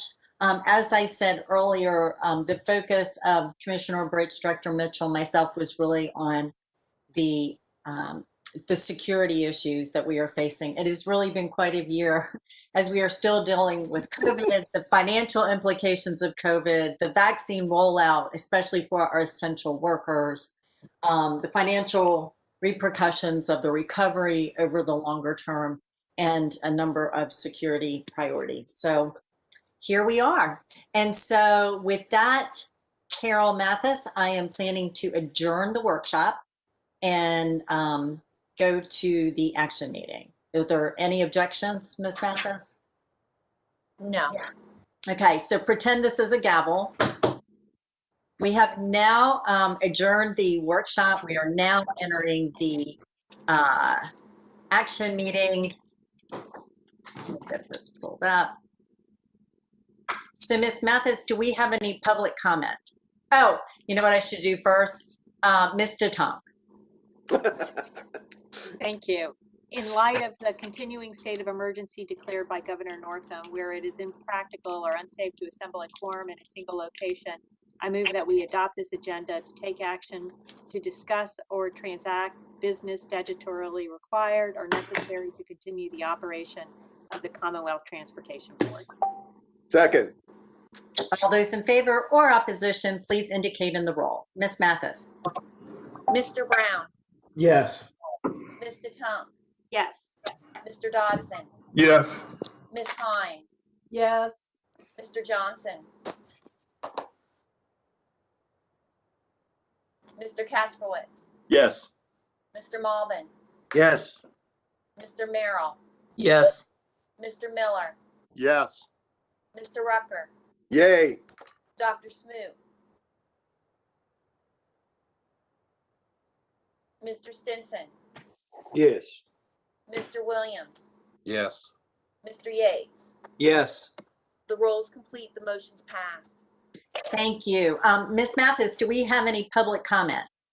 We have one person that is dialed in for public comment, and when you're ready, Justin will connect him. Okay, I believe we're ready. Absolutely. Commenter, you are live if you'd like to address the board. Try to limit your comments to 3 minutes and proceed when ready. Thank you. Madam Secretary, can you hear me? I can. Thank you, ma'am. This is Anthony Romanello. I'm the Executive Director of the Henrico Economic Development Authority. Madam Secretary and members of the Commonwealth Transportation Board, we appreciate your very kind consideration today of item 10 on your agenda. Ms. Pryor and Mr. Brown articulated our request very well, and so I have nothing to add, just to say thank you to the board for your consideration today. Well, I really appreciate, I know I speak for all of us. Thank you so much for bringing that, or be willing to come and speak to us today. It's really important. We're all in this together, and I'm very happy that we're able to accommodate this, and the vote should be coming up shortly. Thank you, ma'am. Thank you. All right. It looks like while that comment was happening, we had one more join. Okay. Caller ending in 66. Please identify yourself, and if you'd like to address the board, try to limit your comments to 3 minutes. Yes, sir. Thank you for the opportunity to speak, Madam Chairman and members of the board. My name is Alec Brebner. I am the Executive Director of the Crater Planning District Commission. I'm not speaking to you today on behalf of the commission, but as a planner with 20 years of experience in the field. And I called to provide a couple comments because my comments provided by email about the VTrans midterm needs assessment were not captured in your submittal. And so I'll be very brief about my concerns, and they're largely with respect to our rural areas. And in particular, the Crater Planning District, rural areas have no multimodal needs identified. And that's a concern of mine. And so my question has been to the staff, what is the policy implications of that? Specifically, how do we develop a plan, and how do we develop funding? How do we identify funding to meet those needs? And I've been told that it's premature to ask that question. I fear, however, today we have a preview of what might be to come. We have in the SMARTSCALE applications no money coming to the Crater Planning District projects that are in the Economic Development District. And that is to say that if I understood the presentation today correctly, there is new revenue, some of which is being generated from rural areas going into the SMARTSCALE project. And the Crater Planning District straddles both the Hampton Roads Construction District and the Richmond Construction District. And all the revenues that were announced today on the SMARTSCALE were going, or almost all the revenues were going towards those areas that were covered by transportation authorities, the CBTA and the Hampton Roads Authority. So I just would present that for consideration and thinking strategically about how we meet needs for our rural areas going forward. We have existing transit systems, schools, towns, cities. Emporia submitted for SMARTSCALE, didn't get it. And I can appreciate that it's a very competitive process. So I'm just asking for everyone to think strategically about what it means for our rural areas, and it's something we'll be contemplating here as well. So I thank you for the opportunity to comment. Well, thank you very much. May I ask your name one more time? Sure, Alec Brebner. Brebner. No, and thank you very much. We're, certainly a board and an administration that is supporting multimodal. So this is one program, SMARTSCALE. So I'm going to ask a member of my team to follow up with you. So thank you very much. All right, that is the entirety of the public calling queue. Okay, well, thank you. All right, do I have a motion on the minutes? So moved, Mark Merrill. Second. Any further discussion? Madam Yeah. Secretary, are we doing both minutes as a block? Oh, December 9th. We have December 9th and the 18th. We had 2 sets of minutes in December. Because of the budget. Without objection from the board, we will take them as a block. Any further discussion? All those in favor or opposition, please indicate in the roll. Mr. Brown, Yes. Ms. DeTunk, Yes. Mr. Dodson, Yes. Ms. Hines, Yes. Mr. Johnson, Yes. Mr. Kasperwitz, Yes. Mr. Malbin, Yes. Mr. Merrill, Yes. Mr. Miller, Yes. Mr. Rucker, Yes. Dr. Smoot, Yes. Mr. Stinson, Yes. Mr. Williams, Yes. Mr. Yates. Yes. The roll is complete. The motion's passed.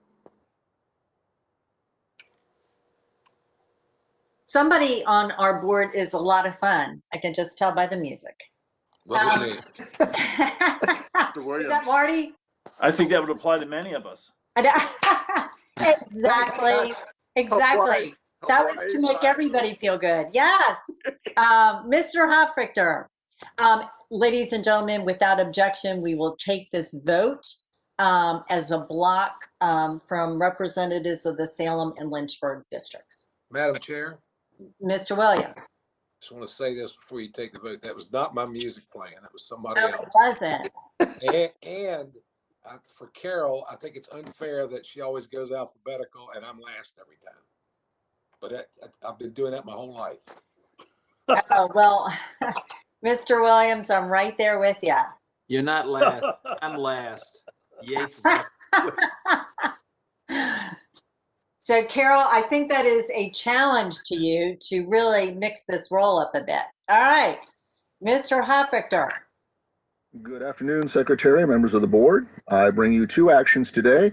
One is a discontinuance of Route 501 in Bedford County.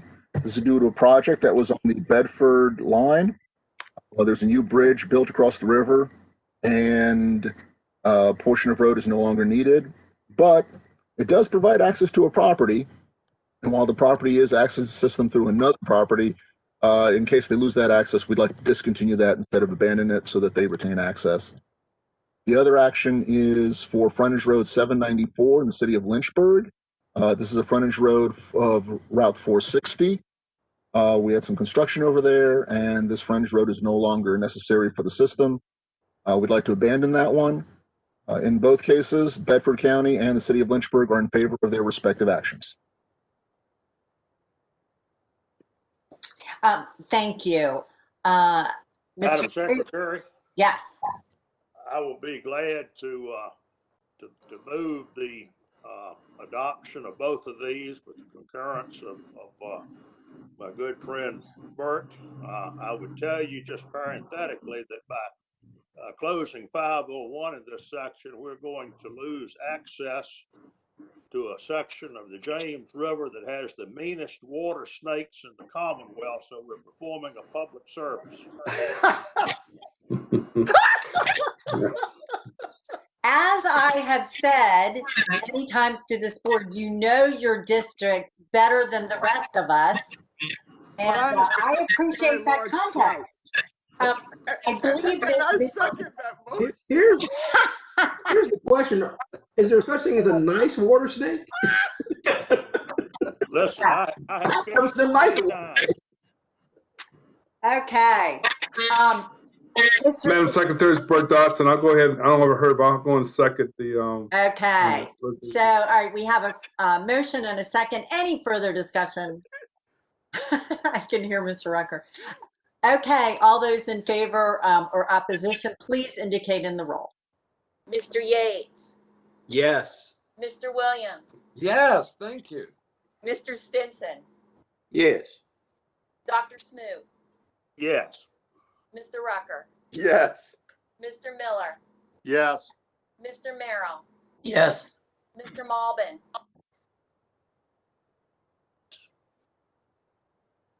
Mr. Kasperlitz, Yes. Mr. Johnson, Yes. Ms. Hines, Yes. Mr. Dodson, Yes. Mr. Tunk, Yes. Mr. Brown. Yes. The roll is complete. The motions have passed. Thank you. Up next is Russ Dudley, and without objection, I'm going to take these as a block vote. Good afternoon, Madam Secretary, members of the board. Can you guys hear me? Fine. Yes. All right, thank you very much. So today I do have 4 items for your consideration. The first is a reallocation of surplus funds from 2 completed revenue sharing projects in Dickinson County to a non-revenue sharing 6-year improvement program project, which needs the funds to go to advertisement in November of this year. Board policy requires that any surplus funds from a completed revenue sharing project may be transferred to another non-revenue sharing project with the approval of the full board, and only if the project receiving the funds needs the funding to go to advertisement within 12 months. In this case, $115,015 is requested to be transferred from the 2 completed projects in Dickinson County to the Rush Creek Road project in Dickinson County. The department concurs with the proposed transfer request and recommends board approval. The second item is our annual revenue sharing deallocation. This year, we are requesting to deallocate $9,457,226 in state revenue sharing allocations from 70 projects, 64 of which are completed and have surplus funds, and 6 have been canceled. You may recall that we have provided advance notice of these deallocations to our district and at-large members. In a typical year, we would add these funds to our allocations available for the next application period, and we will do that this year. However, we are also looking at ways we could use some of these allocations to support immediate project needs for existing projects. Again, we recommend approval of these deallocations. The third item is a recreational access allocation for Christiansburg Signature Park in the town of Christiansburg. The town operates and owns Signature Park and plans to construct new facilities on 45 acres off Peppers Ferry Road Northwest. The new facilities include a dog park, 4 sports fields, a playground, a pavilion, and parking lots that do not currently have adequate access. The proposed project consists of a 330-foot right lane turn lane on Route 114 and a 40-foot wide roadway from Peppers Ferry Road Northwest to the parking area. The roadway access project will also include the construction of a shared use path which will connect Peppers Ferry Road Northwest to the park. The project is eligible for allocations for both road access and bikeway access allocations. The town is requesting $350,000 for the construction of the roadway access and $75,000 for construction of the bikeway access. The department concurs with the request and recommends approval of the allocations. Our fourth and final item is a recreational access allocation for Tazewell Recreational Park in the town of Tazewell. This project may sound familiar to some of you. In February of 2019, the board allocated $300,000 to the project. However, since its initial allocation, this project's estimate has increased from its original estimate of $350,000 to $477,557,000. The recreational access policy allows for a maximum allocation of $350,000. That's $250,000 unmatched and $100,000 matched for access to facilities maintained by the town. And the town is requesting the extra $50,000 of matched allocations. This will be the maximum allocation available to the project. The department concurs with the request and recommends approval of the allocation.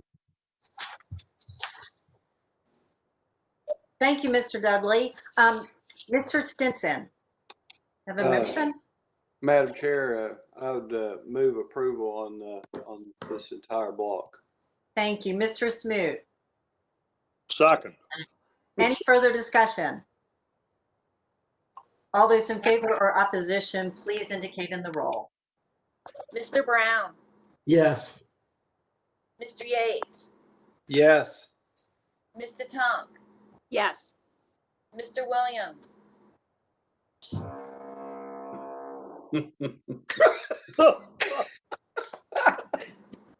Okay, who asked for a reorder of this? I think the snakes got him.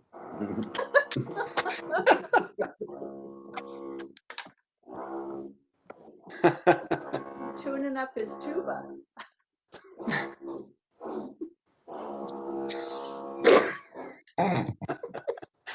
Ms. Mathis, I would continue. Mr. Dodson, Yes.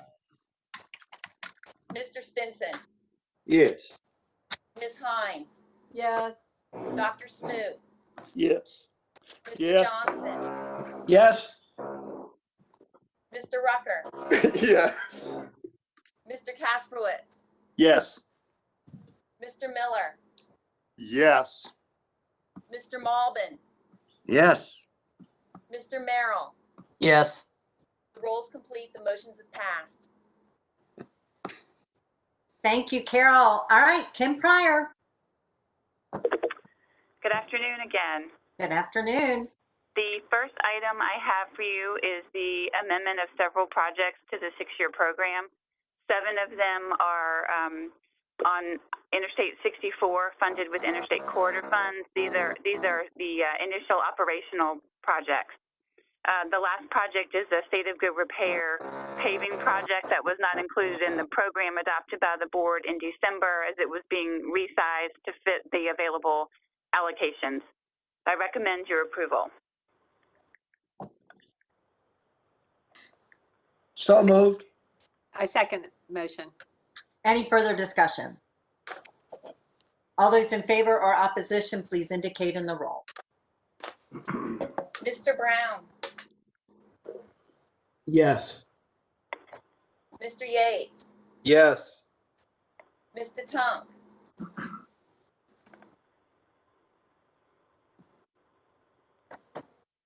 You're muted, Allison. Thank you. Ms. Tunk, is that a yes? Yes, I'm sorry, there must be a delay. Thank you. Welcome. Mr. Stinson, Yes. Mr. Rucker, Yes. Mr. Williams, Yes. Mr. Kasperlitz, Yes. Ms. Hines, Yes. Mr. Johnson, Yes. Mr. Dodson, Yes. Dr. Smoot, Yes. Mr. Malbin, Yes. Mr. Merrill, Yes. Mr. Miller. Yes. The roll is complete. The motion's passed. Thank you. Ms. Pryor? The second item I have for you is pertaining to the Richmond-Henrico Turnpike Northern and Southern segments that I just presented to you. That would be the cancellation of the Northern segment project and the transfer of the construction district grant funds currently programmed to the Southern segment of the Richmond-Henrico Turnpike. And I recommend your approval. Mr. Brown? So moved. Second. Any further discussion? All those in favor or opposition please indicate in the roll. Mr. Yates, Yes. Mr. Williams, Yes. Mr. Brown, Yes. Ms. Tunk, Yes. Mr. Stinson, Yes. Mr. Dodson, Yes. Dr. Smoot, Yes. Ms. Hines, Yes. Mr. Rucker, Yes. Mr. Johnson, Yes. Mr. Miller, Yes. Mr. Kasperlitz, Yes. Mr. Merrill, Yes. Mr. Malbin. Yes. The roll is complete. The motion's passed. Thank you. Ms. Debruhl? Good afternoon, Madam Secretary, members of the board. Item number 9 is a resolution modifying the WMATA reporting requirements. We briefed you on the minor changes that we're recommending as a result of legislative changes in our biennial review last month. No further changes have been made, and we recommend your approval. Madam Secretary, Ms. Hines? I move approval. Second. Okay, Carol, I'll let you decide. Any further discussion? All those in favor or opposition, please indicate in the roll. Mr. Brown, Yes. Ms. Tunk, Yes. Mr. Dodson, Yes. Ms. Hines, Yes. Mr. Johnson, Yes. Mr. Kasperlitz, Yes. Mr. Malbin, Yes. Mr. Merrill, Yes. Mr. Miller, Yes. Mr. Rucker, Yes. Dr. Smoot, Yes. Mr. Stinson, Yes. Mr. Williams, Yes. Mr. Yates. Yes. The roll is complete. The motion's passed. Thank you.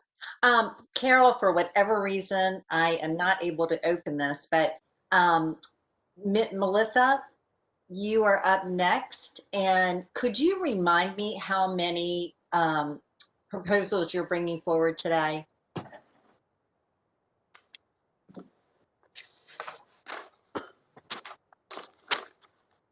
Secretary Valentine, it's just one item. Oh, okay. I'm sorry, I was on mute. I forgot to unmute myself. That's okay. It starts to get long in the day. So no, thank you. Just one item. And let me see. Hold on one second. I'm having a trouble. Okay, thank you. The floor is yours. Okay, great. Thank you. Madam Secretary and the board, I'm very excited to do this. This is my first time, so bear with me. But as the Secretary Valentine and Deputy Secretary Donahue and Director Mitchell and others have discussed with you all in the past, all passenger trains in the Commonwealth travel over the Long Bridge, and doubling the capacity of the bridge is the centerpiece project of the $3.7 billion agreement with CSX, Amtrak, and VRE. In the FY 2025 DRPT SIP, you approved $249 million in funding for Long Bridge. and related improvements. As a down payment on the almost $2 billion project, and as this project is key to unlocking passenger train growth as part of our agreement with CSX, we are seeking to move preliminary engineering forward in order to keep the project on track for the 2030 completion date.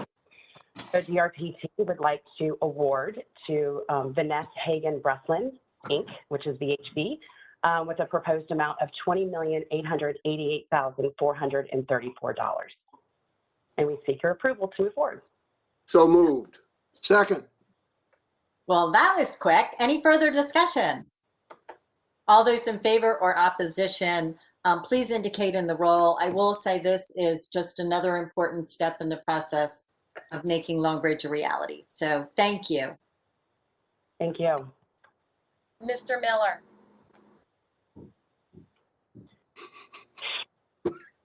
Yes. Mr. Rucker, It is with great enthusiasm for Long Bridge that I say yes. Dr. Smoot, Yes. Mr. Stinson, Yes. Mr. Williams, Yes. Mr. Yates, Yes. Mr. Brown, Yes. Mr. Tunk, Yes. Mr. Dodson, Yes. Ms. Hines, Yes. Mr. Johnson, Yes. Mr. Kasprowitz, Yes. Mr. Malvin, Yes. Mr. Merrill. Yes. The roll's complete, the motion's passed. Thank you, Carol. All right, Ms. King. Good afternoon, Madam Secretary and members of the board. I have one action item for you today, and that is a location approval for Nike Park Extension, which is a SMARTSCALE project from Round 1 in Isle of Wight County in the Hampton Roads District. Route 669, or Nike Park Road, extension will provide about a mile of two-lane undivided roadway that provides connection from Route 17 to Battery Park Road. This project will also help to improve safety on Titus Creek Drive and Reynolds Drive by reducing cut-through traffic by commuters trying to access Route 17. A willingness to hold a public hearing was posted and closed on September 15th, 2020, with no request for a hearing. Isle of Wight County has also provided a letter of support for the alternative D West alignment. This alignment, while slightly longer than the others, does meet the objectives of the project and addresses concerns that the Army Corps of Engineers had with the proposed alignments. I recommend approval of alternative D for the Nike Park extension. Mr. Malvin. Approved. Do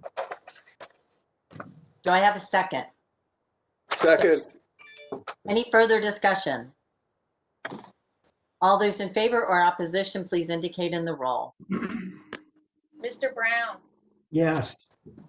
Mr. Yates, Yes. Mr. Tunk, Yes. Mr. Williams, Yes. Mr. Merrill, Yes. Mr. Miller, Yes. Mr. Rucker, Yes. Dr. Smoot, Yes. Mr. Stinson, Yes. Mr. Dodson, Yes. Ms. Hines, Yes. Mr. Johnson, Yes. Mr. Kasprowitz, Yes. Mr. Malvin. Yes. The roll's complete, the motion's passed. Thank you, Carol. Nicholas Roper, welcome back. Good afternoon, Madam Secretary and the board. This action is related to the Arlington National Cemetery Southern Expansion Project. Mr. Roper, you may need to speak up just a little bit. Can you hear me better now? Just a little. Please, and let me check settings.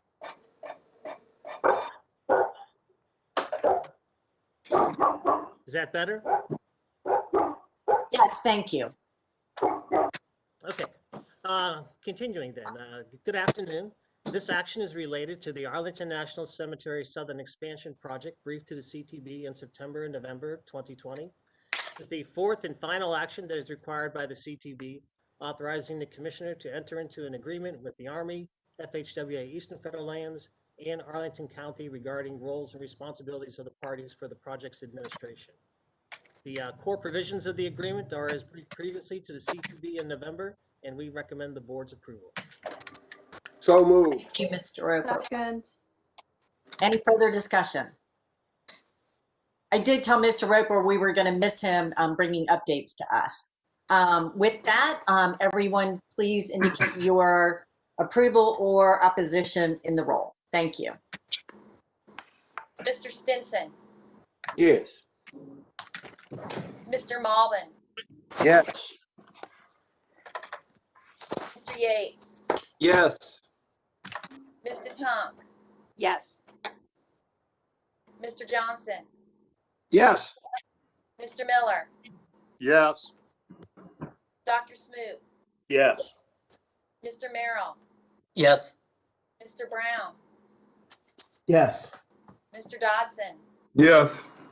Mr. Kasprowitz, Yes. Mr. Williams, Yes. Mr. Rucker, Yay. Ms. Hines. Yes. The roll is complete. The motion's passed. Thank you. Mr. Caples, how many bids do you have today? 2. 2. Okay, thank you. Yes, ma'am. I have 2 actions for consideration today, Madam Secretary. The first project is order number D12. This is a Lynchburg District project. We had 3 bidders on this project. The low bid came in within the range of the evaluative estimate. It did exceed the design estimate, however. I've worked with Mr. Winstead and his staff in the district, and we've narrowed down really the bulk of that delta. About 1.7 million are isolated to 4 items, all revolving around jack and bore pipe and paving asphalt cost. And I will note that the jack and bore items were 4 pipe sizes with very low quantities, so it kind of stood to reason that they would be higher. But after conducting our bid analysis, we find that the bid represents both market value and a good value for the Commonwealth, and recommend for your award. Mr. Dodson. Yes, ma'am. I reviewed this with Mr. Winstead in relation to the overage. A couple other items. It's a 501 near town of Halifax, and we will keep one of the lanes open. It's a 2-year project, and I'm glad we're not taking any money out of any other source other than the Lynchburg District. And I recommend that we approve the resolution. Do I have a second? Second. Any further discussion?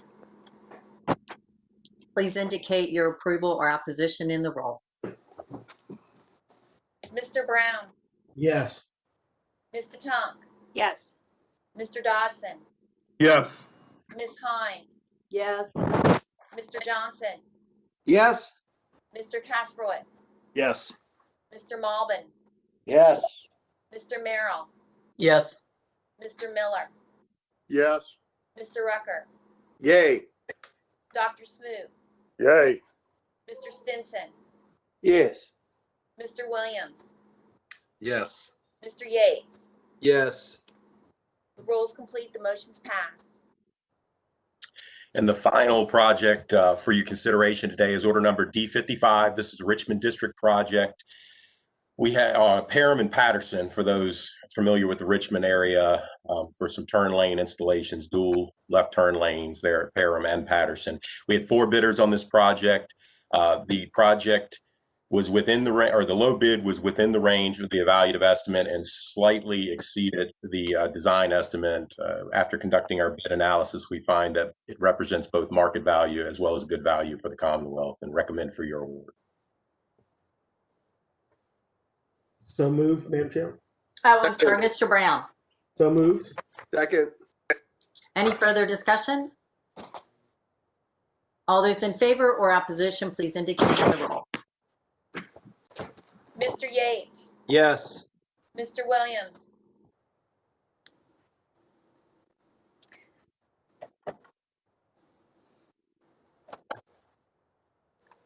Mr. Stinson, Yes. Dr. Smoot, Yes. Mr. Rucker, Yay. Mr. Miller, Yes. Mr. Merrill, Yes. Mr. Malvin, Yes. Mr. Kasprowitz, Yes. Mr. Johnson, Yes. Ms. Hines, Yes. Mr. Dodson, Yes. Mr. Tunk, Yes. Mr. Brown. Yeah. The roll's complete, the motion's passed. Mr. Caples, well done. Thank you, ma'am. You have a good day. Thank you, you too. Any new business from the board? Question, this is Greg. I noticed on the agenda for the year that we are possibly going to be back in Richmond in April, but I would just want to make a comment. I would hope that would be only if we're all vaccinated by then. Yes. Yes, you are correct. I think it would be very challenging to do all the meetings and presentations until that time. I think also that the schedules are starting to get so packed. I just wanted people to recognize we may not get all of this done in a day. So that was really the thinking, but certainly would not want to do it without being safe. We're just really hopeful. I hope you're right. I need to travel. Well, Kathy McGee is managing the vaccine rollout for transportation for us. And anyways, I ask her every day. Nobody wants to take anyone else's place. I said, well, just let us know when it's our turn. Right. Anybody else? Madam Secretary, it's Bert Dodson. Mr. Dodson. I was going to ask you, has the February meeting been established yet? Ms. Mathis? I believe it has. Yes, the February meeting is going to be on February 17th, has a one-day virtual meeting, much like today, with the workshop kicking off at 9 o'clock, followed by the action agenda. Thank you. Can I say that today was my oldest birthday and February 17th is my youngest birthday?